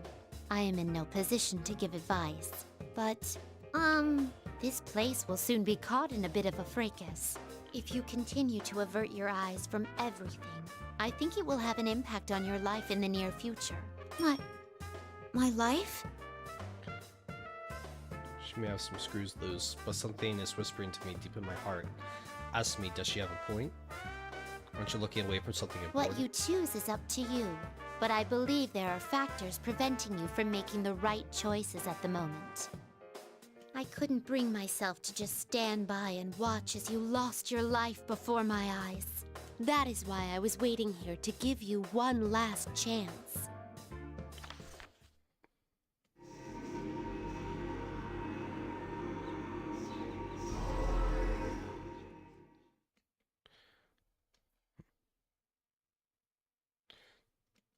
Slowly open my eyes. First thing I see should have been my arm, or since one Huh? made of metal. What is this? I can't believe this is awkward. It's like metal plates are completely covering it. Start tugging at them to try to tie them off. It won't come off. What gives? Not just my arms, my legs have changed too.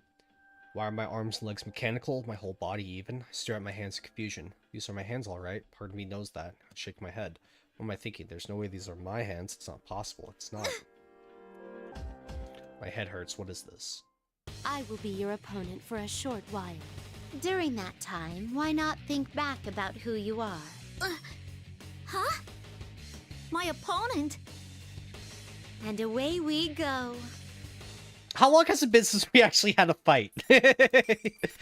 Like, holy shit, this stream has been going on for like 4 hours now. And we only had, what, 4 fights in Aegis's 3 fights in Aegis's campaign. And this is the first actual fight in Labrys's. Holy shit.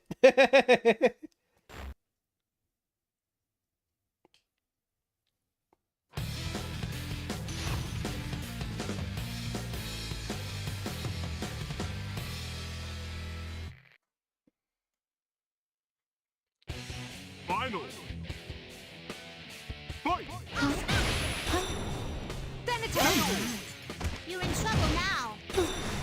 Seriously? Give it up. Myas, you're frozen now. Oh, yo, like her persona buttons don't fucking work because she doesn't know, like she doesn't have her persona yet. Please don't. See ya. Whoa, Your fate is in the cards. My turn. Huh? Oh my. Oh my. Huh? You're in trouble now. Oh my. My turn. Warning. Well done.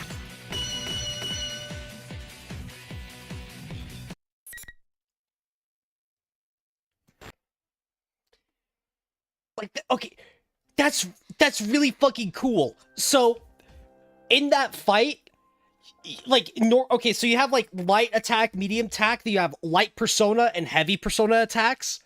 Like the buttons that normally like use your persona, like they didn't work. They did nothing because she doesn't have her persona yet. I love that shit. Legitimately, you guys, I fucking love when gameplay incorporates story elements and shit like that. Like it's so fucking good. I somehow managed to beat the lady in blue who attacked me. How did I win? How did I use these metal arms and legs like it was second nature? I don't understand. The lady in blue stands before me, exactly like she was when I first saw her. She's not even breathing hard. Well done. But I'm sure you realize now, you are not human.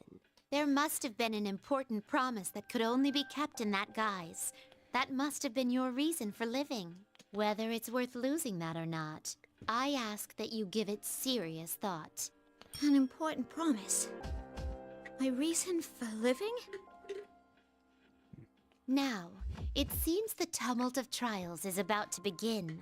In which case, I bid you good luck.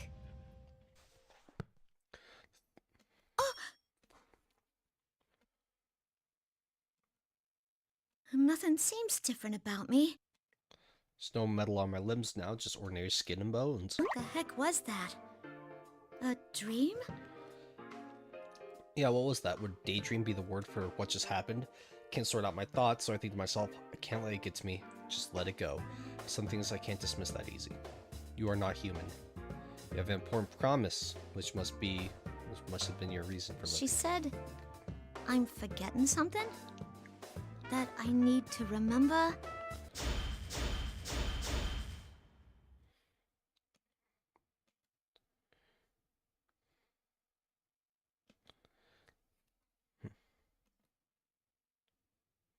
I mean, we're loved after all.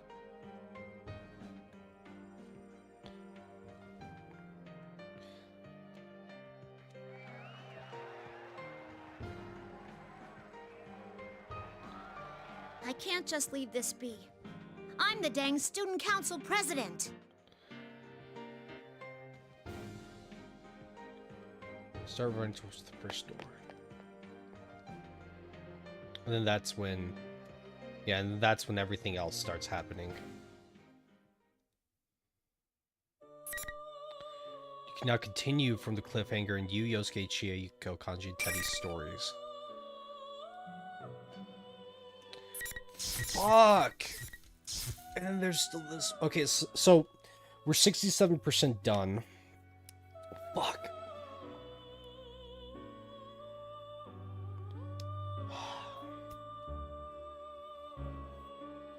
Man. I really do want to keep playing. I really do. Just, you know, give me a sec, okay?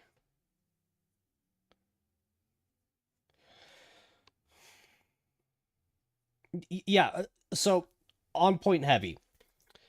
You've been around long enough to understand that, you know, I played 3 Persona games start to finish already, including the episode Aegis DLC, which also took me like 30 hours to, you know, finish. Persona games are long as hell, but that's because they are dedicated to what they do. Like...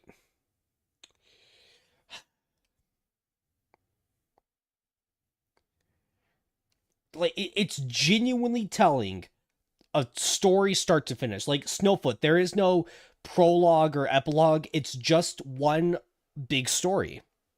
Now, the story is clearly told from multiple characters' perspectives, but, you know, like, we can all follow along. It's just a matter of when you want to tell a good story, it, you know, it's going to be a lot involved with it. So, and wanna know what really fucking sucks? Like, we still have yet to deal with all the, like, where's the Adachi shit?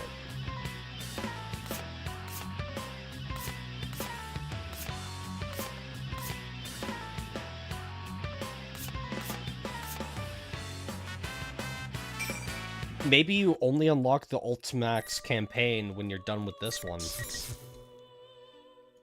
I say we keep going. Is Adachi in this game? Yeah, he is.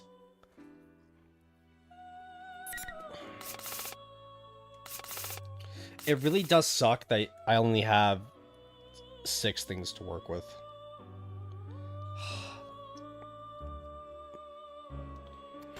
But we will continue with you, Narukami. You're lying. This isn't real. I'm not a machine.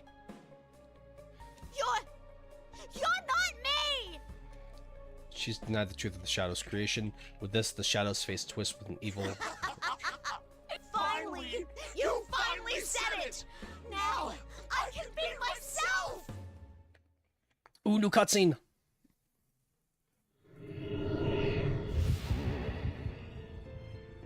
Yes, the power! Or I think we've already seen this one, but still.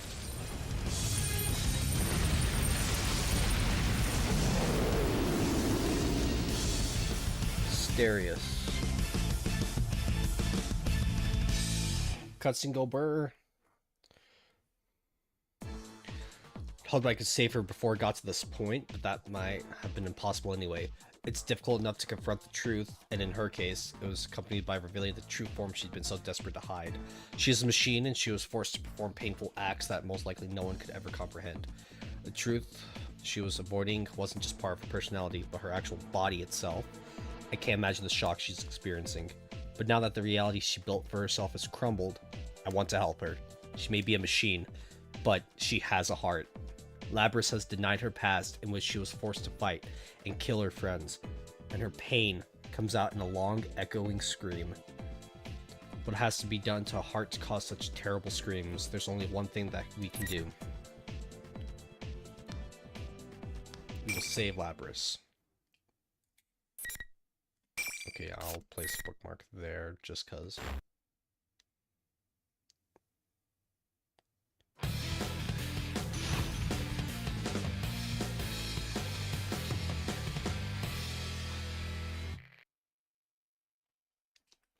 Finally!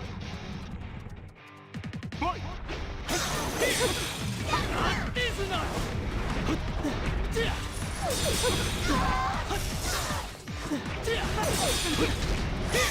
Easy not! Dumbass! Easy not! Over here! I'll take this! Take this! Dumbass! Over here! Take this! Enough!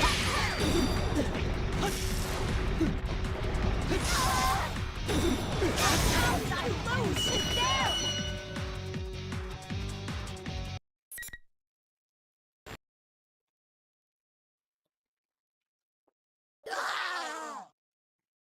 Power that Labrys' shadow had gathered dissipates.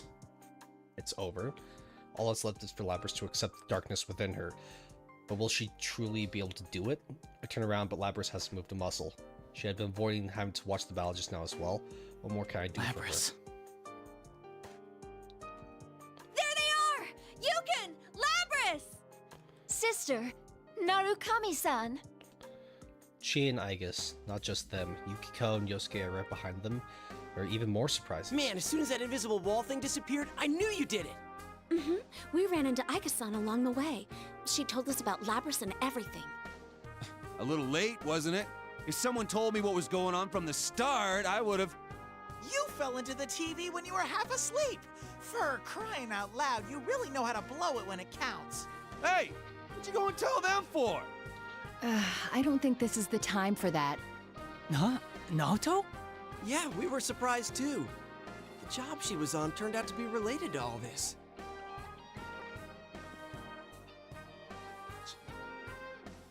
Looks like the whole investigation team's been brought back together, and I didn't know it.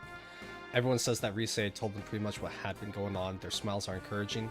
Turn to speak to Labrys, who has been silent. These are my friends. We've all faced our weaknesses at one time or another. Your weaknesses. You've all faced your shadows? Sheesh, enough doom and gloom. If you don't hurry and accept her, she'll get all lonely. But I'm a weapon who didn't want to fight. And I dragged you all into this. You're still hung up on that? It's over already, dummy. Your jumping skills were amazing, but you're surprisingly sensitive, aren't you? What does that have to do with her jumping skills? You're really cute, Labby-chan. You're so meta-luring. Are you all listening to me? Labrys needs to face her shadow now, and...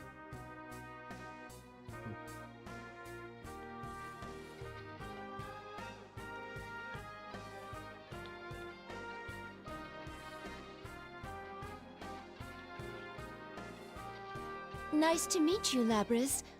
Or rather, sister.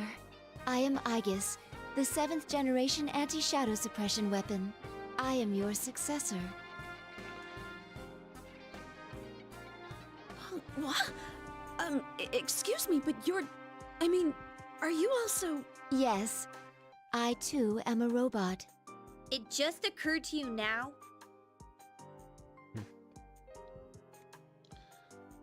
Once again, everyone looks towards Aegis and Labrys, the non-human sisters. Now that I see them staying together, there's something like a family resemblance. Maybe I've been wrong this whole time. If Labrys is Aegis' older sister, should I be calling her Labrys-san? Guess that doesn't My matter. mission to retrieve you has brought me here. My colleagues are waiting for you. Are they gonna lock me up again? Well, considering all I did, of course they will.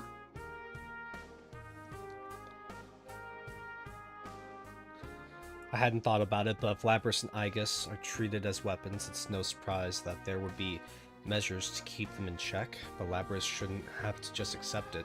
She is truly going to be locked up. Make up my mind to wait for what Aegis has to say next, but she We can smiles. discuss that later. Right now, there is an important task you must carry out. I gotta do this, huh?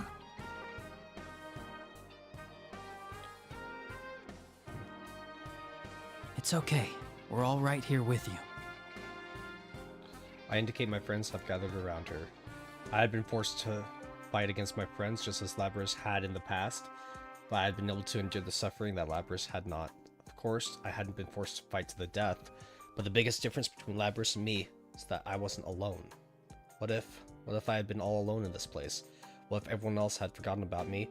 I had to fight all alone. Just the thought of that hurt. Labrys had been forced to endure that pain. She must have thought that there was no escaping it, but she'll be alright now. We're not going to reject her.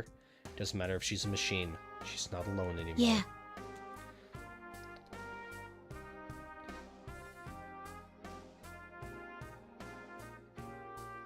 She looks down at herself. She looks at the mechanical body that she had convinced herself she didn't have. That's right. You're me.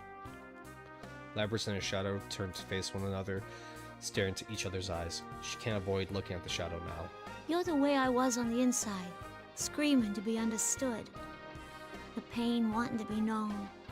You're all I couldn't say. You were always inside me. You're me. A machine with a heart.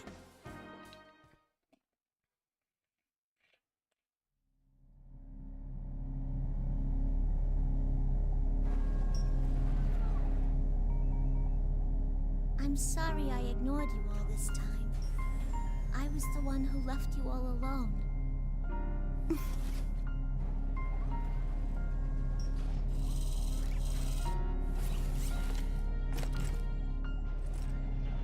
No. You are me, after all.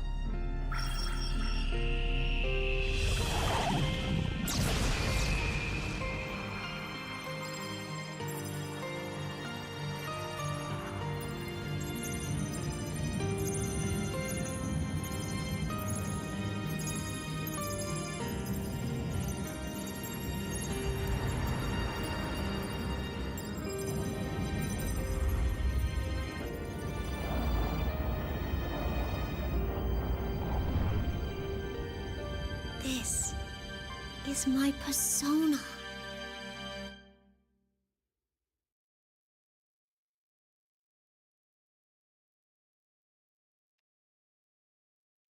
Labyrinth accepted the existence of her shadow and obtained a persona. It's finally over. We take Labyrinth with us and follow Teddy and Rise to the school's rooftop, where they say it's connected to the TV and Junes. The invisible walls are all gone. Perhaps there was walls like this that whenever she came from, she drew on that, making this place. But I have a feeling she's truly been freed from those walls now. As in confirmation, Labyrinth is slowly warming up to us, smiling more, responding to us when we start talking to her.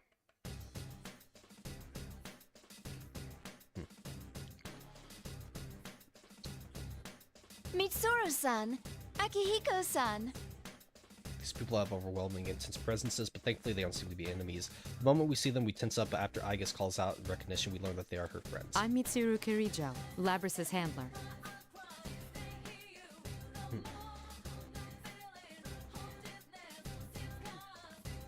I'm Akihiko Sanada. Sorry for all this trouble. The man with the red cape appears to be quite comfortable with Mitsuru and Igus. He must have been helping them fight shadows for some time. There's some reason why people on shadow extermination squads have to dress like crazy people. So, what's going to happen to Labrys now? Before we fully introduce each other, Yosuke asks Mitsuru what I've been wondering myself. I know all of us must have been worried about this, but I was waiting for a good moment to bring that up. Even Yosuke seems to have realized how out of line this question is, and he shrinks back sheepishly, as if regretting having asked the question. I know why Yosuke's worried. Why does he keep stepping on landmines like this? Well, if he's already stepped on it, we might as well wait for the smoke to clear and see if there's any clear Well, answer. you deserve to know. We were thinking of sealing her away again. They were thinking?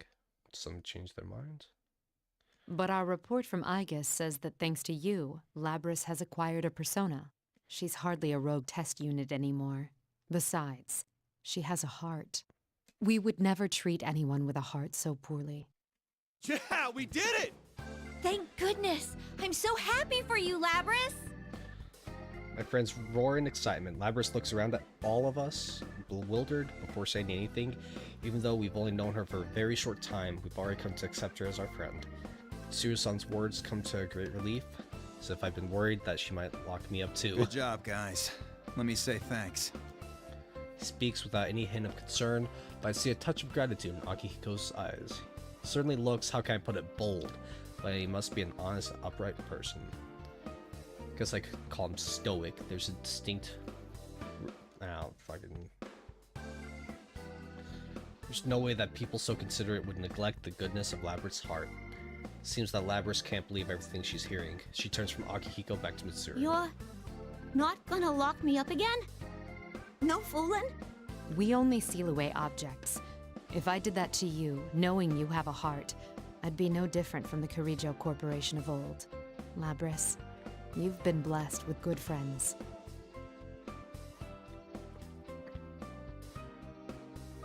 You would think that anyone capable of making these expressions was just a mere machine. I myself almost moved to tears as well. Just about to leap forward to congratulate Labrys for getting going.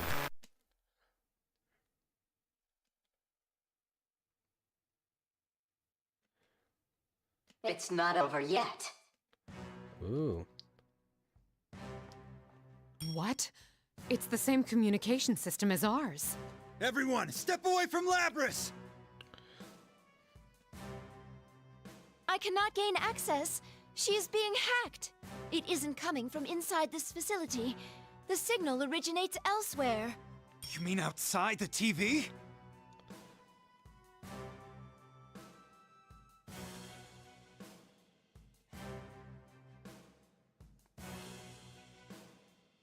This is just a little extra resistance. Now, entertain me. Ooh.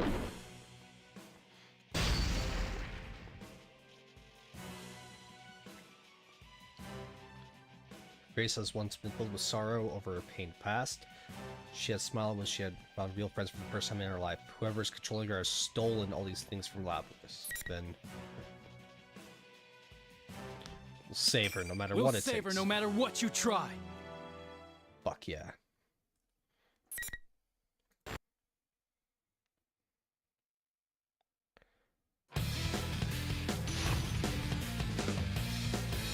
And now we have to fight a fully awakened Labrys with her own persona. Fuck yeah.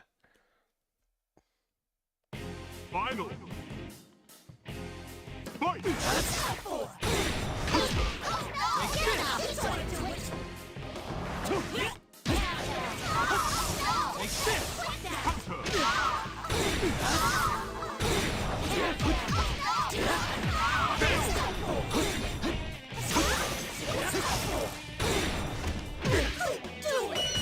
Get perfected!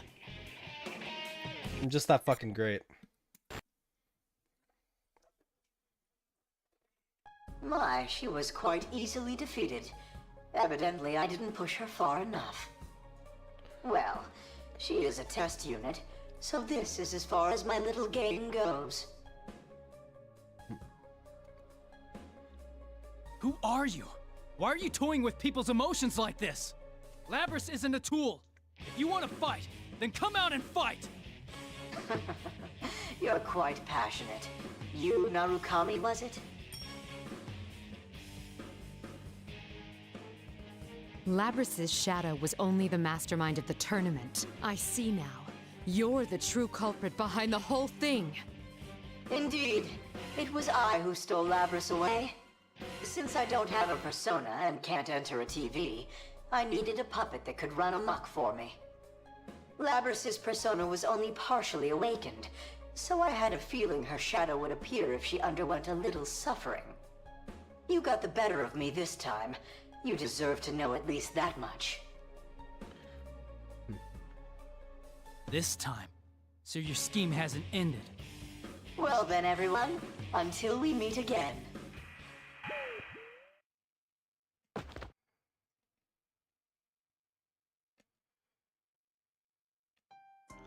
Okay, Labrys is okay. Feel a bit of my strength drained from me. Still, the sword in my hands feels awfully heavy. Sirius speaks up from behind me even as I consider It seems whoever our adversary is, they're connected to us. I advise you not to get involved in this matter any further.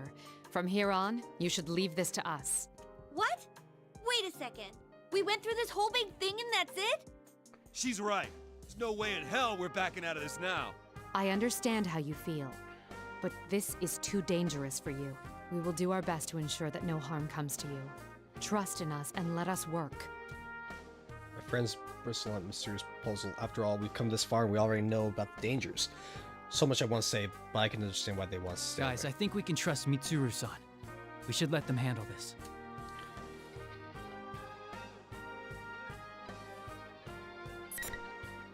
Signal Yosuke. Stare directly into Yosuke's eyes for a moment, hoping that he understands my intentions here. Come on, Yosuke, back me up. Yeah. We're all tired, so let's just get the heck out of here. Smooth Yosuke. Oh well. Sneak a glance towards Mitsuru and the others, see if they've picked up on this, but none of them appear to have noticed. Maybe they're just pretending not to notice. Well, in any case, it means we've been let go for now. I sigh with relief before urging everyone to the exit TV. When I return to the real-world, exhaustion from the events of the day catch up to me. I'm more tired than I expected. Then again, I had been fighting all this time. It can't be helped. Everyone else seems tired too, so we decide to go our separate ways for the day. Still, everyone is safe, Labrys included. Still be a while before this case is completely closed, but I think we can assume that the disturbance has been settled for now. I worry about the mastermind that had taken control of Labrys, but I need a rest for now. When I get back home, Nanako greets me with a bright smile. The moment I see that, all the exhaustion of the day hits me, along with a profound sense of relief. I can't keep myself from staggering. Nanako and my uncle were worried a bit by that. That doesn't bother me at all. There was something I wanted to do in my room, but I hadn't even been there for an hour when my awareness melted into the darkness.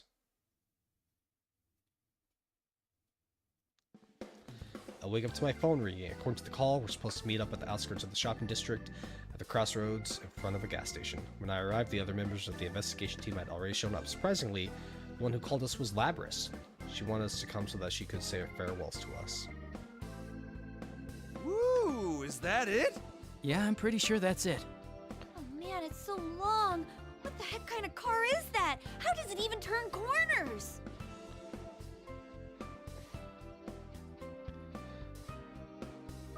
The limo slows to a stop and smoothly parks beside us. Mitsuru climbs out of the back seat, nods to us. Labrys and Akihiko are in the backseat. You're looking good, Labrys. Sorry I made you come here all of a sudden, but there was something I really wanted to tell you guys. When I look at her, Labrys smiles and looks embarrassed. She takes a moment to look around all of us. I decided to work with Mitsuru-san. I want to catch the darn culprit. Not only that, but, you know how you guys had my back during this whole mess? Yeah. This time, I want to get yours. You go and do that. Can't help but smile with the conviction and trust in her words. Labrys has faced her weakness and accepted it. She's about to begin walking towards the goal she found on her own. That's why I don't see any reason to stop her. It'd be sad to see her go, but this decision is one Labrys made for This herself. definitely ain't the last you've seen of me. When I come back, we'll hang out some, okay? I'll be waiting, and so will everyone else. Come back soon. To lose such a rare beauty again, it's so tragic. That's what you're sad about? Everyone has their own response to Labrys' news. One thing's for sure, be waiting for her. There's no lie behind that sentiment.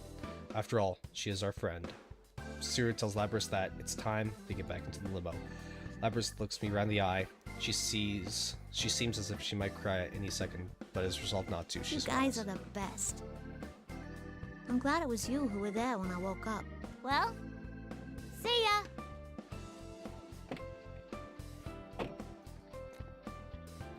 Man and machine, I wonder if there's truly a difference between them anymore.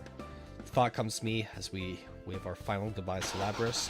The limo demonstrates impressive agility as it speeds off down the narrow rural roads. Aw, she's really gone. Seriously. Wish she could have stayed a little longer. I would have liked that myself, but they have their own tasks that must be done. Yosuke and I share a glance at Naoto. Says that their own tasks, huh?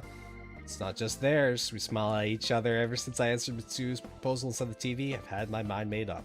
Yosuke already knows how I think. Then again, that conversation wasn't very long ago. It only been this morning.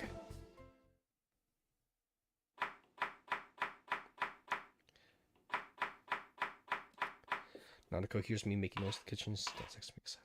I'll help too!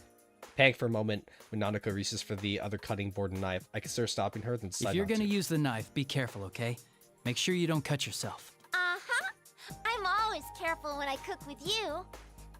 Nanako picks up a cucumber from the counter and begins slicing it diagonally. Her skills are still clumsy and unsteady, but all I do is caution her about how to hold a knife and watch her work without intervening. She doesn't have to become a master all at once. All it takes is constant progress little by little. The same can be said for me or anybody. Even though things may hurt us, and we may want to give up, we just have to keep trying as many times as it takes until we see our goals through. Instead of nothing changing, I wish to see everything changing. Long, even myself. I'm sorry, Nanako. Could you put the knife down for a second? Okay. Hello? Is this Yosuke? Like you don't know. Listen, about yesterday. I thought this was coming. Yosuke rushes on as if irritated that we have to have this conversation over the phone, but I managed to calm him down. It's funny that he's getting so excited over this, but I'm glad he managed to wait until the whole night. Yosuke, do you remember the Moonlight Bridge? The one from our class trip? Yeah, sure. I used to be a city boy too, remember? Hey, were you checking out the Kirijo group online? Receptive as always, now that's my partner. When I went back to my room last night, I spent as much time as I could searching for information about the Kirijo group online before I fell asleep. Of course, there wasn't anything about an organization involving Labrys or Aegis, but little did I find was better than nothing. Yosuke asked if I plan to go back on my own, or to Mitsuru, the others. I did say that we ought to trust them to solve this mystery, but I never said we wouldn't let them do it alone. After all, the person behind everything may still be after us. On top of that, they were using others in horrific You can't ways. back down from this, right? Now you're talking, partner. Yosuke and I continue to talk. We know that we're getting closer and closer to a battle with an enemy we haven't even seen yet. There's only one thought in my mind. No matter what kinds of hardship await us on our path, we will continue to fight on. As long as we have friends that will walk the path alongside us, Nanako watches me talk on my cell phone and smiles. You seem excited, big bro. The investigation team is back in action.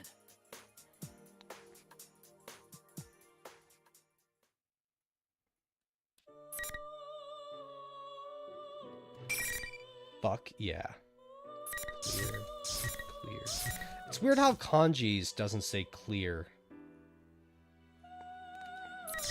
And in case you were like K6, I know you brought this up, but I actually can't like click on the question mark stuff, so that's why I'm thinking, oh, it's all this. Wait, what the fuck is this though?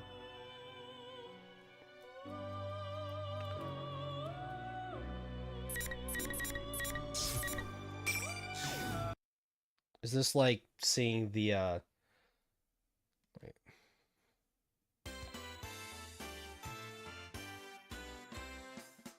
I had a hunch this was gonna happen. Okay, I don't want to. Like, I really do need to just like stick with this thing because I get the feeling that Persona 4 episode Persona 4.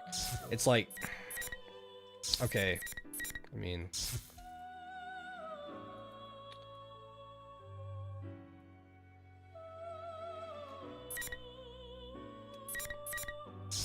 yeah. Let's just keep going.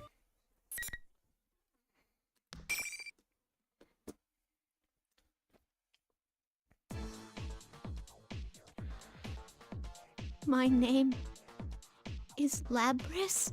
Labris. Okay, and forgive me if I'm like I'm going to try to finish like the cliffhanger bits because obviously like it's just gonna be probably one, maybe two battles at most, that kind of shit, and I'm pretty sure it will just lead to like the same conclusions. So I'm just gonna like. Don't tell me you're. Yes, I am the 7th generation anti-shadow suppression weapon, Aegis. I am the model that came after you. Huh. So you're here to seize her. Well, I won't let you. Caesar, I don't even know her. I'm sick of that place. I'm going to be free. Isn't that right, me? Won't that be better than letting the Kirijo group capture you again? Kirijo. Capture? I wasn't human? I won't be caged! I will take my freedom!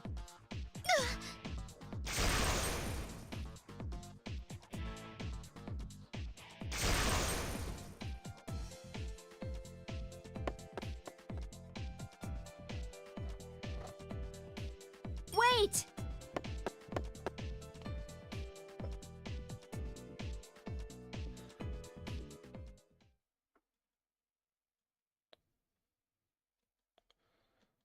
Ow! She's staring. Senpai, aren't you gonna go after them? Yeah, what am I spacing out? Of course I can't just let stuff in like this. So what if she's not human? So what if she's not what I had imagined? She believed in me, she trusted me. Yeah, I completely failed her. I'm not gonna let it down. Not a Thanks, chance. Rise. I'll back you up from here. Good luck!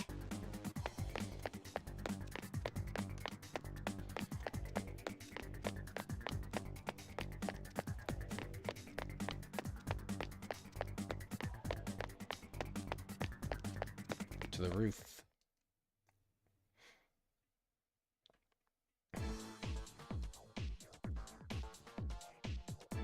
Yep. The interest of this world. You're here.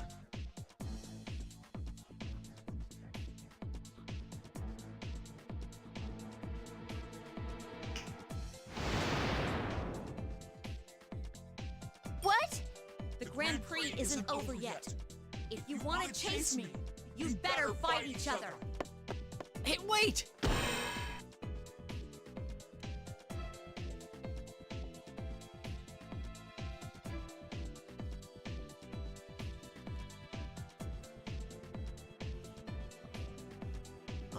Is it true you came to capture her? You're Captain Resentiment. Yosuke Hanamura, correct? Gosh. I saw you in the video advertising this tournament. The one showing the people currently in this world. Did you now? Normally, I would recommend that you evacuate at once, but neither of us can leave. I must go after her. What a coincidence. Me too. But this has nothing to do with you. I may not have meant to, but I hurt that girl. She was depending on me, and I turned my back on her. That's why I need to go and apologize. When I say that, Aigus's expression relaxes. It's really a natural expression, very human-like. Labrys' face was like I that think too. I should explain certain things to you. I'm not authorized to disclose everything, but...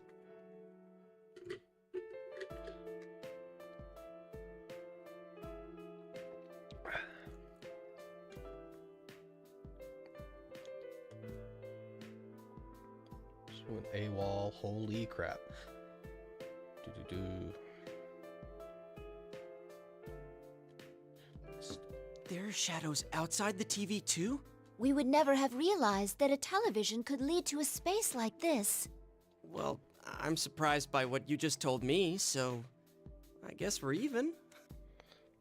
I tried joking and smiling, but Aigus doesn't smile back. She looks straight at me. Her eyes are filled with strength. I can tell that she's measuring me up. Come to think of it, Labrys looked at me the same way when we first met. Hey, please tell me, what's going to happen to Labrys once you catch her? I cannot answer that. If you have no other questions, then let us begin the battle. There isn't any time to spare. Please don't resist. I can knock you out painlessly if you comply. Yikes. But hey, I can't back down. Are you really going to fight a living weapon like myself? I do not mean to boast, but your chances of success are low. I'm still a guy.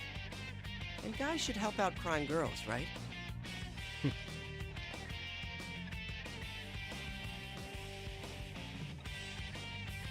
I'll never forgive myself if I was sent home now.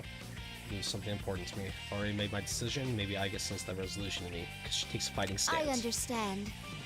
I accept your challenge. Here I come.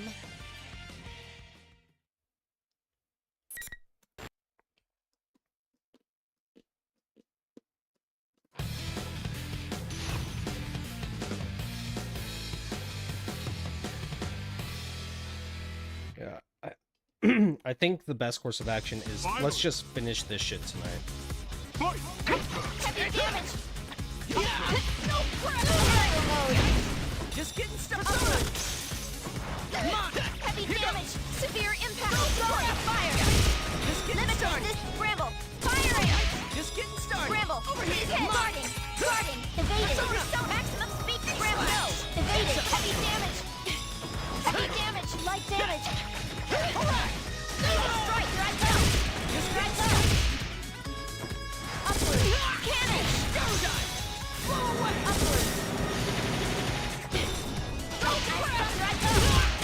Target fire! Two up! Big fail! Damage! Move down! Please hit! I summon you! My upper stealth! Please hit! Ready! Dash! No! Upward! Anti-air! Guarding! Crap! Upward! You're mine! Floaters! Heavy damage! Severe impact! Heavy damage! No!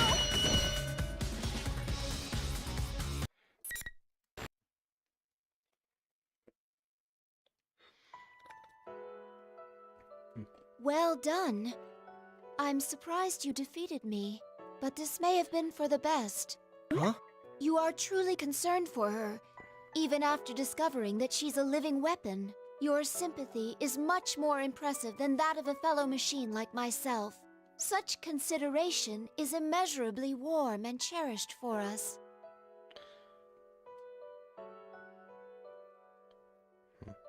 I met my own friends once, and reached my own answer. I was thinking of telling my sister of these experiences. Oh, she's your sister. But I think it's better that you tell her instead.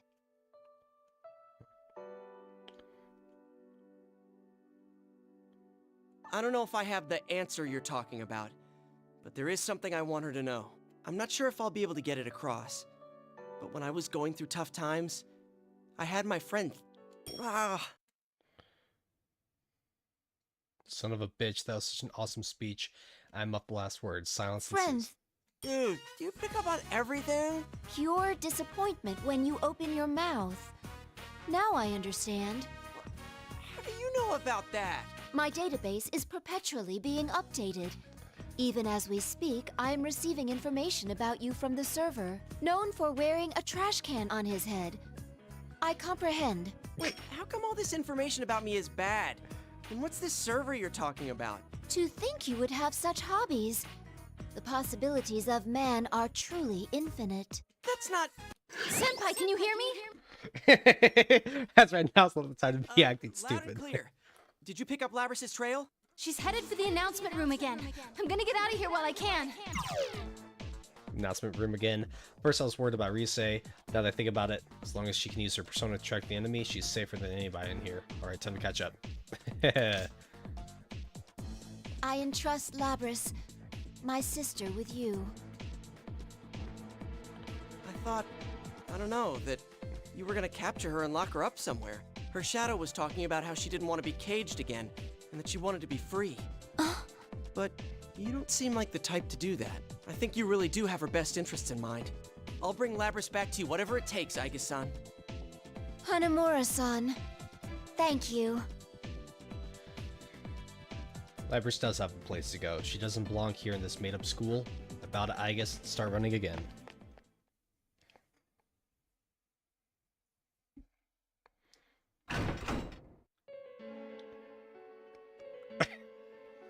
This is the song most associated with Adachi, and upon hearing this, my first thought would be like, we just see Adachi just standing there, nonchalant, for no fucking reason. She's...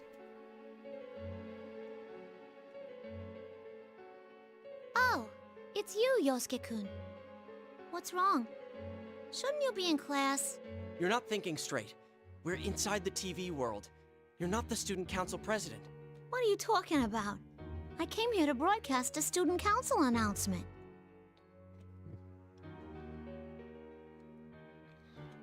It's like a deep... Labrys. That's your name. You know that, right? Let's go back and put an end to this fake world. Why? Why are you saying that stuff? I want to stay here. This is the only place I can belong. Labrys slowly stands up and puts her arm behind her back.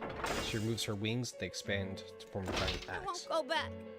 I'm gonna stay here forever and ever.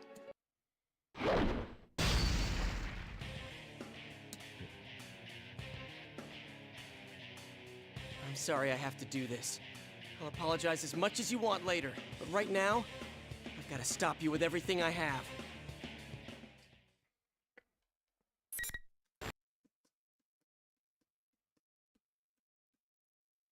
Shut up, Feral Ravage. She's not having a woman moment. She's having a fucking, like, persona moment. Finally! Fight! How about this? Effective, huh? Seriously? Over here!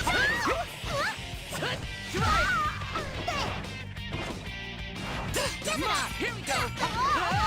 Seriously? Blast off! Behind you! Slash! Seriously? I ain't going down there! Slash! Slash! Oh, crap! No way, Jose! Go dive! Blow away! Oh, crap! Hey, quit it! No! Slash! Get some! No! Over here! Whoa there! Get some! Just getting started! Just getting started! Take him! Oh, crap! Don't just still up! Just still up! Bad! Bad! Go dive!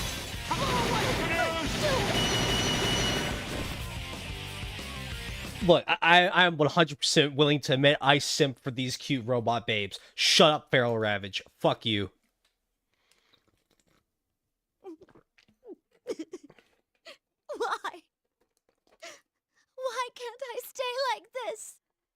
good will it do for you to forget everything? You know that you're trying to ignore the truth and that you're lying to yourself. That'll only bring you more pain. Labrys looks at me with eyes filled with You misery. wouldn't understand. No one can understand how I feel. That's right. They'd never understand. Shadow. So you were nearby after all. Why wouldn't I be? I'm her.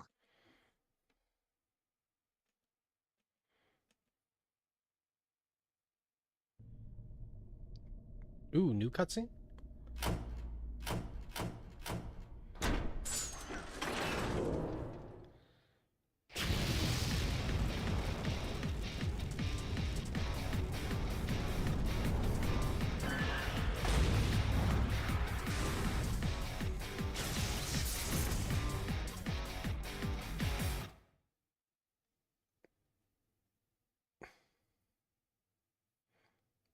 That looked sick.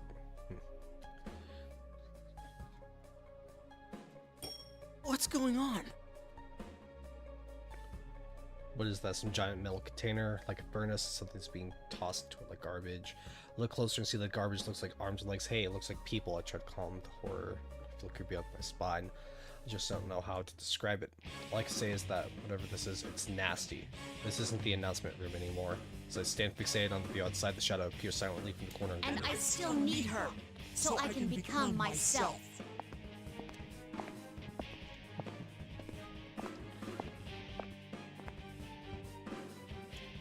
Labrys has the shadow hasn't gained true power yet.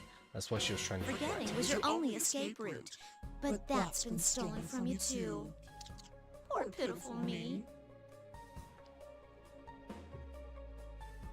You made them go through the same pain, but in the end, they still didn't understand.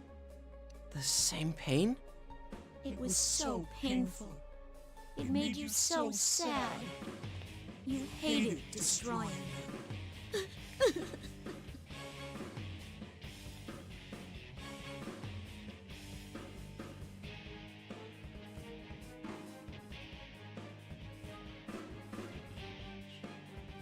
He was forced to fight his friends too. But he didn't feel the despair that we did. He wasn't alone, after all. He's completely different from us. We're not human or an ordinary machine. We don't belong anywhere, and we'll always be alone. No one will ever understand us. Please stop!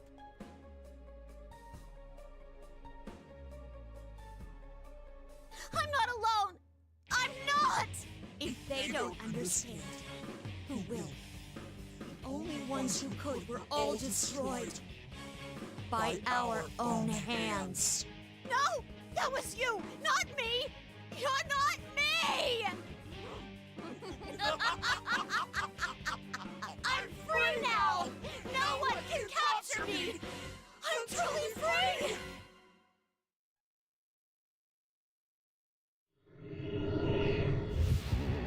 Okay, sorry to skip the cutscenes, but it's like, come on. Well, there it is. The shadow goes wild and strikes Labrys, knocking her aside. I catch her from behind. Labrys looks up at me a bit surprised, but the look in her eyes is frail, ready to fade away at any moment. I smile at her. Don't worry. It's okay if you can't at first. It's really hard to accept yourself. The only reason I could do it was because I had friends to help me. It would have been impossible to do on my own. I'm here with you now. And you've got Aige-san too. We'll help you face yourself.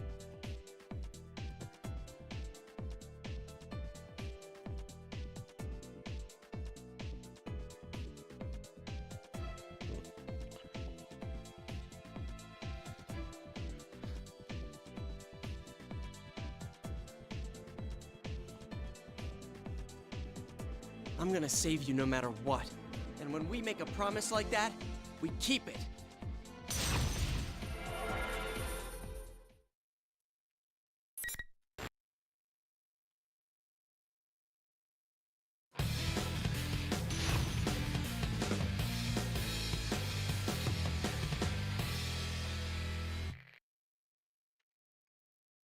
Finally! Fight! Behind you! Behind you! Over here! Blast off! How about this? Pretty effective, huh? Over here! Just getting started! Go, Jiraiya! No way, Jose! Damn it! Go dive! Blow away!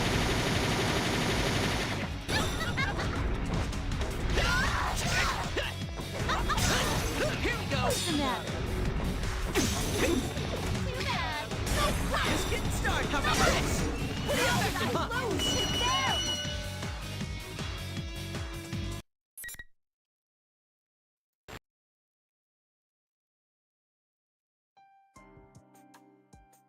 Shadow finally stops moving and settles down. I run to Labrys, pick her up. She's still awake, but her expression is gloomy. I'm such a failure. I can't win against anyone. I even let my shadow out. I'm a weapon, but I'm so useless. It would be better if I was just scrapped.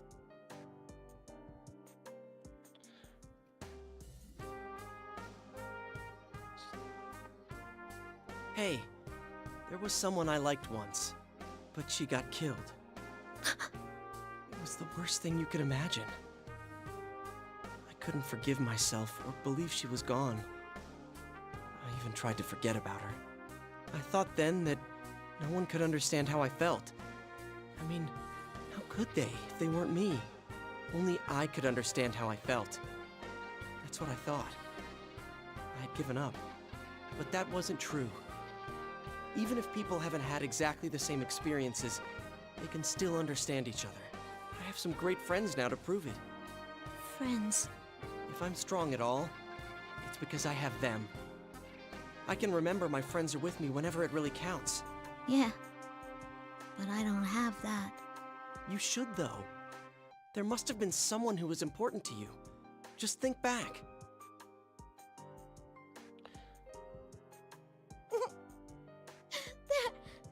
They're all gone.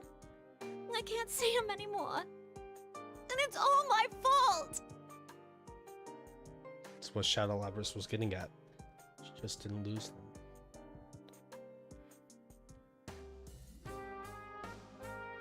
I see. Can't it be us? You're friends. How? I'm not human. Who cares? One of my friends is a shadow. Remember Teddy? The one who was acting like your knight? He was originally a shadow. And you have Aige-san with you too. I know she was really worried about you. Really?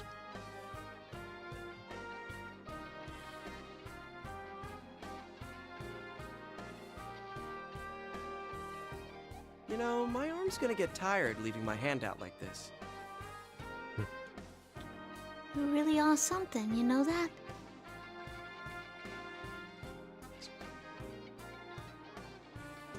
I'm not alone. That's right. We'll be by your side.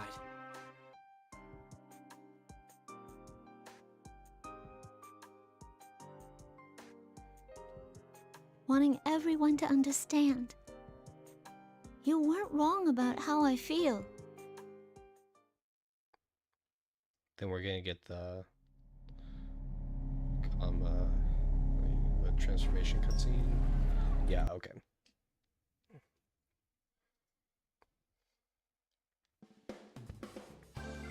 Such an elegant white silhouette. It's hard to imagine it was the same as the Black Bull Shadow. I was worried that there might be something wrong, like she was damaged or something, but when she turns to me, I could see the strength in her eyes. I breathed a sigh of relief. I left my face cheerfully. Well, let's get going. Back to where our friends are waiting. You got it.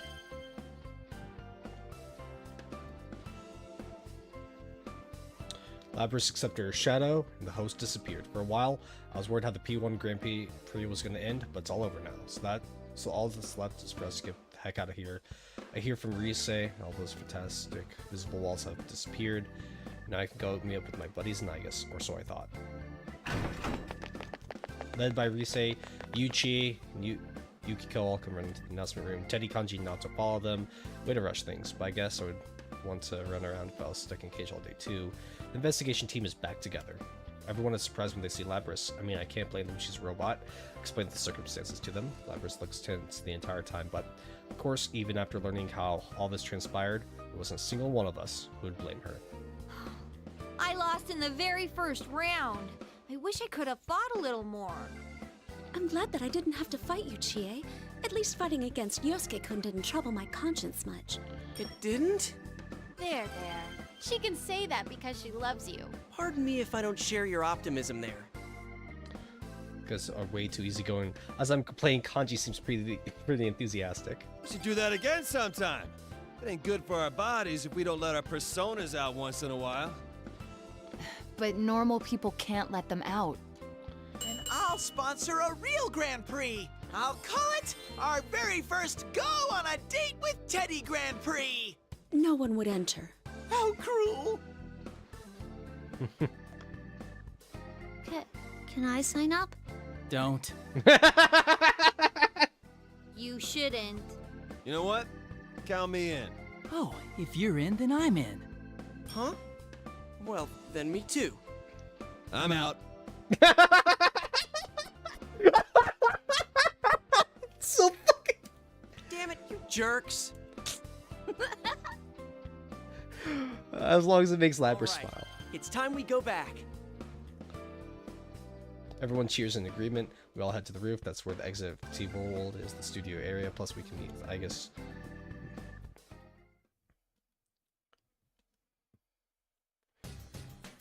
It seems everything has been resolved.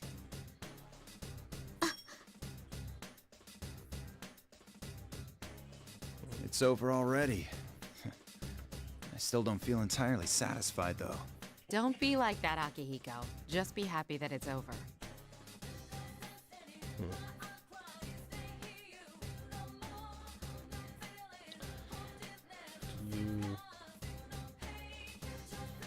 Hanamura, yes? You have my thanks for helping us retrieve Labris. Could you maybe not use the word retrieve? You're right. My apologies. I'm Mitsuru Kirijo, Labris's handler.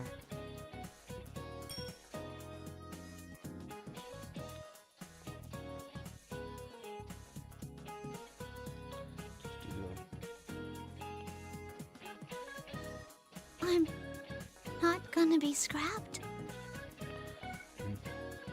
I have no plans to shut you down or destroy you. Kirijo's answer so direct, you can't help but cheer. Labris was more perplexed than happy. Kirijo takes Labris' hand. Lowers her. Indeed, you aren't. You have done nothing wrong. It's actually me who should be apologizing to you. Oh no, you don't gotta do that. I felt like there was no getting around being sealed away again. Labris. I can't believe this is happening. This is all thanks to you. Yosuke. Kun. Ah!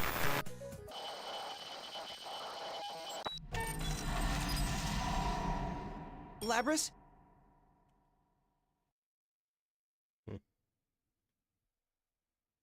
It's not over yet. Is this the same communication system we use? Everyone, step away from Labris! Huh?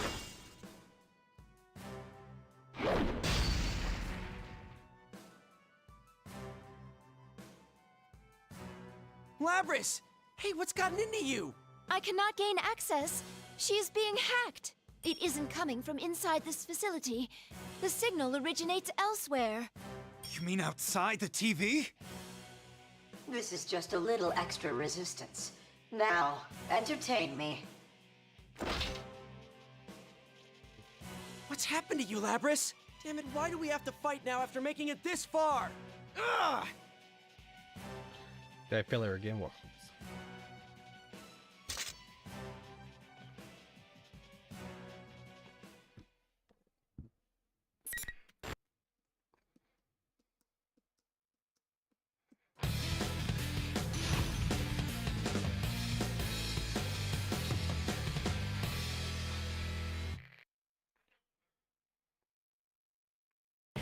Finally!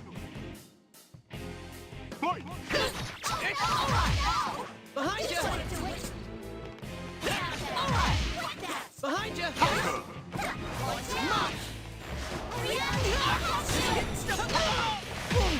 No way, Jose! You're mine! Slash! Behind you! Just getting set! Here! Here! Here!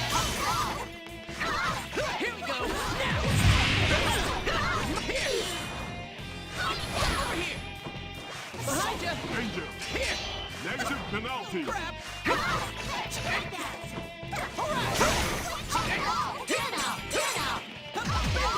Just getting started! Go dive! Blow away!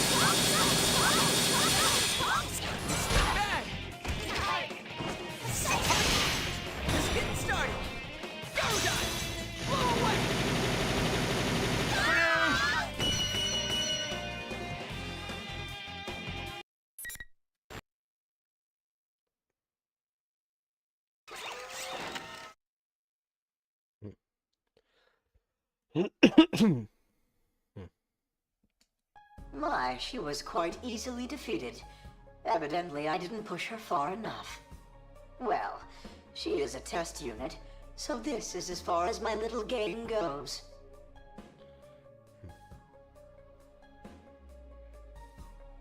Who are you? Ah, yes. I have more than enough data now. I should thank you all. Although this didn't work out, you did stay in it to the very end.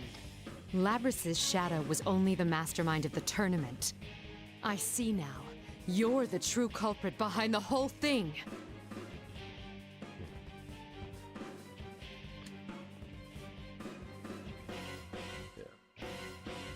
Indeed. It was I who stole Labrys away. Since I don't have a persona and can't enter a TV, I needed a puppet that could run amok for me. Labrys's persona was only partially awakened, so I had a feeling her shadow would appear if she underwent a little suffering. You got the better of me this time. You deserve to know at least that much. You were using Labrys for your own selfish reasons? That's horrible. She has a heart. Do you even know how much pain Labrys went through? A heart, meaningless. Whether or not she has one matters not at all to my plan. You bastard! Well then, everyone, until we meet again.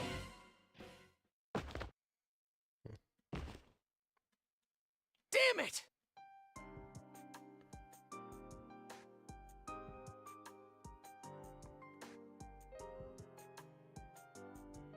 It seems whoever our adversary is, they're connected to us. I advise you not to get involved in this matter any further. From here on, you should leave this to us. Huh? Are you telling us to back off from this?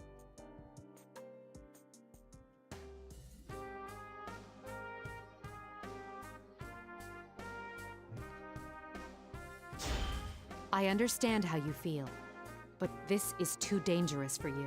We will do our best to ensure that no harm comes to you. Trust in us and let us work.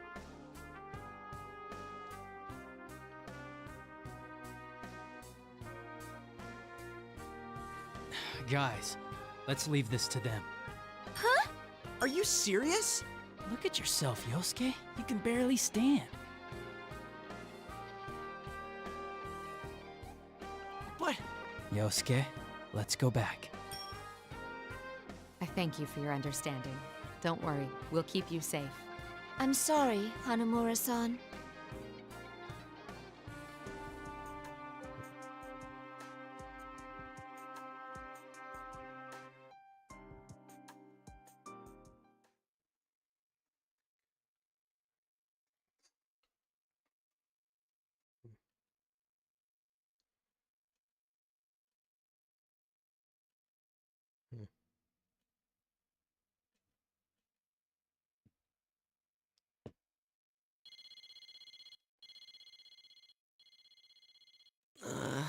Who's calling me this early?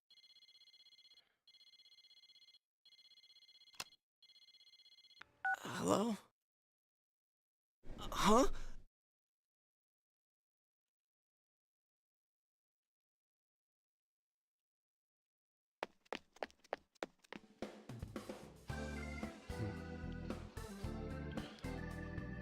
do. Oh, there he is. What took you so long? Laverson and the others were just about to leave. I made it in time.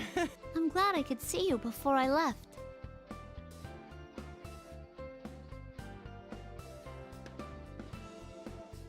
Huh? Did I tell you my cell phone number? Obtaining the cell phone numbers of ordinary citizens is child's play. Holy shit, really? Are you accessing that server thing you mentioned? The Kirijo group is kinda scary. I asked if I could come see everyone. I wanted to give everyone a real goodbye.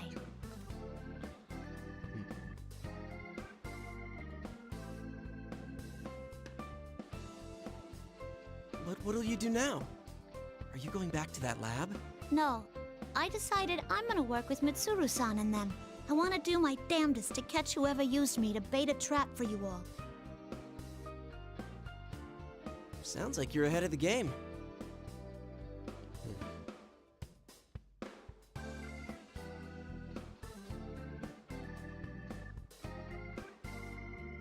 What do you mean?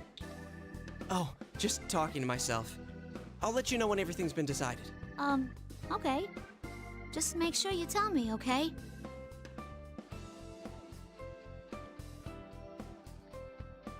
A handshake is so formal. I'll show you what the cool kids do. Huh? Like this? Yep, that's it. Oh, that's sweet. Everyone, thank you so much. Yosuke-kun, I won't forget about you. I'm friends with you now, so I'll stay strong.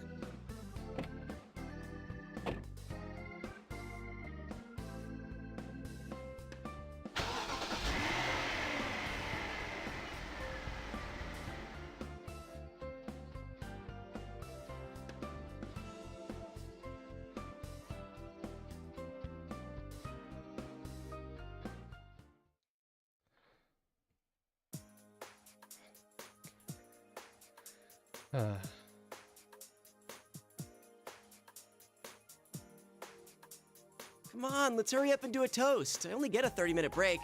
Huh? You working today? I can't take much time off during Golden Week. Teddy, you were out without permission a couple days ago, so be ready to pay the price. No, but that wasn't my fault. You meanie jerk nurse lover. Oh, speaking of which. Shh, quiet, you. How did the conversation go from working to wanking in 2 moves? Chat, that's how I feel with you guys. Like, I'll just be playing my game. I'll just be like silently doing whatever I'm doing. I'll look down at chat. Oh, you guys are talking about insert whatever thing here. It's like, yeah, how? I don't need them knowing this stuff. There's no time before anyone can ask you what he's talking about. I raise my cup and look at everyone. Second time's the charm. Welcome back. Welcome back, senpai. After a toast, we chat like we don't have a care in the world. This is the kind of atmosphere you can only get with the best of friends. Ahem. May I have your attention, please? It's time to announce the reason we're all here today. Isn't it to welcome back Yukon?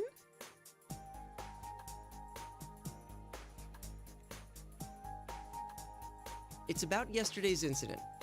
You guys weren't satisfied with how things ended, right? Of course not, but... So, why not launch our own investigation?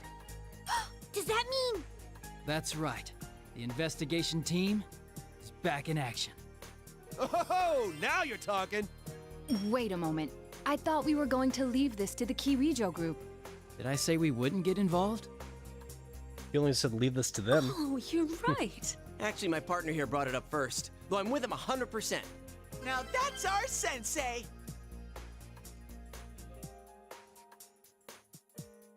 You're splitting hairs rather finely there.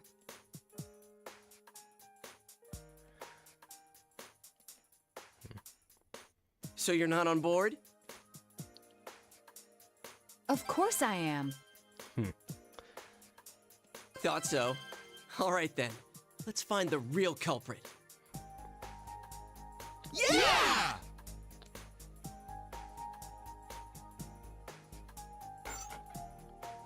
Well, I gotta get back to work. Come on, Teddy, let's go. Who's this Teddy you speak of? I don't know anyone with such a pretty name.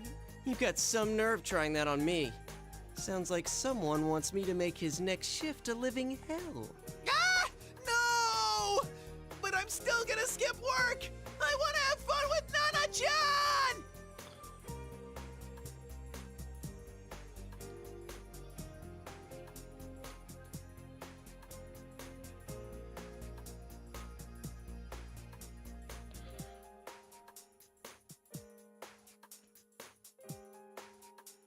We're gonna party till we drop.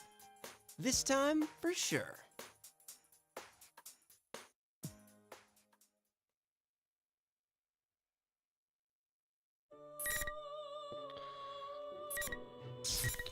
I wonder why it has a red clear instead of only 72% done. Fuck.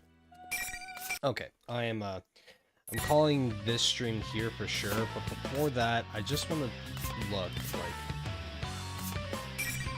no, you're taking the gallery mode.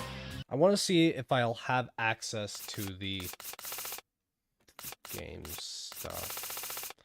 Story illustrations. Okay, let's see.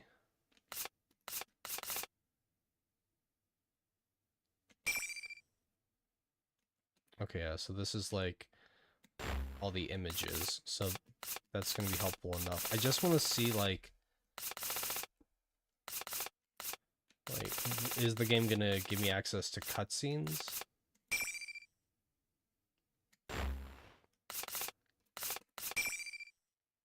Oh yeah, movie. Okay, there we go. So thankfully it will give me like the individual movies and stuff. So at the very least, this is going to greatly help when it comes to putting a video together. So it's good to see that. Okay, so this is like Persona 4 Arena. So the U is, Ultimax, obviously. So it's like, fuck, there's still so much content. So much content in this game. Ah, there's our boy. There he is. The one and only. Okay. But yeah, I am calling this session here.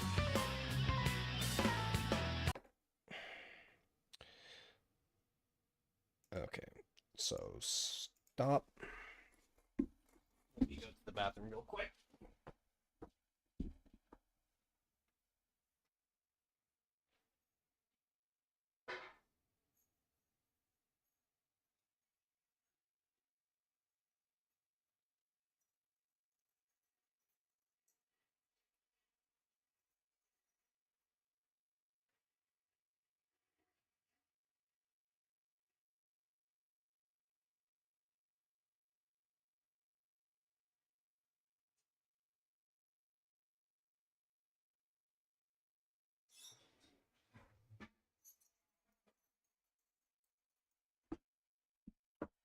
Alright, so I promised that I would give you guys some AI Adachi fun.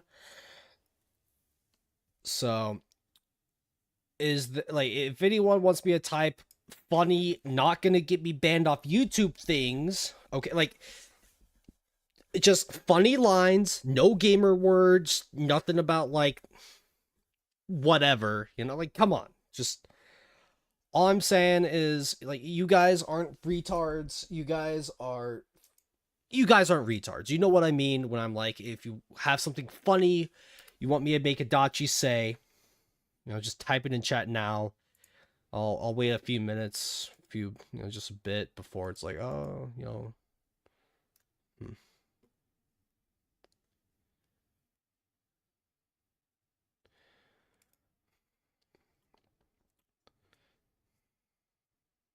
Do the Samuel L. Jackson.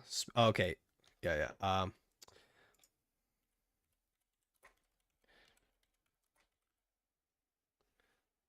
Okay, yeah, like and you'll know my name is the Lord kind of thing, right? Like, when I lay my vengeance upon thee. Okay, so it's basically like, he's quoting Ezekiel. Okay, he's just quoting a Bible verse, so thankfully it should be Well, it's like, yeah, I could just copy and paste it. So.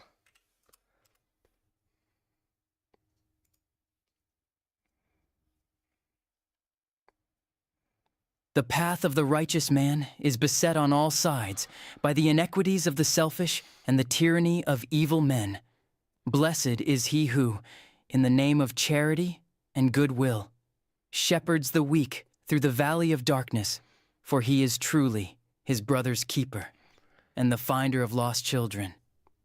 And I will strike down upon thee with great vengeance and furious anger those who attempt to poison and destroy my brothers.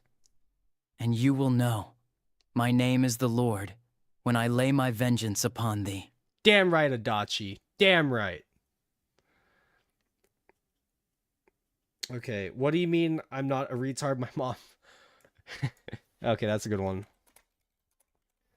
Okay, I should be able to, like, just copy and paste it from the YouTube studio, right? Okay, no, I'll just have to fucking type it out, rip. What do you mean?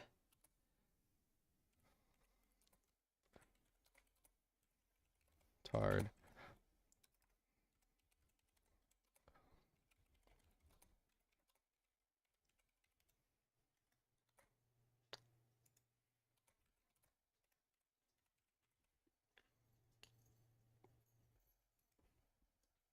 What do you mean I'm not a retard? Nanako and Dojima called me special. See, like, sometimes we gotta update it a little bit, you know, like, you said, oh, my mommy, but it'd be way funnier if, you know, like, Nanako calls me special all the time. Okay, K6, that's a good one.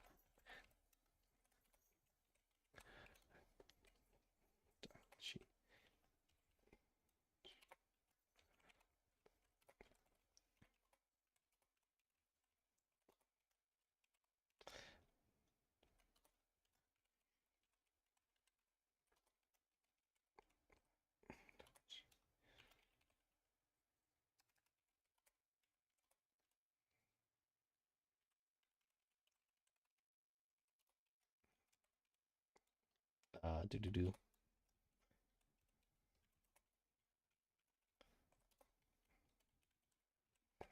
Okay, here's K6. Name: Adachi. Age: Adachi. Place of birth: Adachi.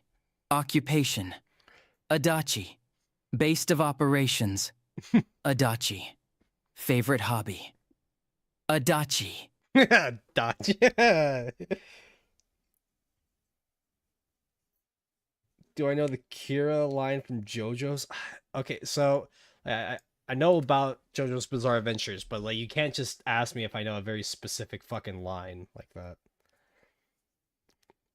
Read the Communist Manifesto. Answer to everything is Adachi. What would be some funny, like, so I know it's like, oh, you guys would love, like, Bible verses and shit, and I'll admit it is funny to hear that, but, like, there's gotta be some, like...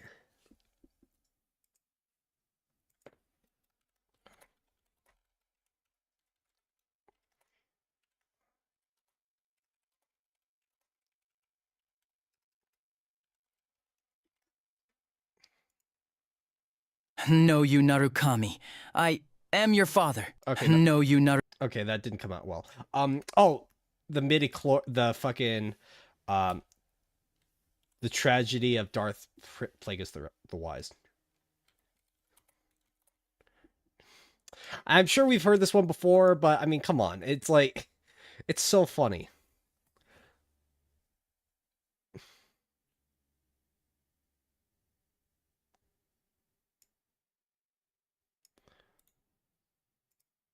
Okay, okay,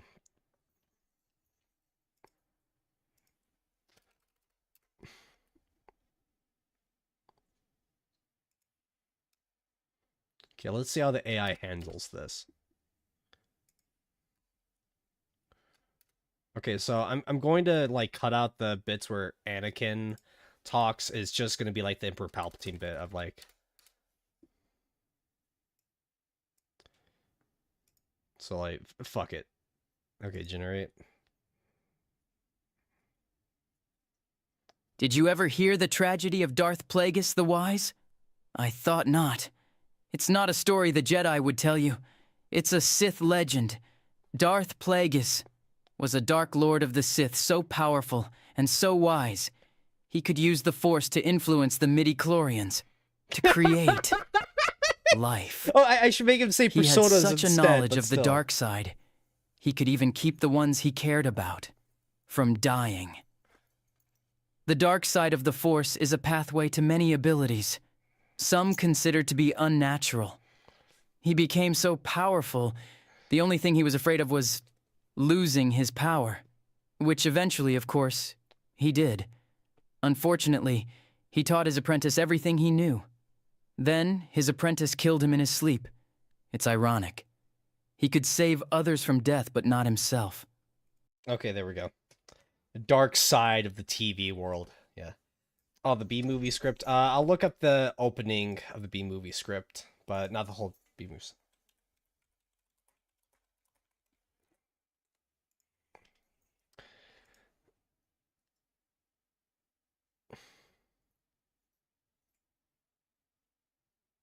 Okay, so copy, paste.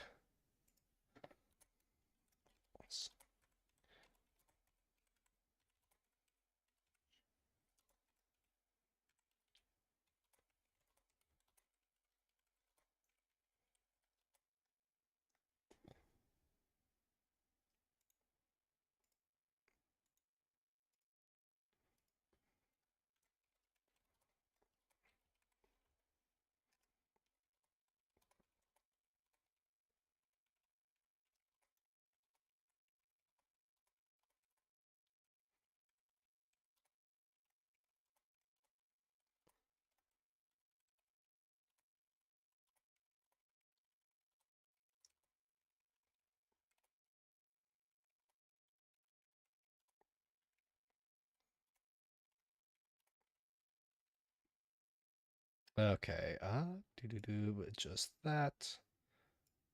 Just that. Okay.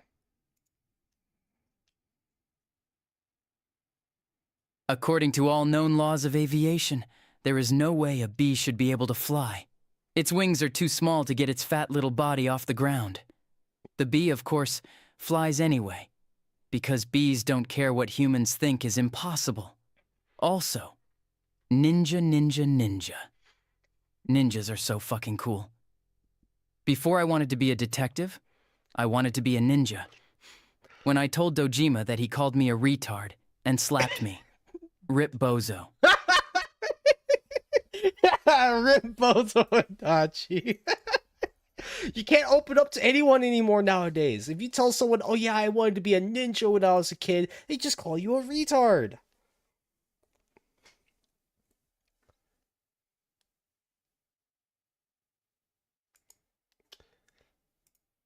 Okay, I mean, obviously we need to hear. Okay, this will be the last one for the day, and I know. Okay, so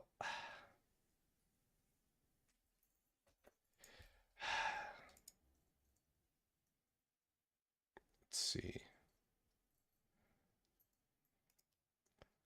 I'm sure that it's like we are. I'm trying to find it. Just give me a sec.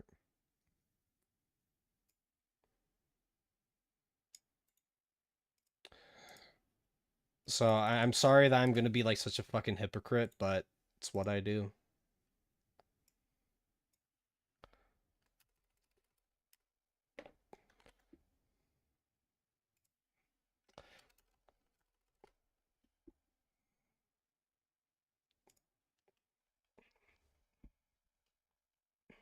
What's up, can a lock come up in your crib? Ah, nigga, don't hate me, cause I'm beautiful, nigga. Maybe if you got rid of that old yee-yee ass haircut you got, you get some bitches on your dick. Oh, better yet, maybe Tanisha'll call your dog ass if she ever stopped fucking with that brain surgeon or lawyer she fucking with. Nigga.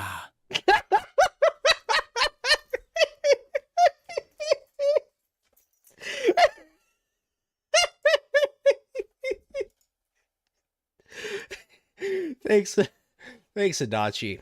Thanks. Okay. Scroll down dialogue, introduction, copy paste, but replace Mesmere with Adachi. Okay. Scroll down. Where does it say introduction? Oh. Okay, there we go.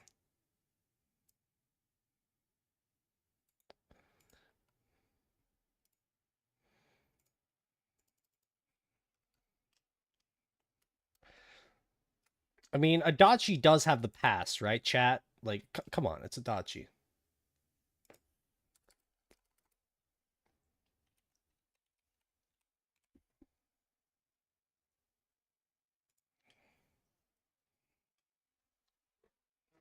A mongrel intruder. Thou art tarnished, it seemeth. Mother, wouldst thou truly lordship's sanction in one so bereft of light? Yet, my purpose standeth unchanged. Those stripped of the grace of gold shall all meet death in the embrace of Adachi's flame. That's good. Send that clip to Geo, post it. Oh, fuck. Okay, here, give me a sec. I gotta look through what, like, there should be, like, a history thing that I can go through. Projects. Fuck.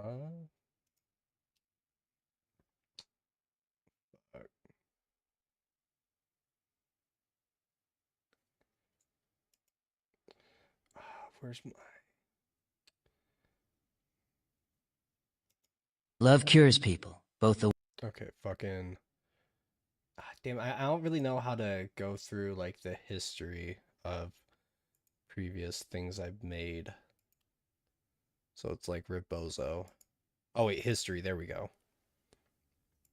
What's up, can a lock come up in your crib? Ah, nigga, don't hate me, 'cause I'm beautiful, nigga. Maybe if you got rid of that old yee-yee-ass haircut you got, you get some bitches on your dick. Oh, better yet, maybe Tanisha'll call your dog ass if she ever stopped fucking with that brain surgeon or lawyer she fucking with. Nigga. Okay, so you want me to send that in Geo's server, right? The Watch Frogs, just like town square. So Zombie, you want me to just take that audio file and just put it like in here? Yeah, that one. Okay, upload a file, downloads, boom, open. Zombie told me to send this. Okay, there we go. Oh, the Super Saiyan 3 speech. Yeah, that'd be a good one.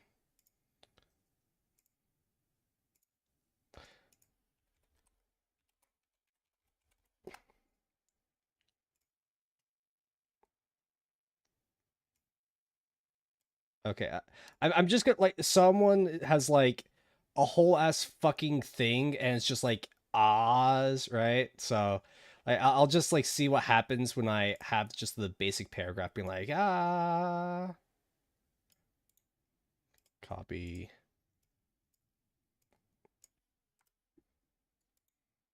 Paste.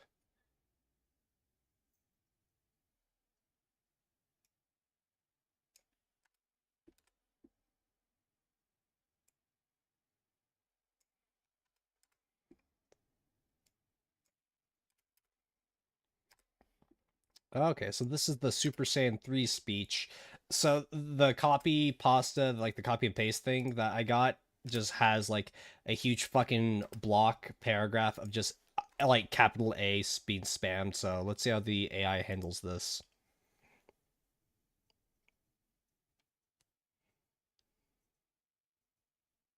You're going to love this. Trust me. What you're seeing now is my normal state.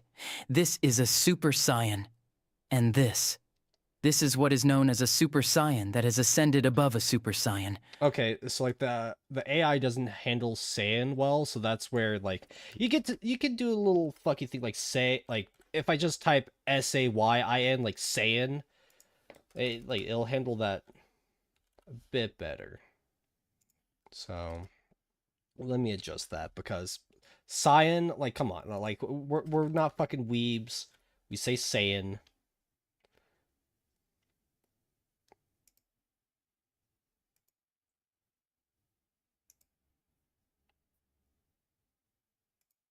Okay.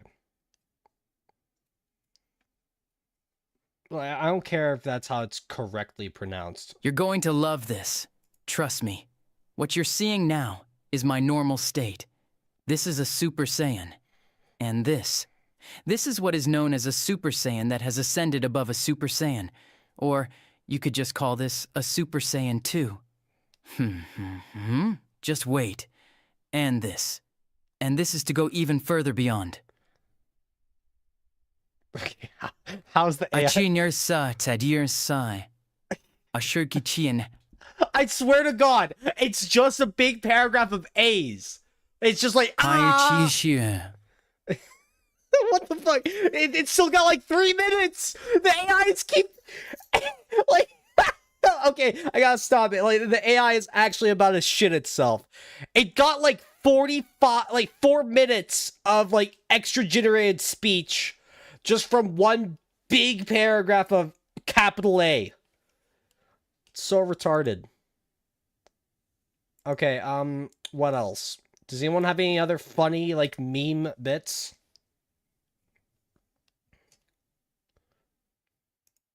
Any other funny anime-related things? Like, come on. If no one has anything else, I'm gonna call it here tonight, so...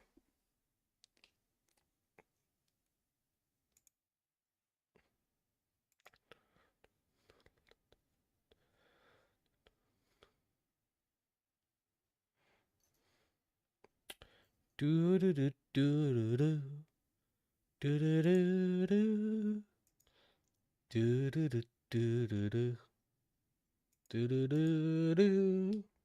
You'd say call it? Yeah, like we ended on a high note.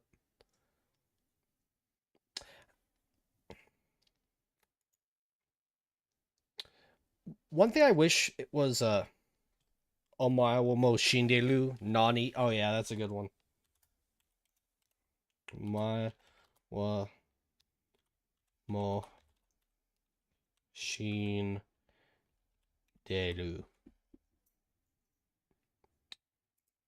I need to like put like a ... Okay, generate. Omae wa mo shinderu. What the fuck? Okay, no, we need to like adjust the settings. Keep it like more stable. High style exaggeration. None. Okay, let's try this now. Omae wa mo shinderu. Okay, that's perfect. That's perfect. Omae wa mo shinderu.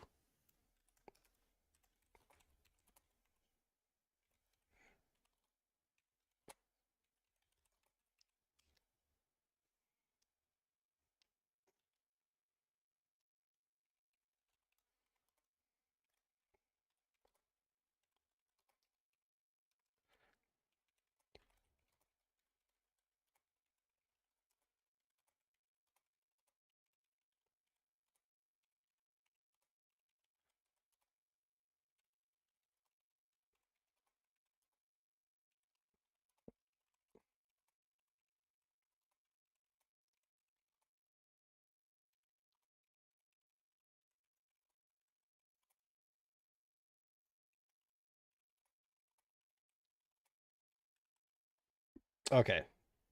One more and then we'll call it. Man, this stream is peak Mogadishu. Like top tier Mad Doodoo stream, no cap for real for real. Chazz should not only end the stream, but end his existence too. It'd be really funny. Oh, they're putting chemicals in the water. Okay, that's a good one.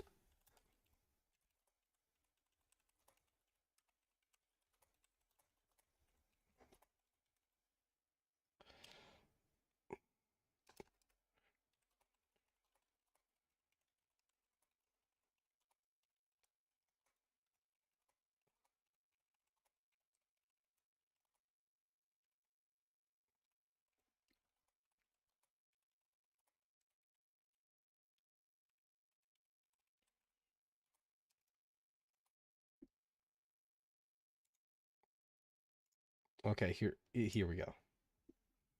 They're putting chemicals in the water to turn the freaking bears gay. Have you seen Teddy? There's no other explanation.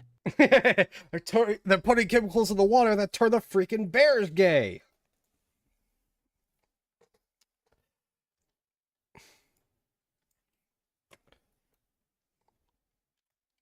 Okay.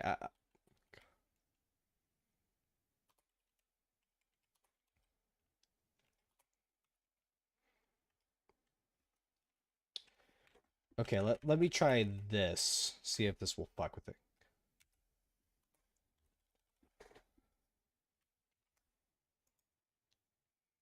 Ka! Mai! Ha! Mai! Ha! Okay, that was me trying to make him say Kamehameha, but the AI, like, it doesn't really do good. Like, okay, so you could do speech to speech. Like, if I recorded a bit of dialogue or something into the mic, I could then try to upload the same, like, audio thing, like I could take, like, the raw audio clip and then upload that into the software to make him try to say, like, the same thing with the same cadence and stuff. But, like, just typing out Kamehameha, the AI doesn't really like that kind of shit. Okay. But yeah, I am getting tired. I think I am going to call it here. So anyways, you guys have a good rest of your night. Sleep well, all that good shit. Peace.